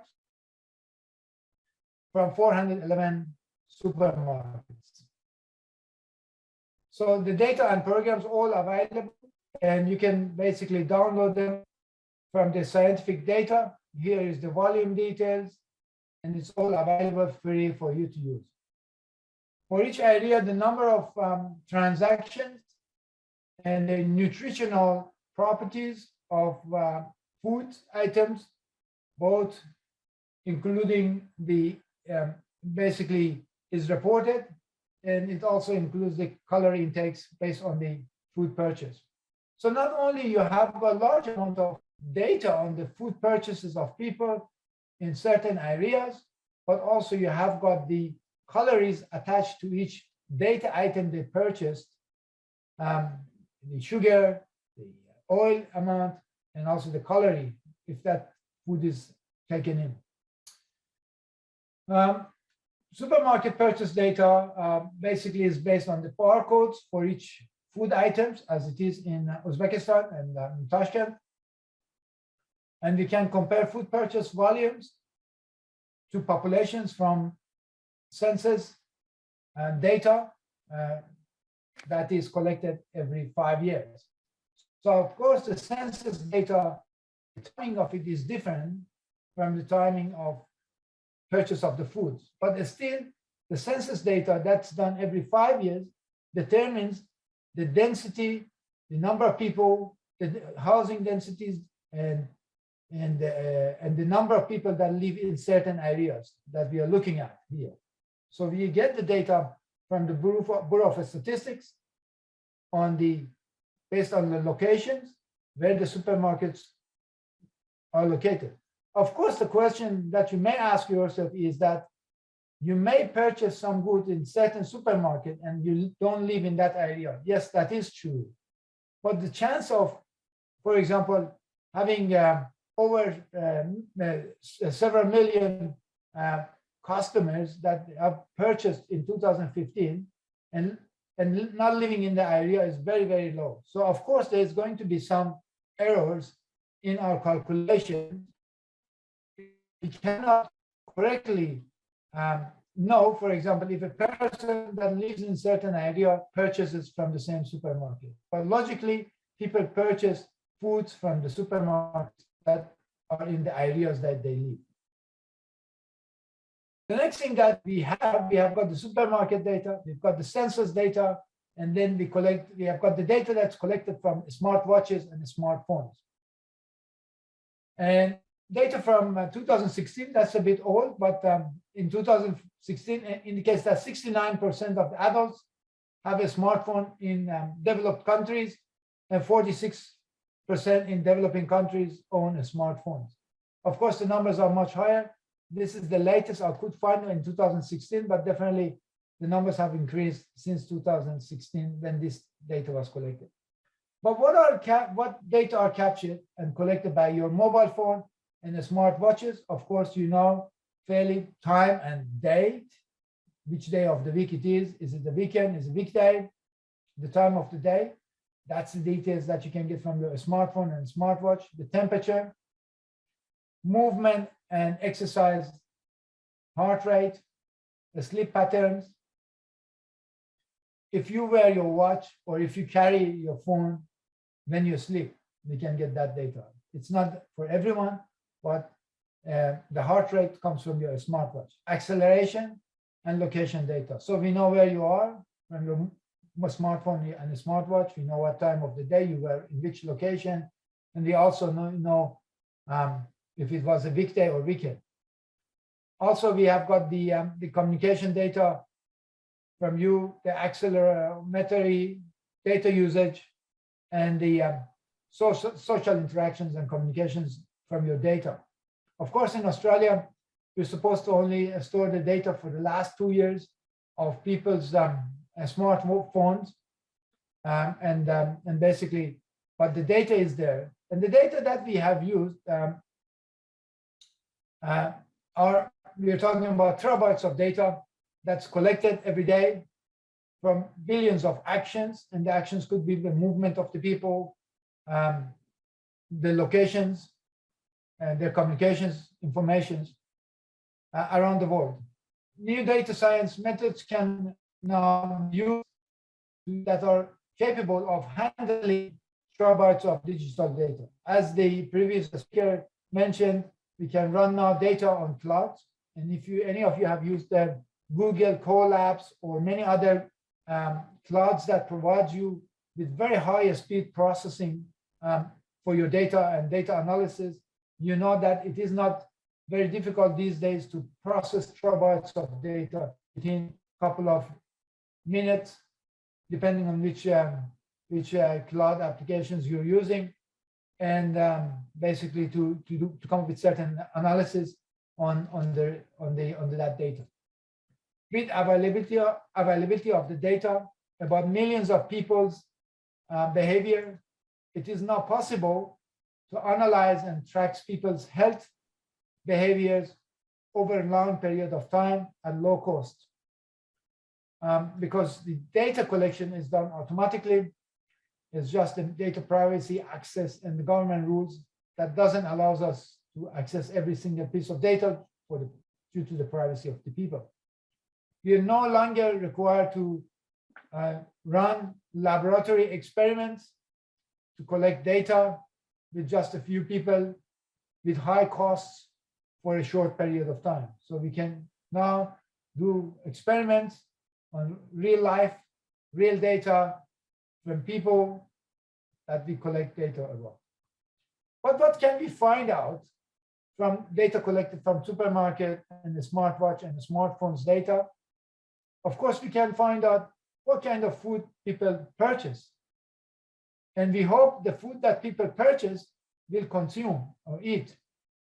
What kinds of exercises people do from the smartphone and the smartwatch data and their locations and their movements. What kind of food is popular? What kind of movements is popular or exercises? How often people purchase certain products in certain areas? How often people exercise? What are the most popular times of the day used for purchasing food or certain kind of food? What's the most popular time of the day during the second week of winter, on a Tuesday of the second week of the winter? What's the most popular product purchased in Tashkent, in certain part of Tashkent? And how often people communicate and how do they communicate? But who needs this kind of answers? Of course, we need this kind of answers if you're doing behavior or social and medical research, if you're a decision maker, if you're a policy maker, if you're a health professional, if you are a person that designs cities, parks, walkways, and exercise and the green spaces for people to exercise. Of course, business owners are very interested in this kind of data to just target their products to the people. We collect data about activities, movement, communications, sleep and resting, heart rates, and many other activities. With correlations of all this data together and doing data minings and data analytics, we can find out information about people and their lives. But this is again brings the question, is this kind of data going to work for you, or is this data is going to be used against you? So this is where the problem is. Now, by including other data that we have, for example, weather data, accessibility to parks and places to walk in, we can improve our understanding of the collected data about people. So we can correlate the day to each purchase that's done on that day by different customers in different parts of greater London areas that we mentioned. We can then correlate that with the smartphones, the smartwatch data in that area, and then make a decision about people and make a profile of the people. We can, of course, predict the cities that have more parks, free sport facilities, spaces to walk, will have people with greater activities. And you know that having more parks, better food paths for people to walk, cities that have got cleaner air and greener places, and is inviting places for people to go and walk and exercise. This is known. We don't need terabytes of data to guess this. Now we can use the data from that we have for creating public health policies, making better cities, doing the better plannings in the cities, look at the healthcare issues. For example, if there is large amount of consumptions of oil and sugar in certain part of a city continuously, you can predict that people in that area may become unwell due to the type of the food that they take in. And if you have got the data about their activities, then you can combine those and come up with policies, build hospitals there to, to come up with certain solutions to improve people's life and health. It is reported by World Health Organizations that around 5.5 million people die per year due to inactivities or minimum activities. Data about 68 million days. We use the data about 68 million days of physical activities of 717 million people in 111 countries. That is available also from the following link you can see by Althoff. They did some analysis, and we did some analysis on this data. And from this data, it is possible to predict the relationship between exercise, obesity in different countries, and combining it with the food purchase data. Now we can get a picture of profile of people living in certain areas.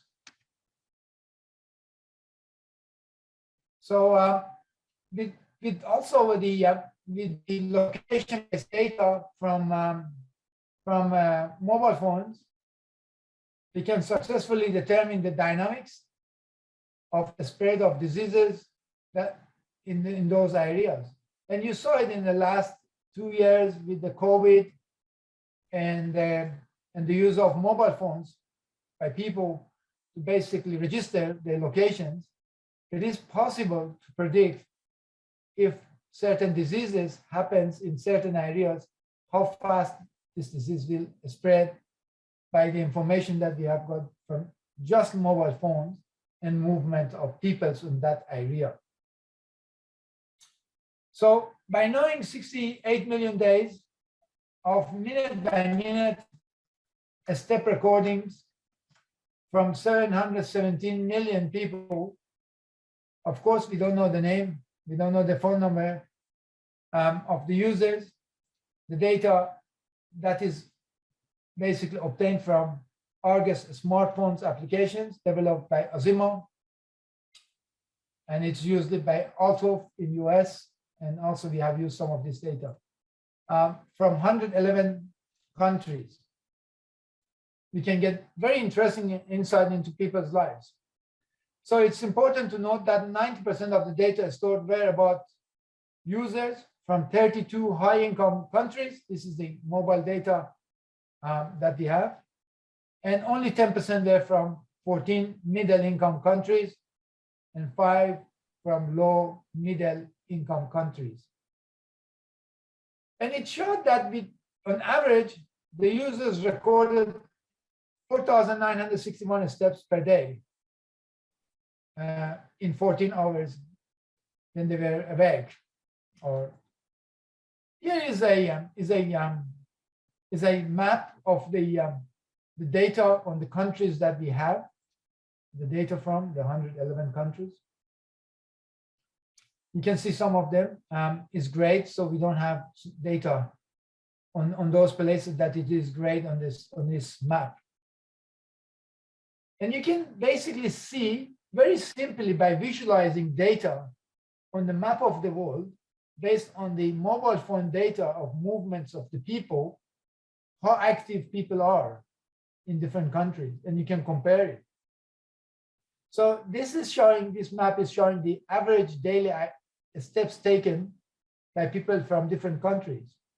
And different colors shows you, can give you visual interpretations of the activities. For example, dark greens are around 6,000 steps per day.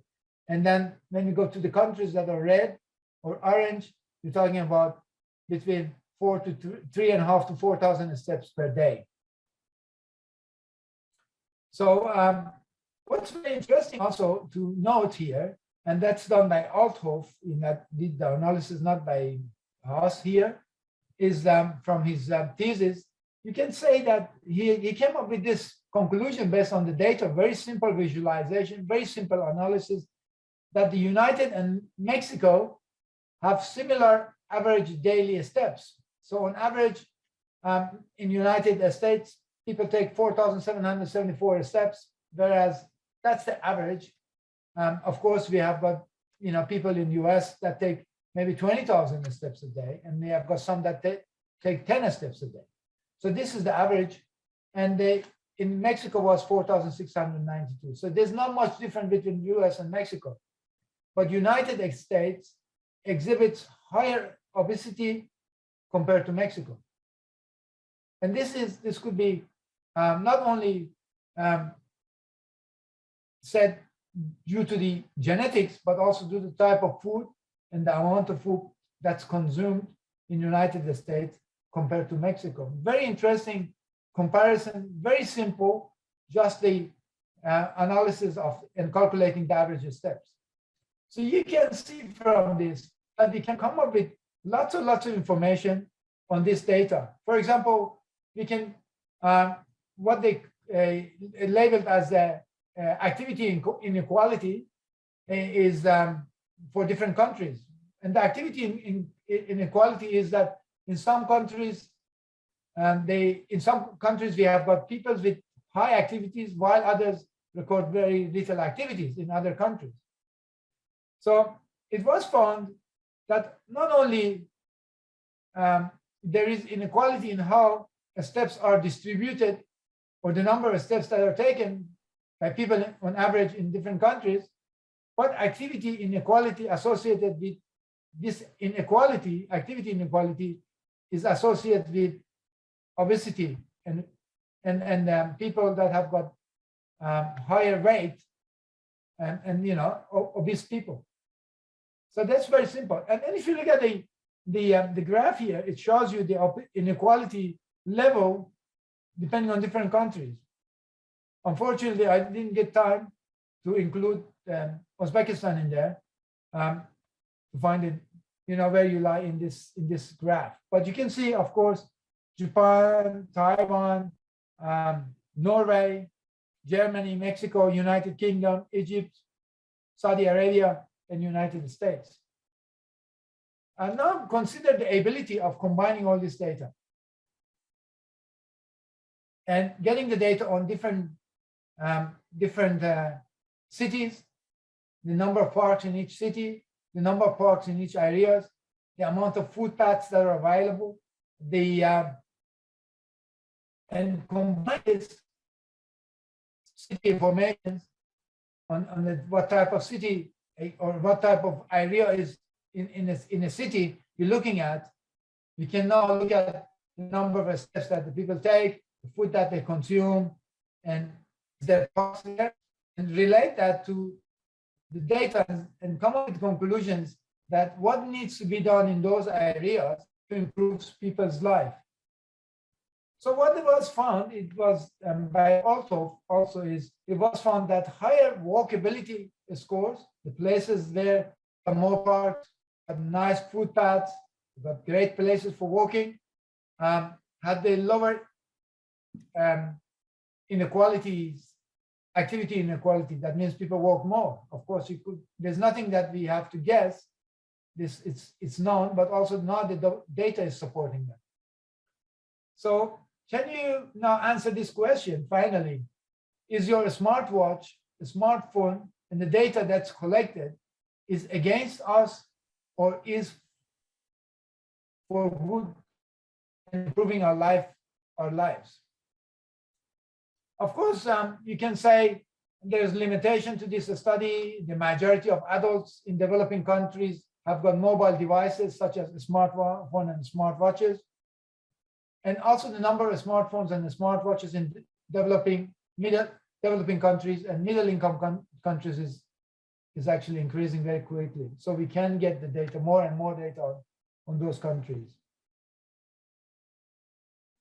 Purchase data and health-related data, from the supermarket information, and also the geographical areas and census data can provide us with information about the density of the housing, the number of people that lives in certain locations, the average age of the people in those locations, the number of males and females, and with purchase, supermarket purchase, and the other activities that I mentioned, activities data, we can combine them together and come up with solutions where a hospital should be built.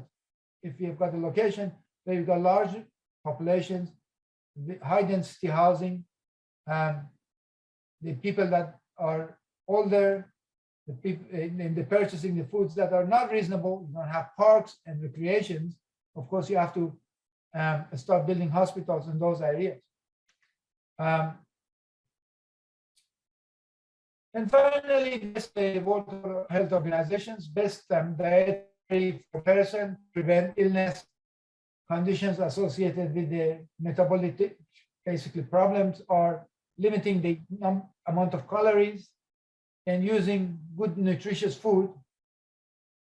And therefore, we can come up with policies in those areas that certain kind of foods or drinks, especially in Australia, with very low populations, should not be sold. In UK, now there's taxes on sugar and in different soft drinks that you have.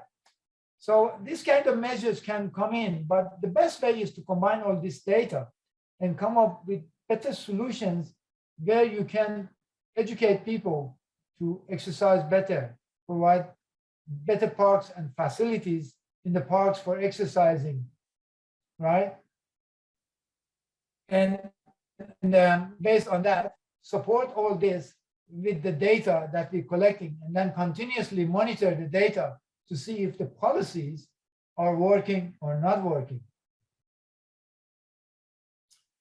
Finally, I think I'll leave this thought in your mind that there are large amount of data is available for a large amount of databases. And these days you can use them. You can run the applications on cloud, as the previous speaker mentioned, on very high speed clouds with applications that can run on those clouds with Google Colabs, etc., and to perform this kind of analysis. One thing that I want to say finally, before I say goodbye to you and wish you a very good day, is that there is a limitation to this study. And we can say, despite the importance of studying food consumption, there is little data that's available about people actually, if the people actually eat those food, or how long it takes to consume those foods. We just got the data about people purchasing food. We don't know when they use it, how long it takes them, for example, to finish a bottle of oil or a kilo of sugar that they purchased, what they do with them. But we can get information on their activities. We can get information on the health of the people in certain areas.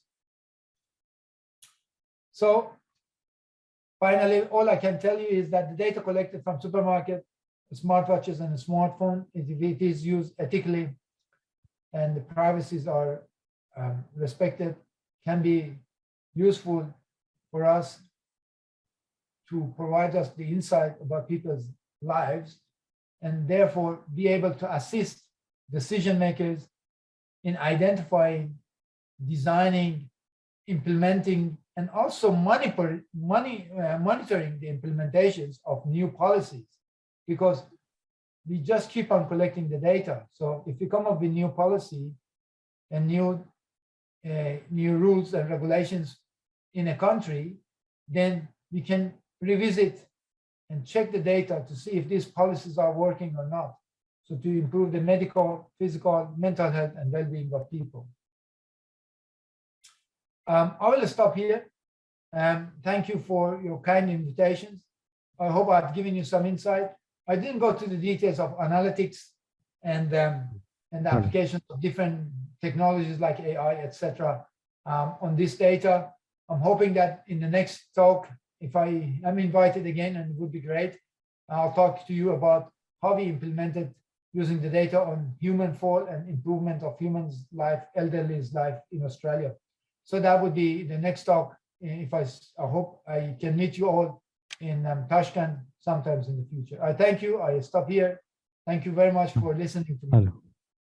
Thank you. Thank you, Dr. Masood. Thank you. And yes, right from your last sentence, you said that we'll be meeting at Tashkent. We look forward to have you here at Amity University, Tashkent as well. Thank you.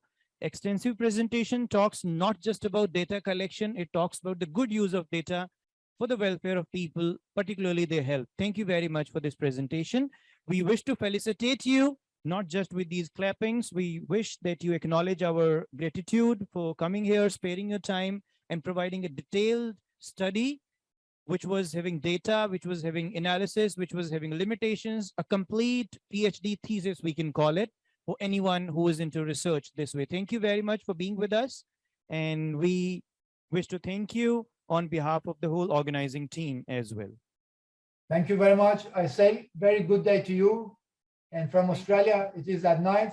I say also good evening to you because it's also time for me to go to bed to start the next day early for my next lecture. Yes, sir, very, thank very you. nice giving a talk to you and to the participants here. And again, my gratitude to all the team members of the conference for organizing such a great conference. It takes lots of energy, lots of time and effort and love to organize such a beautiful conference. Thank you to everyone at Amity University. Fantastic university. And I wish you all the best for your conference.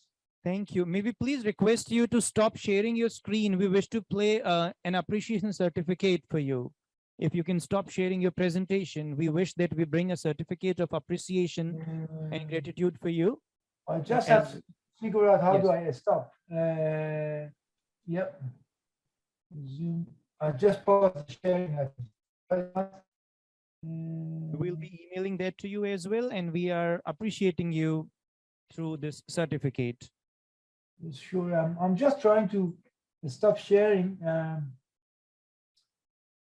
So I sincerely apologize. Yep, I stopped No sharing. problem. Let's get the Fine. box. We have it with us, and we'll be sharing it with you as well. So we can Okay. thank you again. Thank you very much. Thank you. Thank you, sir. Thank you.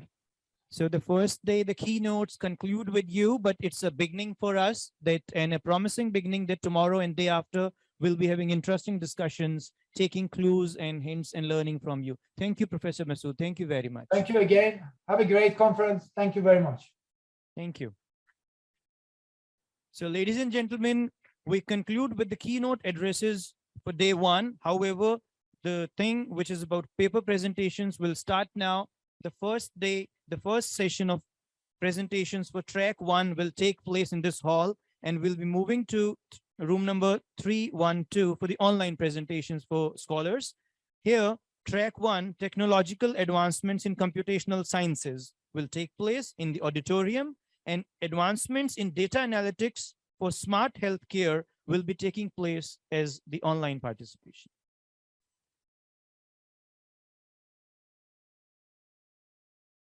Done. So the participants who are there with us for advancements in data analytics for smart healthcare will be joining track two in room number 312. Here in this auditorium, we'll be having track one, technological advancements in computational sciences. I wish to introduce the session chairs for these two. Track two, room number 312, will be having Mr. Pratik Chaturvedi, HOD Mechanical Department, AUGN. Co-chair will be Dr. Smita, Associate Professor, Amity University, Tashkent. We request them to kindly proceed and take seats there so that the session can be initiated. Here in this auditorium, track one, technological advancements in computational sciences. Session chairs, we wish to introduce you to the gathering. Dr. Praveen Kumar, HOD IT and CSC, is here with us as the session chair. We welcome you, sir. Along with you, we have Dr. Chandrasekhar Shastri, who's joining us. And we are pleased to welcome you as well in the conference. You are Dean PG Studies at SET at Jain University. You have industry and corporate experience. We welcome you at Amity University, Tashkent. We also have Dr. Sanobar Khan as the co-chair, and we request you, ma'am, to please take seat. And with the session chairs and the chair, we seek your permission to kindly initiate the paper presentation, sir. Should we? Yes. So we can hand over the mic to you also.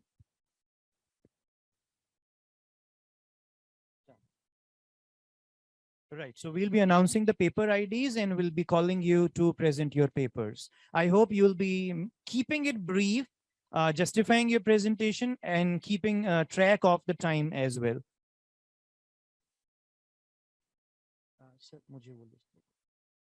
Yes. So the sequence of the paper IDs or the presentations here is, we'll be going with ID 216. It is determination of antioxidant activity of dried mulberry leaves. This will be the first presentation, ID 216. After this, we'll be having ID 217. The third presentation here will be ID 252. Third presentation will be ID 252. Fourth presentation will be ID 388, then 364, and then 133. We request all presenters to be ready for their presentations. The first is paper ID 216. Presenter is requested to be with us on the stage. Thank you, sir.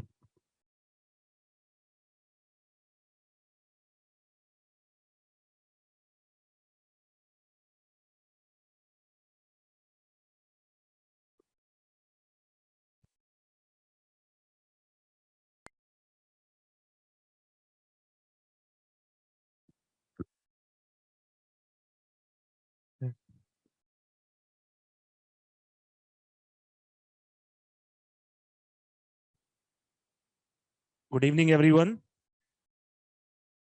Respected HODs of the departments, Dr. Praveen, Dr. Inda Kabadi, the professors who has come from Minha University, Dr. Ashish, Dr. Abhijit Taravade, and for you also, sir, who has come far from India to join this one.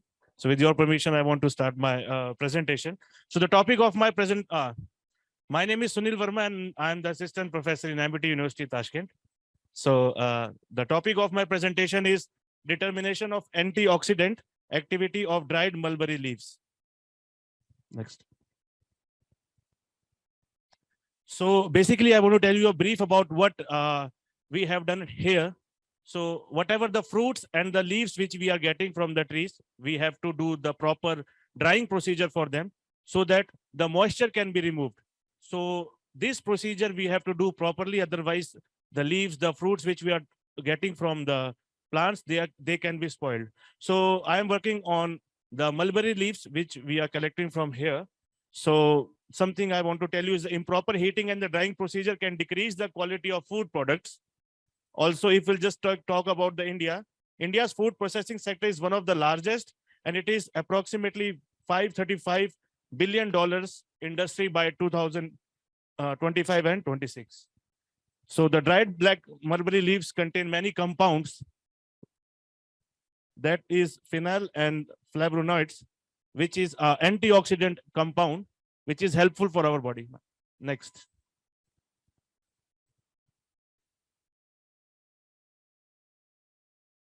So antioxidant in the food. So antioxidant in the term is a molecule that has ability to stabilize or deactivate a free radical in the system. Basically, I will tell you the free radical, that if the free radical is, compound is moving in our body, it can cause the different diseases to, which can lead to cancer or to the cardiovascular diseases. So by antioxidant, we are trying to control these free radicals. So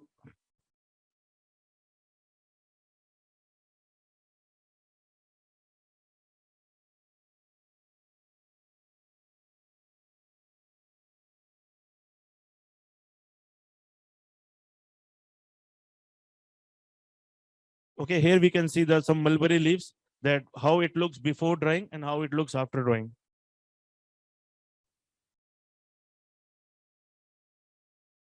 Yes, so I want to tell you some of the uses of the mulberry leaves.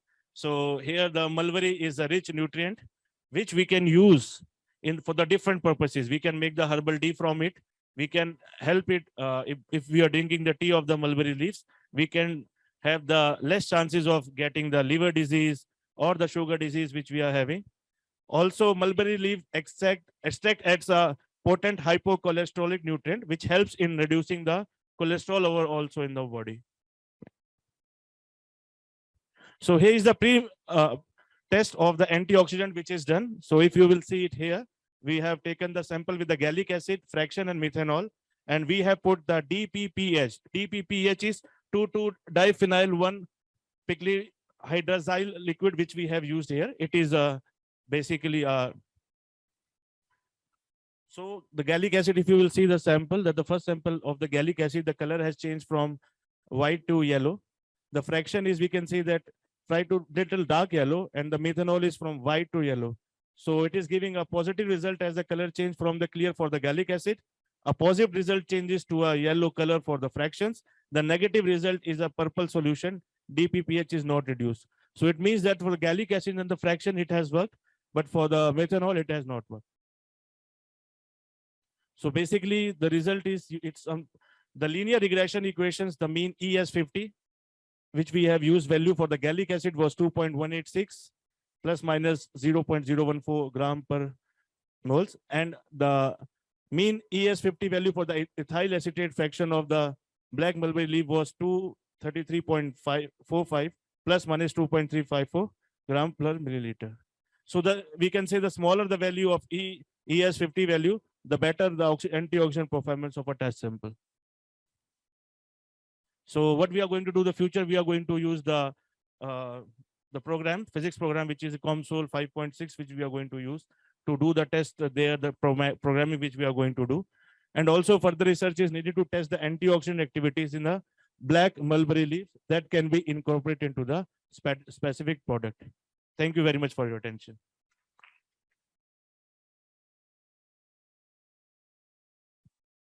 Any questions? Experimental process. It is not here, but I can explain. See, sir, basically what is happening that we are taking these leaves directly from the plants. We are taking it to the machine, and we have a different ways of drying it. We can dry it from the infrared. We can dry it from the direct convection. For me, is the vibration, sir. Convective vibrations for me. Thank you, sir. Anything else? Any other question? Thank you.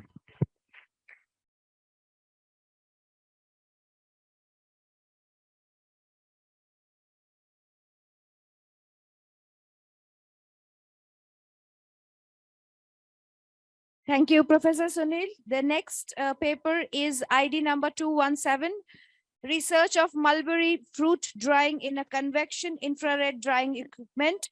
It will be presented by Professor Abhijit Taravare. Round of applause, please. We need some energy.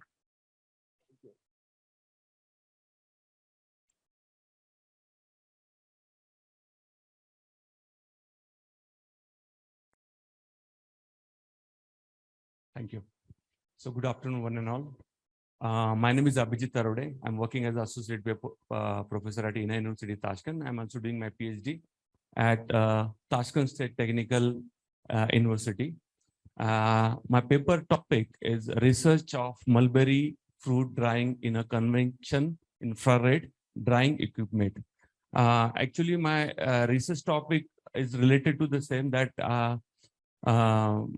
developing the mathematical model for drying technology using infrared, and my object is mulberry. Okay, so it's a part of that my research project, and this paper is my co-authors are Professor Doston, Professor Jasur, and Professor Shaknoza. Can go to the next slide.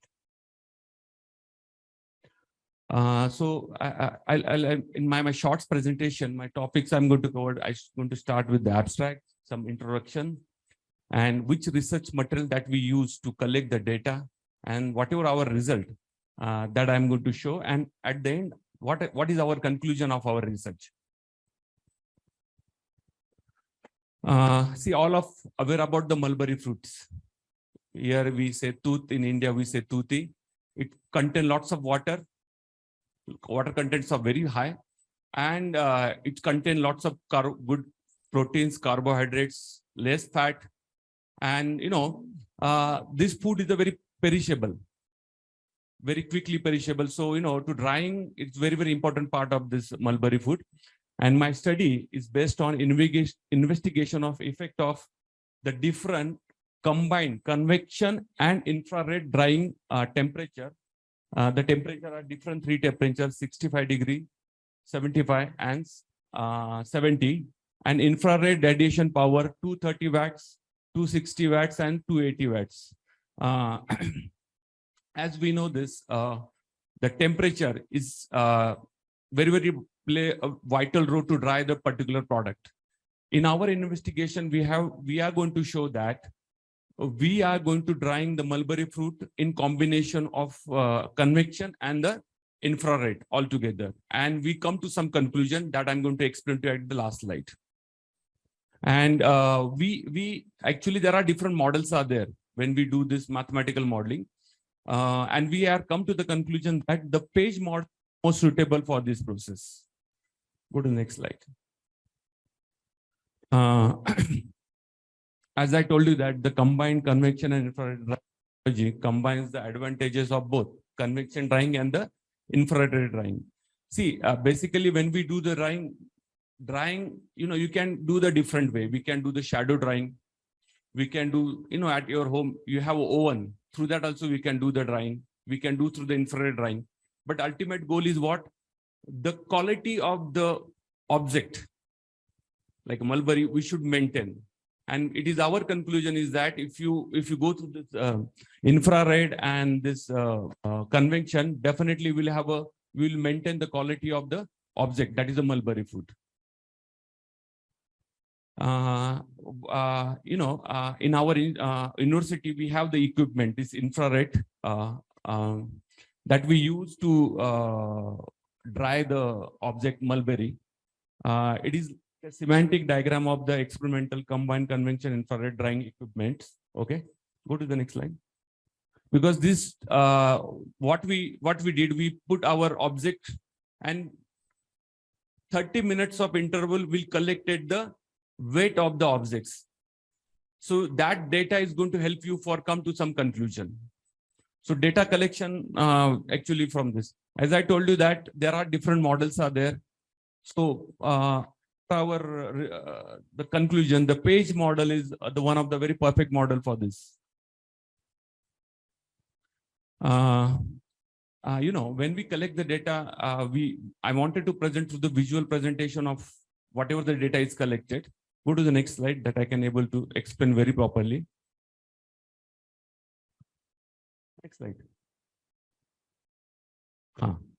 See here you can see that how the different temperature, how the moistures are removed and how we can get the good quality objects. In figure 1, it's combined convection infrared drying curve for mulberry at the different convection drying temperature and IR radiation power. So you can see this x-axis, it's represent the time, and the y-axis represent the moisture content, how it is reduced. And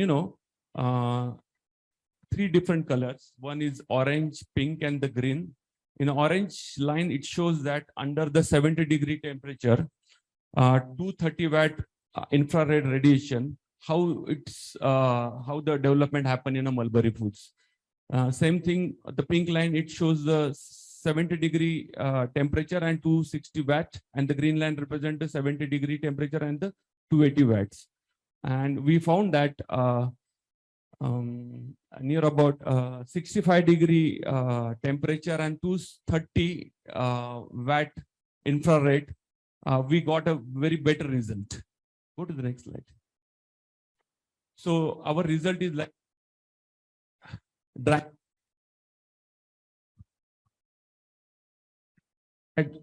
As the drying rate increase, the convention drying temperature and IR radiation power increase.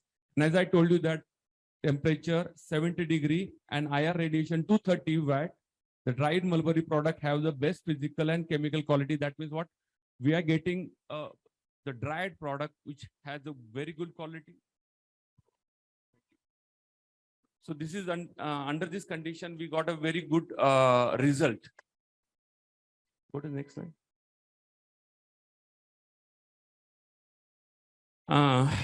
And the result of the data fitting showed that the combined convection IR drying process, the mulberry was in accordance with the page model and the quality of the material was optimal. So at the result, we have seen as we know, mulberry food has a very good ingredient that is like a good quality of the carbohydrates, good quality of the proteins. They have a very less fat. If you want to maintain that quality, you have to use this the page model with the 70-degree temperature and the 230-degree watt IR radiation power. Next. Thank you for the listening. Any question, please?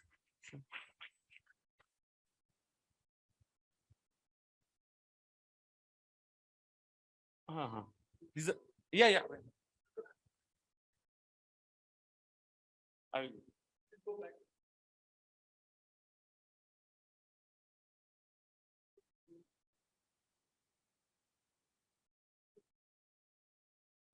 Go back.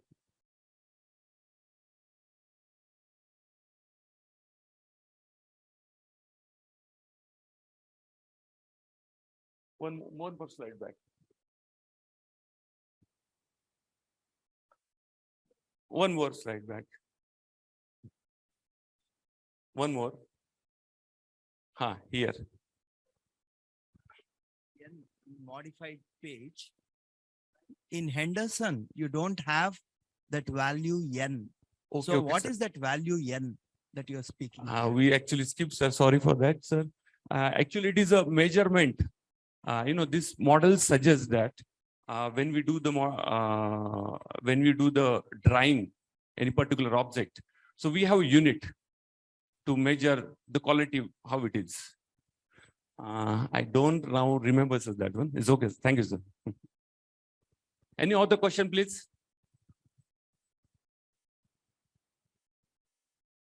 Thank you.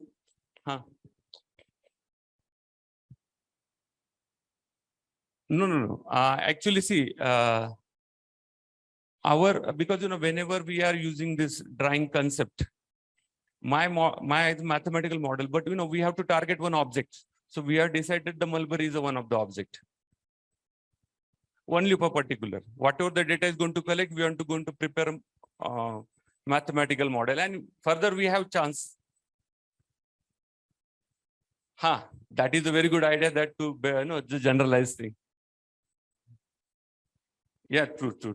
So once we can come to some conclusion, then we can test with the other, and then we can generalize this. Thank you, sir. Good session, sir. So it is my future research topic. Any other questions, sir?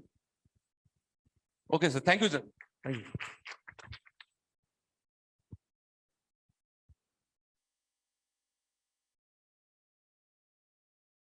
Thank you, Abhijit, sir. Next paper, paper ID 252. The title of the paper is Intelligent Assessment of the Visual Ecology of the Urban Environment. Dr. Danish Athar. Please welcome, sir.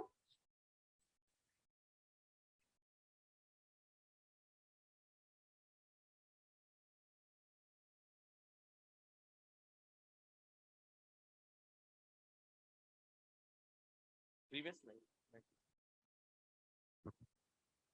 Well, good afternoon all. Myself Danish, and I am working as an associate professor in Amity University in Tashkent. And the topic for today's presentation of my research paper is Intelligent Assessment of the Visual Ecology of the Urban Environment. And if you have attended the presentation, a keynote of Dr. Danella, who is the head of urban environment there in Vologad State Technical University, you must relate my presentation with the presentation of Dr. Danella. It is like in continuation with that also, or you can say it is a part of that, because we all are working on the same projects. Next, okay. Previous slide, please. Okay. So before starting my presentation, because I am the person, because this is on this 5 people are working on this particular project. It is a funded project by Asian Science Foundation, and my part is the coding part. They give me the mathematical model, And I used to convert into some libraries as per their model, and I reverted back. So my role is that in that. So this is a declaration because maybe some question can be asked by you and I will not be able to answer in that because that is suggested by them not to make it public until the project is complete. But I will try to answer the best common questions. Next slide. So in this paper, what we have covered, we have covered about the two cases. Like we are detecting like ecologies, that is abnormal ecologies. So we are taking about two cases. First case is about, we are talking about visual pollution. Visual pollution is, as we have seen in Tashkent also, because Tashkent architecture of the is also based on the Russian architecture. And we are working with for that Russian architecture, that what we see as in India, we see lot of ads are there. Annoying ads we can see everywhere around in India, like on highways, outside the building, somewhere, right? But in Tashkent, it is not allowed. In the same way, we are working to identify that. That is the visual pollution on vertical services. So we are trying to find on vertical services. And second is, we are working on, like, in Tashkent also, we must have seen nearby our apartments, we have a small garbage collection house. And in garbage collection house, we have containers. Sometimes the containers are overfilled and sometimes the containers are empty. And when the containers are empty, even then the collection van comes. So we are trying to solve that problem also. And a little bit of that we have solved it. So next slide. Okay. So this is all what, this is all what about Dr. Daniela was talking about. And in this presentation, I will be covering about only visual pollution and garbage collectors. But this is all what he was covering in his talk. Next slide. Okay. So I'm not telling you the inside, but I'm telling you the overview, how we work. So first we are creating a database for images, because why it is required? We can use the existing data set also, but why it is required? Like if I am seeing a hoarding, if Amity has written outside Amity, so it is not a visual pollution because it is the place Amity, and they have to at least advertise outside their building. That is allowed as per government policy. So we are making databases for that also. So what we are doing, we are just creating a database, getting onto the location maps. We are using Yandex map there and their libraries. Then we have two methods for collecting. Either we can take it from Yandex map images, or there could be a human who is going to capture the images. A human can also capture. So what we have, who is taking the picture, and it can be taken by the human or it can be taken by the software. And then we are just saving it in the form of screenshots if it is taken by the software. And if human is capturing, it is a proper image, high resolution image is there. Next. Ma'am, previous slide? Previous, yes, yes, okay. Then after collecting images, we have our own set of libraries by which, that is based on neural network, definitely. We are using as a base network, neural network, but that is much ahead of it. We have done much work, we have modified that work. And that is, we work the neural networks and then we detect about the visual pollution. Then we say, okay, if that object is maybe, because it is not 100% accurate. If the object is detected, then we save the image. And if the object is not detected, we skip the image and we reiterate the process for that particular image. Okay. Next slide. Okay. Then, if the object is identified well, then what we have to do? What we do, we mark that images on the map so that the government officials or the person who will be using our maps can, like when we are searching for like gas stations, we search on Google gas station. So we can find that images. Someone have marked them for us. If you are searching for saloon, we can search for saloon. In the same way, in near future, if you want to be searching that who all the buildings that are violating government laws against advertisement, or who are having the visual pollution, means some contents which are not allowed written on the buildings, you will be able to identify that buildings because we are going to mark it soon. That map we are calling it as heat map. That is what we are saying. We select the pollutants and then we are marking it on map. Next slide. Okay. So this is the actual image taken by Yandex map. This is a vertical image. And then what you can see that there is some visual pollution in that. Next slide. And what we have identified the visual pollution means the tag that should not be there. Some advertising material or someone had written something. Next slide. This is about visual pollution, and I started with two problems: visual pollution and about empty garbage. This is the last year image taken at the time of snow. The CCTV, we are using the CCTV footage coverage, and it was taken last year in the November. So you can see the empty garbage is there, empty bar. So means if this information is conveyed to the vehicles transport department, so the vehicle will not be coming. So it is like a snowing area, and in snowing it is really difficult for vehicles to move also. We all know that. So the vehicle will not be coming for garbage collection at these centers because they will be knowing there are 4 containers, 2 are half full and 2 are full. So it will be easy for them to track. So, and we are utilizing the CCTV footage. We are not taking any additional camera, low resolution images. We are working with the low resolution images for that. Because here accuracy is not required. Okay, we just predict, okay, if it is empty or full. We are not concerned what type of garbage is there. So low resolution image will work there, and it's working. Next. Okay, so in this way, we mark it. We will be marking, and you will be able to see. The green means they are following the rules, and the red will be that they are not following the rules, or there is some noise pollution or maybe some issues that is not following the regulatory authorities. Next. So this is the references are many. We have mentioned in the paper, but due to short of space, I just mentioned only 14. But if you check the paper, it is more than 40. Next. Thank you for listening. I made it short and brief. And if you have any questions, you can ask me. But this is what the coding part I'm handling it out here, creating the library for that so that the things can be done easily. And we are working on more language, that is the Dragon. Like Python, we all use. We have one more our own language.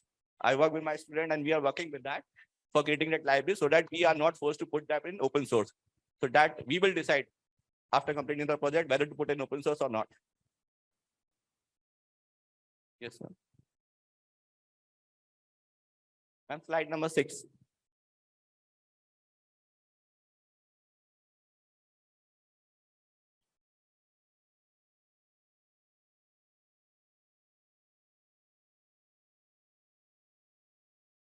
In the flow chart,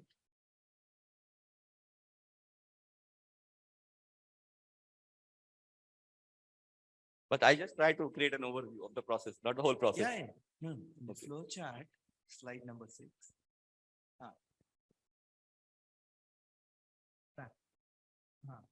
Here, is it necessary that you have to put 2 boxes there? 1 box is sufficient. Yes, that's what I just. All right. No. In that case, 2 different boxes. Yeah, that is required. Okay. So because when you are skipping an image and you are saving an image, again we are taking decision. Again, we are just checking whether the image has been successfully saved or not. If not saved, because there could be a case, I am saving an image, but my system could not accept it. So this is required, sir. This is not like this. Because I am saving an image. Sometimes it happens the image is not properly saved in the system. We have to double check it. So if it is not saved, then we have to repeat the process because now the image is not in the buffer. We have to repeat the whole process by a single mistake. Thank you.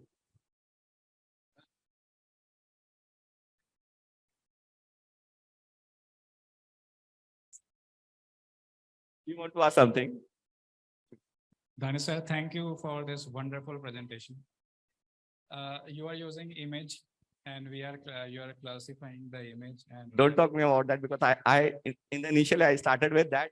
They gave me the model and I code. So I cannot say what is the model they are using. But just wanted to ask small thing. Are you using convolution neural network in? So I cannot disclose. I started.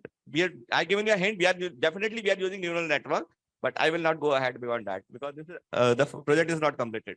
Thank you, sir. Thank you. Okay. But you can email me or you can discuss me. I can discuss you in personally. I can show you how we work because I trust that it will be secret, but in public, I am not authorized for that. That's why I use the declaration in the starting. No problem. And I'm really sorry for that, but No I can discuss in person. Thank you, sir. It was Thank you. really wonderful presentation. Thank you.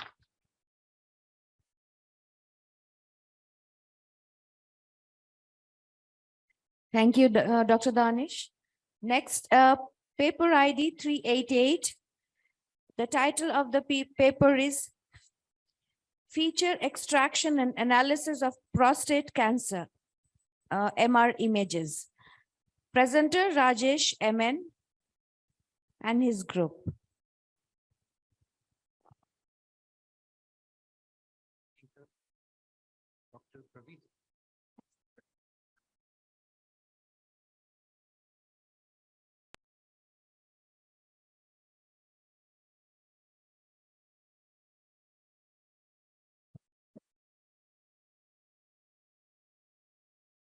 Thank you. Hi all, good evening. I believe it's already evening. And thanks for letting me present here in this forum and panel. Good day for you also, and thank you. So I represent, I'm doing research in Jain University on specifically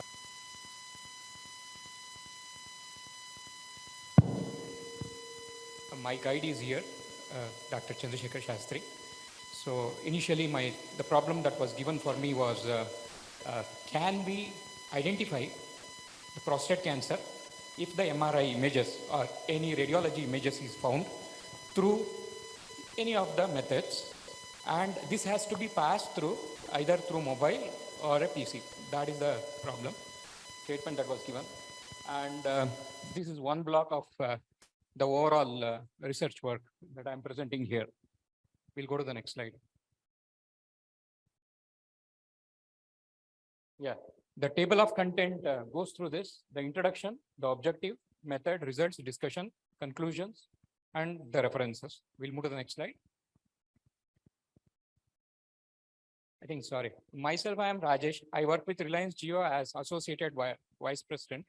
So that's about me. And I'm a research scholar here with Jain University. My apologies. Okay. So we'll not go through all of this. The simple idea of this is, what are the different methods to identify the prostate cancer? Is there any serum that could be used that is called PSA? Is there any imaging modalities that could be used? Right now, it's MRI images, which will be good enough to identify the prostate cancer. Prostate cancer, the prostate gland itself is located in such a place wherein you will have to have a proper imaging modality to identify it. And MRI is the best one. Okay, we'll go to the next slide. So we start with the image processing, basically. Collect the images. Next, we will have to segment it. Before segmenting, we have the pre-processing, segment it, classify. So these are the 4 stages. I repeat again. So we acquire the images, pre-process the images, segment the images. The 4th one is we go for the classification. Now, is there any method directly wherein, get the image, then push it to some models, and then we can classify? Yes, that is possible, but that is not part of my particular paper here. So this paper speaks about acquiring the image and sitting with the radiologist, identifying the lesions, marking out region of interest, and then once the lesions are identified,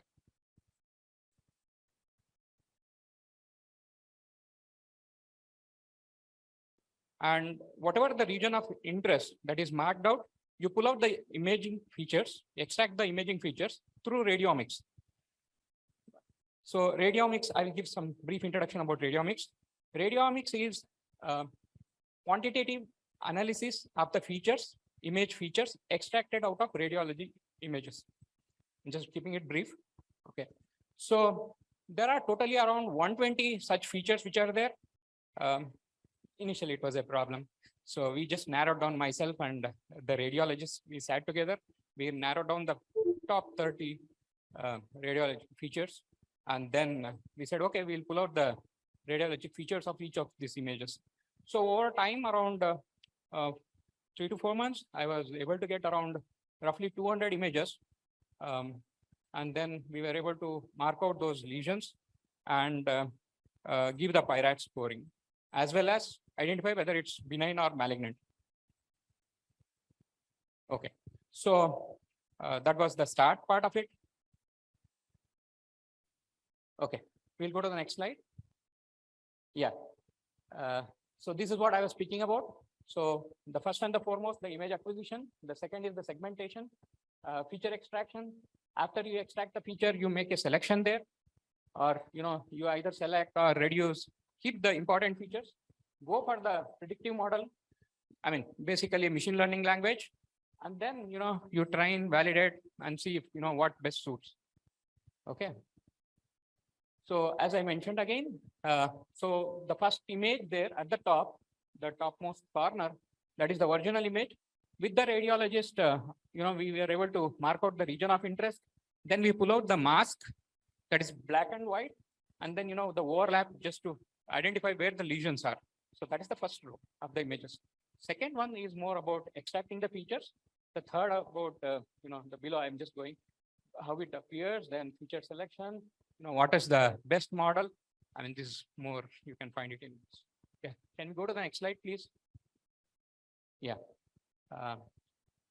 Okay, I think I spoke some of them, but I'll touch base on what are the important things. So yeah, we identified around 29 features, 30, but one was an overlap. So it comes to around 29 features.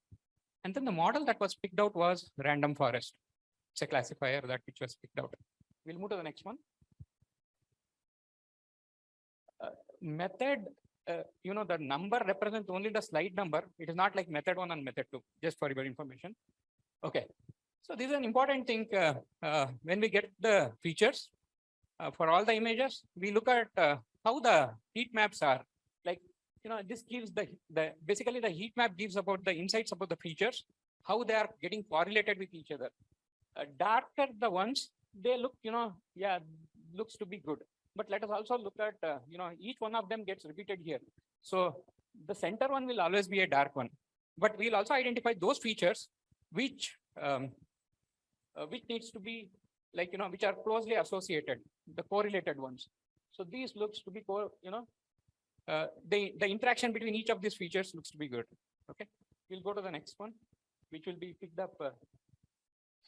Okay, so so these were some of the features that were pulled out, and for whether it's minimum, max, because I can't put all the data there, so I have to just get the minimum, max values for each one of those benign and malignancy, and then get the information out. We'll go to the next one. Next slide, please. Yeah, this is how the importance comes out when I extract. Okay. The first one is cortosis, forces, and dizziness, maximum energy. These stands out as important features which were pulled out of the, extracted features. Yeah, we'll go to the next slide. Yeah, basically this slide is about how the dispersion happens based on the scatter plots. So, are there any outliers? How the dispersion happens for each of those features? That is something which is put out here. We'll go to the next slide, please. Yeah, finally about the results. So, I think the most important thing is about the accuracy. Accuracy came to around 86%, but is it the best one? Sorry, the proposed one comes to 86%. Is it the best one? No, we have worked upon, myself and my guide, we have worked upon, and we have arrived at 97%, but that's a different model altogether. But for this paper, it's about 86%. That is the best one. So the lowest one was around 76 or 78, and then the highest is 186. So how we did was, we went through looking at different hyperparameters to be tuned. Those are all there since. So we worked on it, and then we were able to pull up to 86%. And yeah, FN score was 92. We'll go to the next slide. I think this is all about what accuracies we have got. Okay. So cortosis was one of the features which was identified as one of the important ones, followed by pauses and dizziness. Random forest is the ML model that was considered, which we use. The gaps part of it, this is something very important as data scientists, because we were constrained. We were constrained by the number of images that we get, because prostate cancer in itself gets identified at a later stage of time. I will never have a balanced data set. It's not like, I have a lesion and it is benign, very rare. By the time a person goes to the hospital and to do a check or MRI, it will already would have gone to 4 or 5. That's what I have found in terms of pyrite scoring. So that was one of the problems. And we have to do a data set balancing. It's because of this benign and malignant unevenness or unbalanced data set, number of samples that were picked. Then there are other quantitative methods that should be actually done, like pre-processing. One I have spoken about the data set balancing. The others would be the scaling of the features, values in itself. And those could be right. The third one would be, is there any other models that could be done, tried and we get a better results? We already done it, but for this paper, yes, random forest was found to be useful. Yeah, these were some of the gaps that were found. So this gaps is itself was another motivation to come out and come out with another paper in itself. Yeah. So this fits into one of the one of the slices of the overall research. The other parts are going on. So I'm working on the prostate cancer. A similar study can be used for other cancers, identifying of the other cancers. Okay, thanks. Thanks everybody for patient listening. If you have any questions, I can take it. Thank you.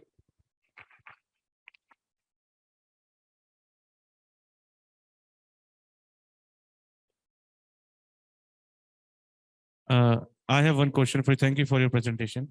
I have only simple question. Which Tesla magnetic resonance machine you use for your results? Oh, this is coming from Siemens. Siemens that was used. T2 imaging was one which was used. But I mean, which Tesla it was? 0.5, 1, 1.5? 2. 2. Tesla 2. Okay, thank you. Anything else?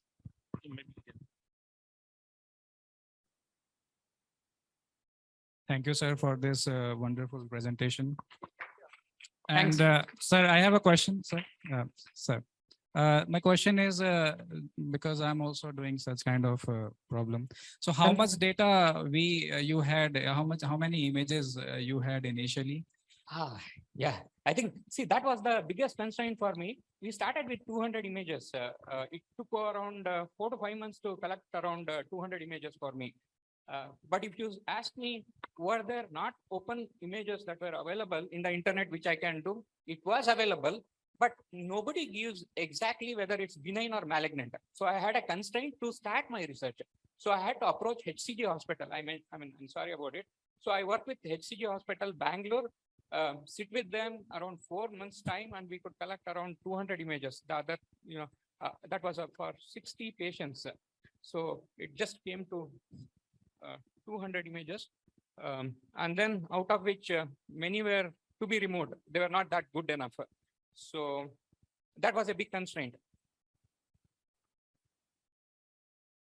Hello. So whenever we, am I audible? Yeah. So whenever we take the medical images analysis, the biggest constraint is the imbalance of the data, because most of the data which you will be having will be negative, or we can say benign, and the malignant data will be like very less. So how do you take care of this data imbalance problem? Actually, it was other way around. For me, the prostate cancer gets detected at a very later stage. Men have a problem, like, they don't actually speak out about their health very often like a female. I mean, nothing, no comments or nothing to be taken at personal level. But, we don't complain. There is a social problem. And that is where, and even in India, it's not that we go for a regular testing after 45 years of age. That is another constraint. But in Europe and US, there is good amount of study and your cancer will be detected early. So your case that, benign getting detected in huge numbers and then malignant less is a reverse case. So I'm speaking only about this particular use case is about Bangalore use case, Bangalore hospital use case. So coming to the data balancing part of it, there are undersampling, oversampling. I will not go to it, but smart, appears to be the best. SMOTE, if you apply for data balancing. Rest of it, we will get it. Probably the last question is that you have used decision tree classifier here. So, but while using images, convolution neural network is the go-to choice for the researchers. So why have you not used a convolution neural network? And lastly, for Wait, hold. I'll answer this question. So specifically for this question, I think I started with the very first, when my guide asked me, can you do it? The first thing that came to me is, how fast I can do it. I jumped to the deep learning part of it, efficient net and ResNet 50 something. Those models really gave me very good accuracies and they are separate papers. This is my 12th paper. So after that, I started splitting each of these stages in image processing and coming out with at least 1 or 2 papers. Okay. Frankly, I'm doing research for research sake, nothing associated with it. So I hope I answered your question. That was deep learning. Now, here it's more about feature selection. When we go for deep learning, we don't do feature selection. You have just an a flag to set a pre-processing or not to enable it, disable it, sort of a thing. Feature selection, you don't do it in deep learning. You just have the image, you run through it, and you get the results. did you use any statistical technique for feature selection here, like principal component analysis or anything like that? Again, that's the second part of the question. Actually, mutual information gives very good info, but again, it has its own constraints, ANOVA, but that is again not part of this. That's part of another paper that I actually presenting. Thank you. Any more questions? Sure.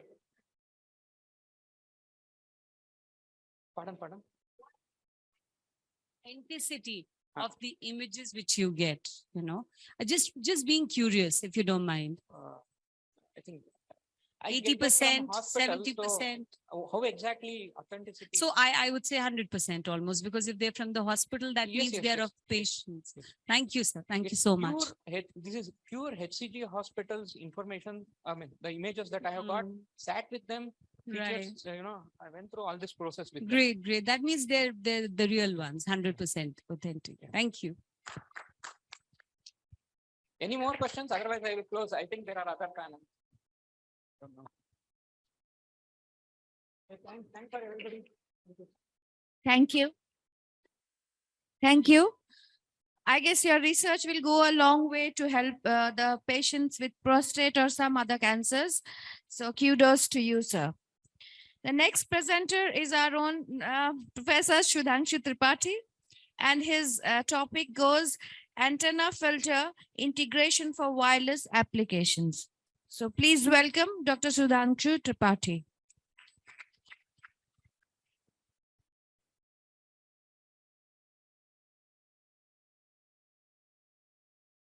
Yes, sir. Okay, sir.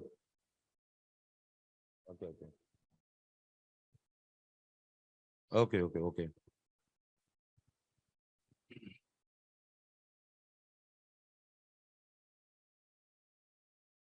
Yes. So, dear students, respected session chair, co-session chair, and my dear students, here I am going to present you my research work, which we did in collaboration with the Dr. Shilpam Saxena and Apu Srivastava, which is called antenna filter integration for wireless application. Okay, next slide, please. So what we are doing basically, that when we are looking for the design of the antenna, so in the earlier models, the antenna and filter parts both were separated along with the waveguide.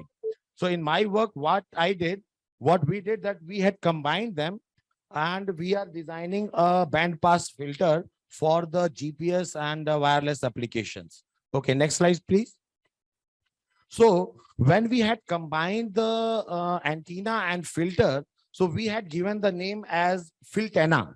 So this is a new word given to that. So which is basically the integration of antenna and filter together. Next slide, please. So this is the one of the work which has been done by the previous work done by someone, Professor Zuo. So where you can see that we have the antenna and filter cascade connection, which is on the ground plate. And in between this antenna and filter cascade connection, there is a dielectric plate is there. So by doing this, this work has been designed for the 4 gigahertz frequency. Next slide, please. Now, then there is a modification done in this design. Rather than doing the cascade one, what we did, we applied the parallel connection where we had used this antenna notch. So here you can see the antenna notch where antenna and filters are connected in parallel, and in between them, the connection is done via this hole.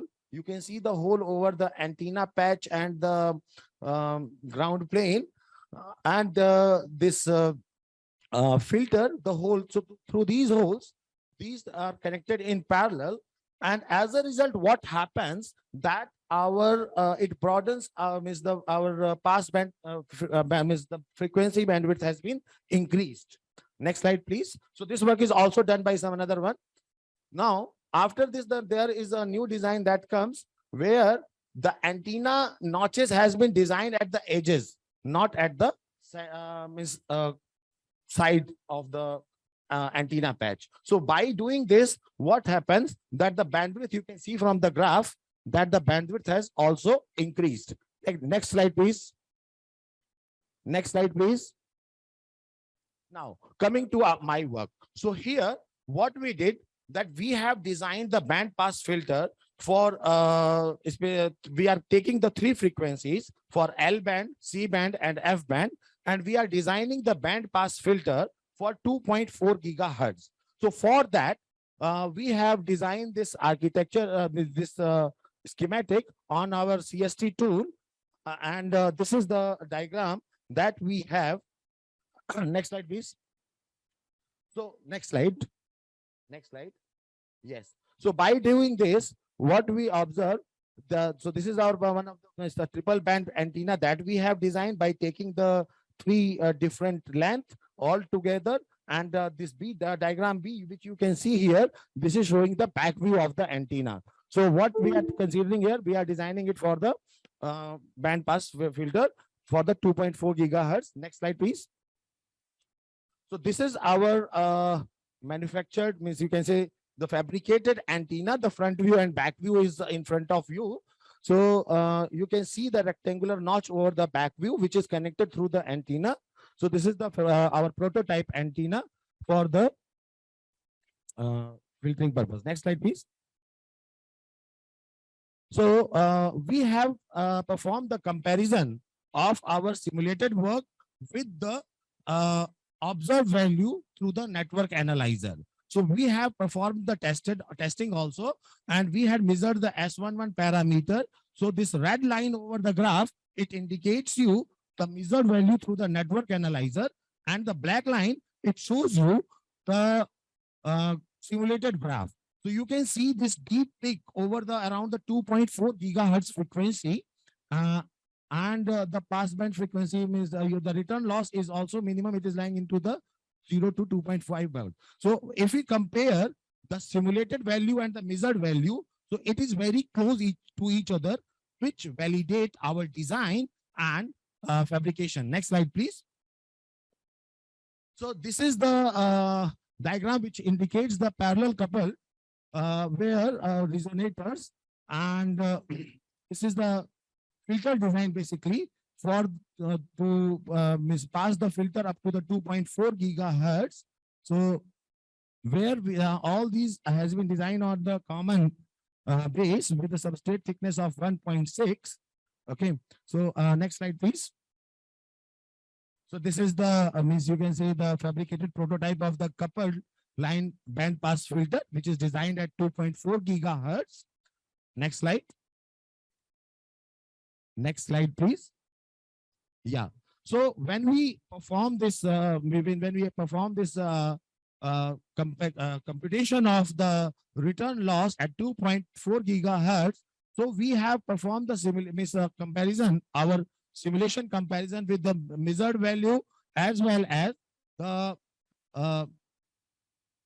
from the in the graph, the red line, it shows the simulated characteristic, and the green line, red and green line are showing you the simulated characteristics of the S parameter with respect to frequency, and the black line and the blue one, it is showing the measured value with the help of the network analyzer. So you can see that the simulated value and the measured value are very close to each other, and the pass band bandwidth is around 2.4 gigahertz. Next slide, please. So this is the front view of our design, where antenna is integrated with the 2.4 gigahertz band pass filter with the front view and back view design. And the next slide. Next slide. Yes. So this is the simulated, this is the graph which shows you that you can see that at 2.4 gigahertz, we are having the passband frequency, which is very clearly depicted here with a minimum return loss of 13.04 dB. Okay. Next slide, please, sir. So overall, by doing the integration of antenna and filter part together, what we are able to do, we are using it for the wireless applications. We are proposing it for the wireless application where we are, the three frequencies are coming and we are allowing the only one frequency to pass. So 12 band availability for the wireless using the loop loaded monopole integrated with band select filter and wide band availability by sandwich ground plane between an antenna and filter is achieved through this work. So that's all. Next slide, please. These are the set of references. Thank you. If there is any question, most welcome.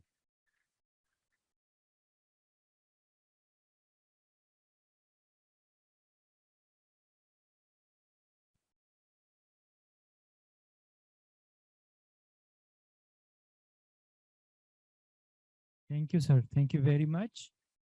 Thank you for the presentation. Is there any question or some insights from the session chairs also?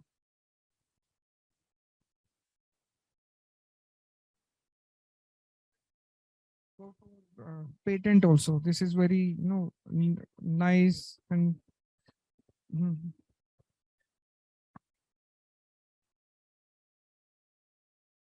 yes, your presentation was very, very good.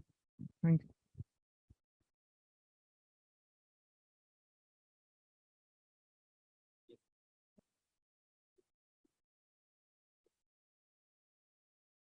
Thank you, sir. Thank you very much. Thank you. Sir, up to what level do you think does this enhance the entire performance? Would you comment on that just out of curiosity? I hope if you go just 20 years before, in your mobile phone, there was an antenna which is having this type of the tip. And nowadays, the antennas are hidden inside the mobile phone, right? This is because of this microstrip design. So we are working on this. We are miniaturization and integration is the possibility to improve the functionality of the device. So we are working on that. Thank you. Thank you. Thank you, sir. Thank you very much. So now we invite paper ID presenters, paper ID 133. Thank you, sir. You are Mr. Tanvir, sir. Thank you.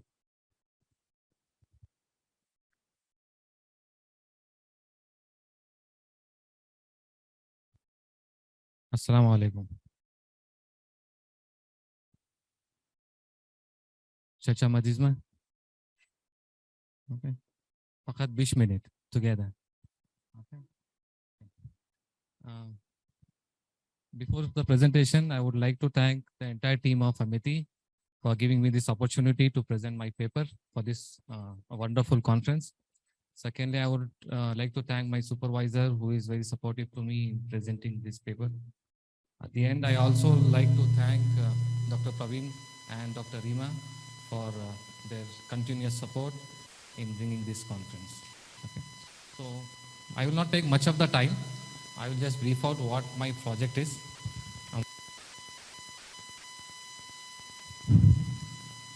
So it's the title says the pasteurization and estrus detection in cows and heifers.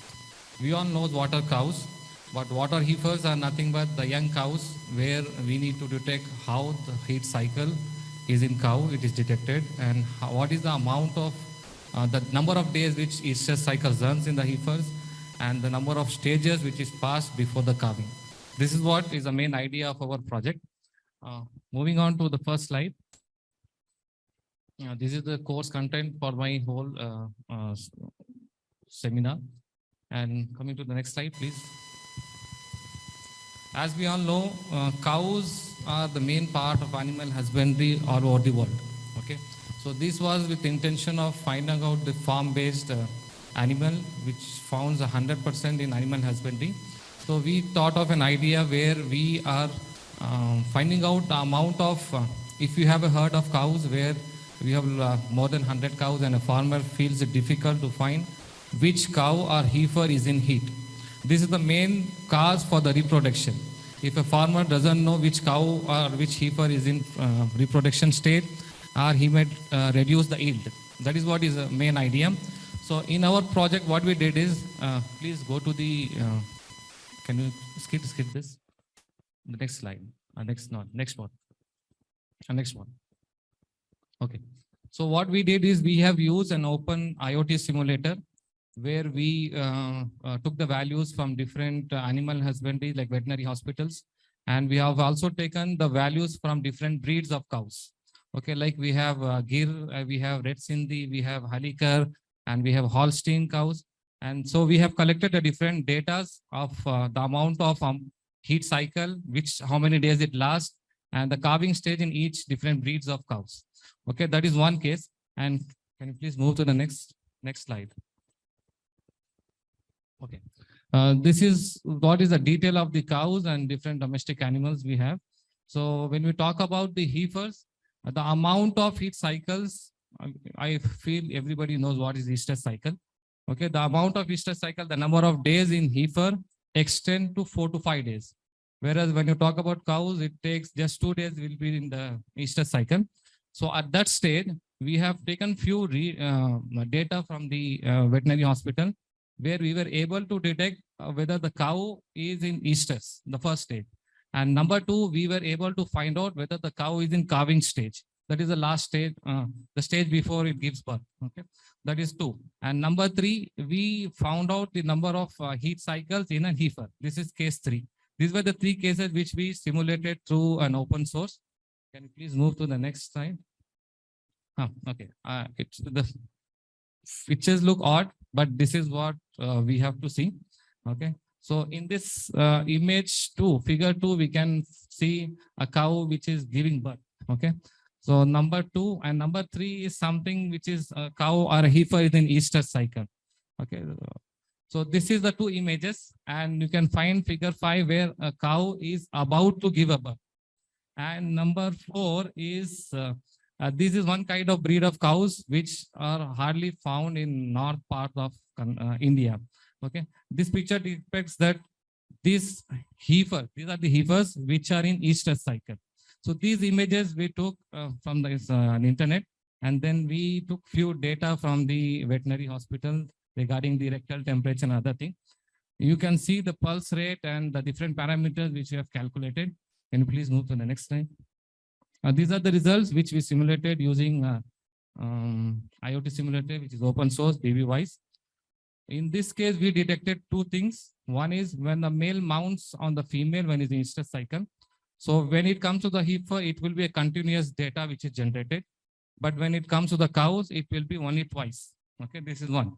And second thing is, when the cow is in calving stage, there will be no force exerted and there will be no mating of the male. Okay, it starts avoiding the male. So this is what is the result which we generated. And the very important part is we have detected the pH value. Okay. When it is in carving stage, we calculate the pH as a blood, okay, which is oozing out from the as a discharge. But when it is in Easter cycle, we have a white fluid which is coming, which is a different pH. So the blood for this particular thing, we have taken as 10, the pH value. And for the white discharge, we have kept it as 7. That's 7 chain, okay, normally. So this is what is the reading. And to find out whether the cow or a heifer is in healthy stage, we have calculated using a rumination rate. When cow continuously chews for 24 hours, we have a different value, which I have not specified here. This is what is shown in the result. Can you please move to the next slide? Okay. These are the few graphs which we plotted when a cow or the animal is in unhealthy state. And we have compared the values with the standard value which we got as a data set. Next one. And these are the few simulations from the Arduino, which through online, where we specified the temperature and other values, and we were able to detect. The next one. Yeah. So the extended future work can be like, we can also include different breeds of cows, which can be identified at the result based on the values of the pH and based on the values of Easter cycle. We can also identify the breed of cows. And this can also be extended to the other farm-based animals like sheep, that is eves or does. Next one. And these are the few references.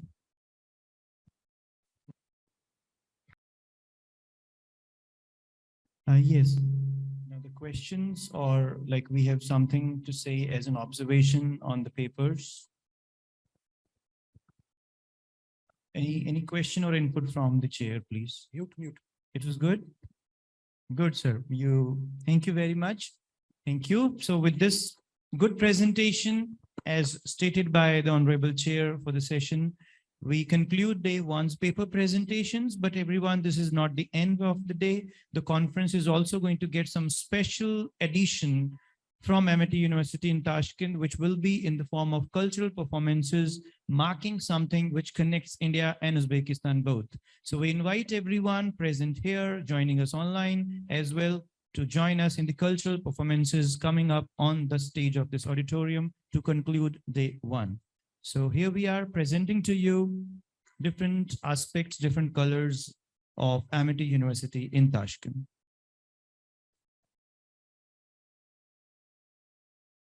We are ready with the music. We'll be having dances and we'll be having special performances by the students who are also part of the undergraduate degrees and the foundation course as well. The first performance is coming up from the foundation student.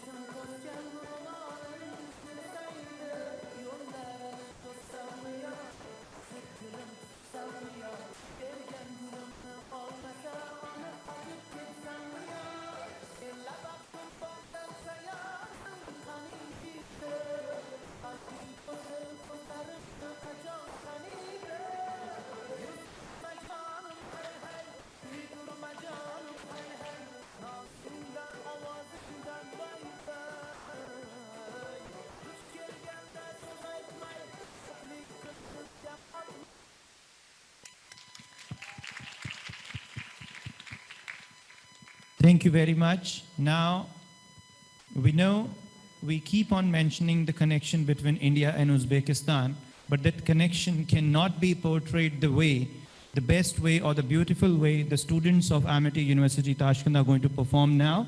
They're bringing up a song from India with the heart from Uzbekistan. We request you to be ready, and the music team is also ready for the song representing the cultural unity and the connection we have here. Yes, please.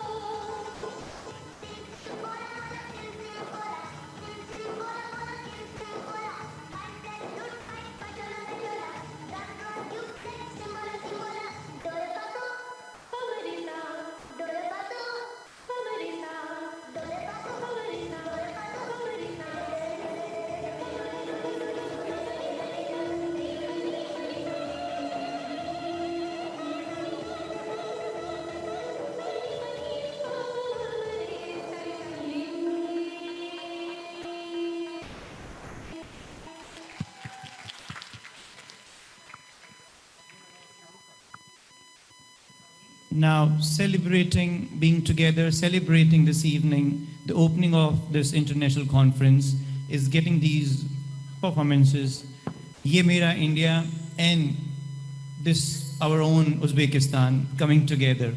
Now we have a performance of a song. So we request a student who represents that cultural unity between the two countries to please come up on the stage, take this microphone and bring up something which is from the movie that not just Indians, but all Bollywood fans recognize as one of the best ones.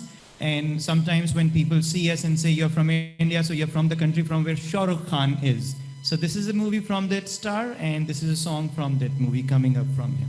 I want to make a speech. सबको नमस्ते, राम राम जी, स्वागत है। मैं बहुत अच्छा हूँ। हमारे university में बहुत बहुत स्वागत है। मेरा नाम सौरव है।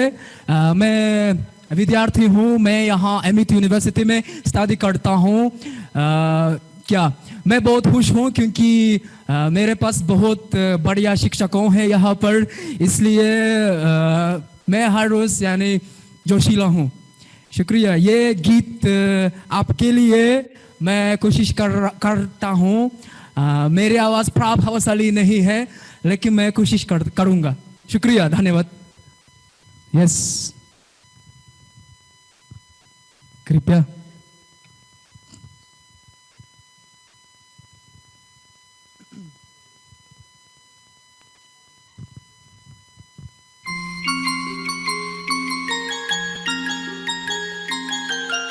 It should be mentioned that Uzbekistan and India have great connection links, right? That's why our grandparents, our parents really adore Bollywood. Since their childhood, they watch different kind of movies, songs.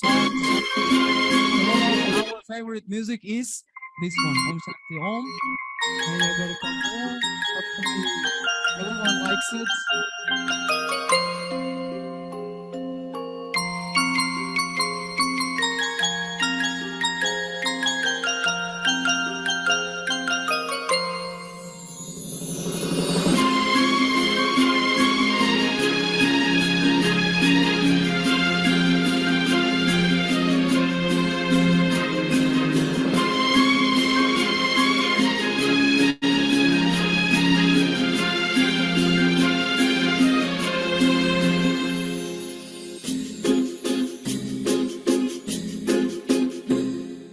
तुमको पाया है तो जैसे खोया हूँ, कहना चाहो भी तो तुमसे क्या कहूँ।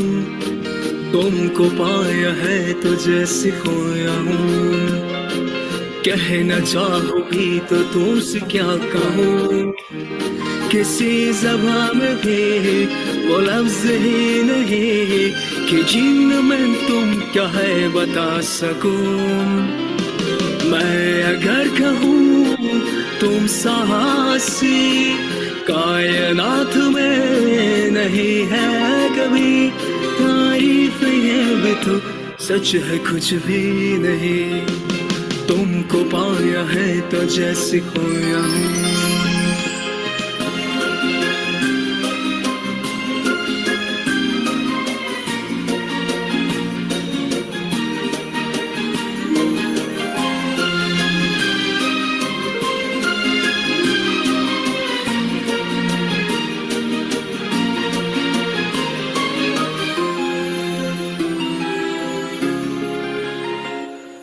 शोहियों में डूबे ये अदाएं, चेहरे से झलकी हुई है, जुल्फ की घनी कहे हथाएं, शान से ढलकी हुई है। लहरात आंचल है जैसे बादल, बाहों में भरी है जैसे चांदनी, रूप की चांदनी। मैं अगर कहूँ ये दिलकशी है नहीं कहीं, न होगी कभी तारीफ, ये भी तो सच है कुछ भी नहीं। तुमको पाया है तो जैसे खोया हूँ।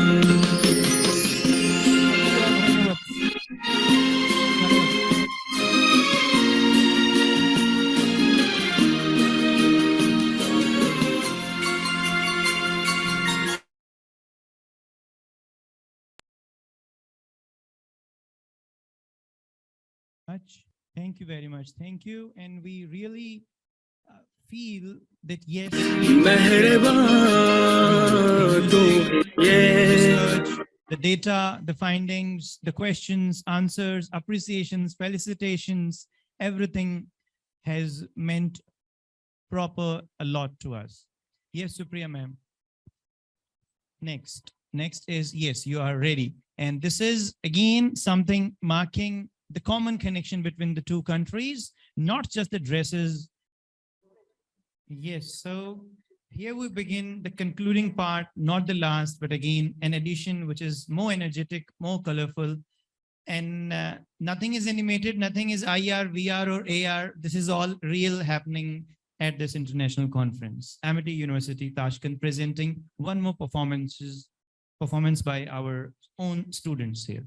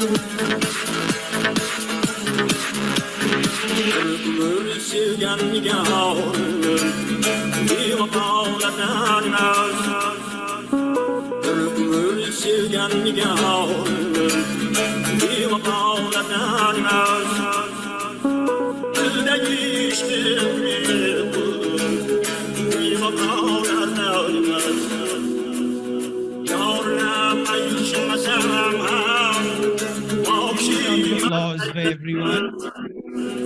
So we appreciate the style, the statement, the seriousness, as well as the energy and participation from every participant here. The tradition coming with the modern touch. Amity also celebrates this thing that we come up with the dedication. The modernity has to be empowered by our traditions. The smart and the beautiful people celebrating the opening. Thank you very much. The participants, the students who have made it all possible. And Dr. Supriya, well done by the team, by the cadets and commandants that you trained well. Thank you very much to the whole cultural team who has worked well on it. We thank everyone who worked on day one's successful opening.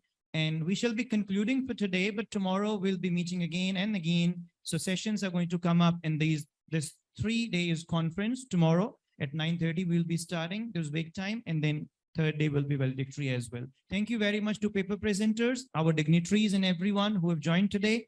We shall be concluding day one, and we'll be moving for a short break, which will be followed by dinner at 7 p.m. We thank everyone.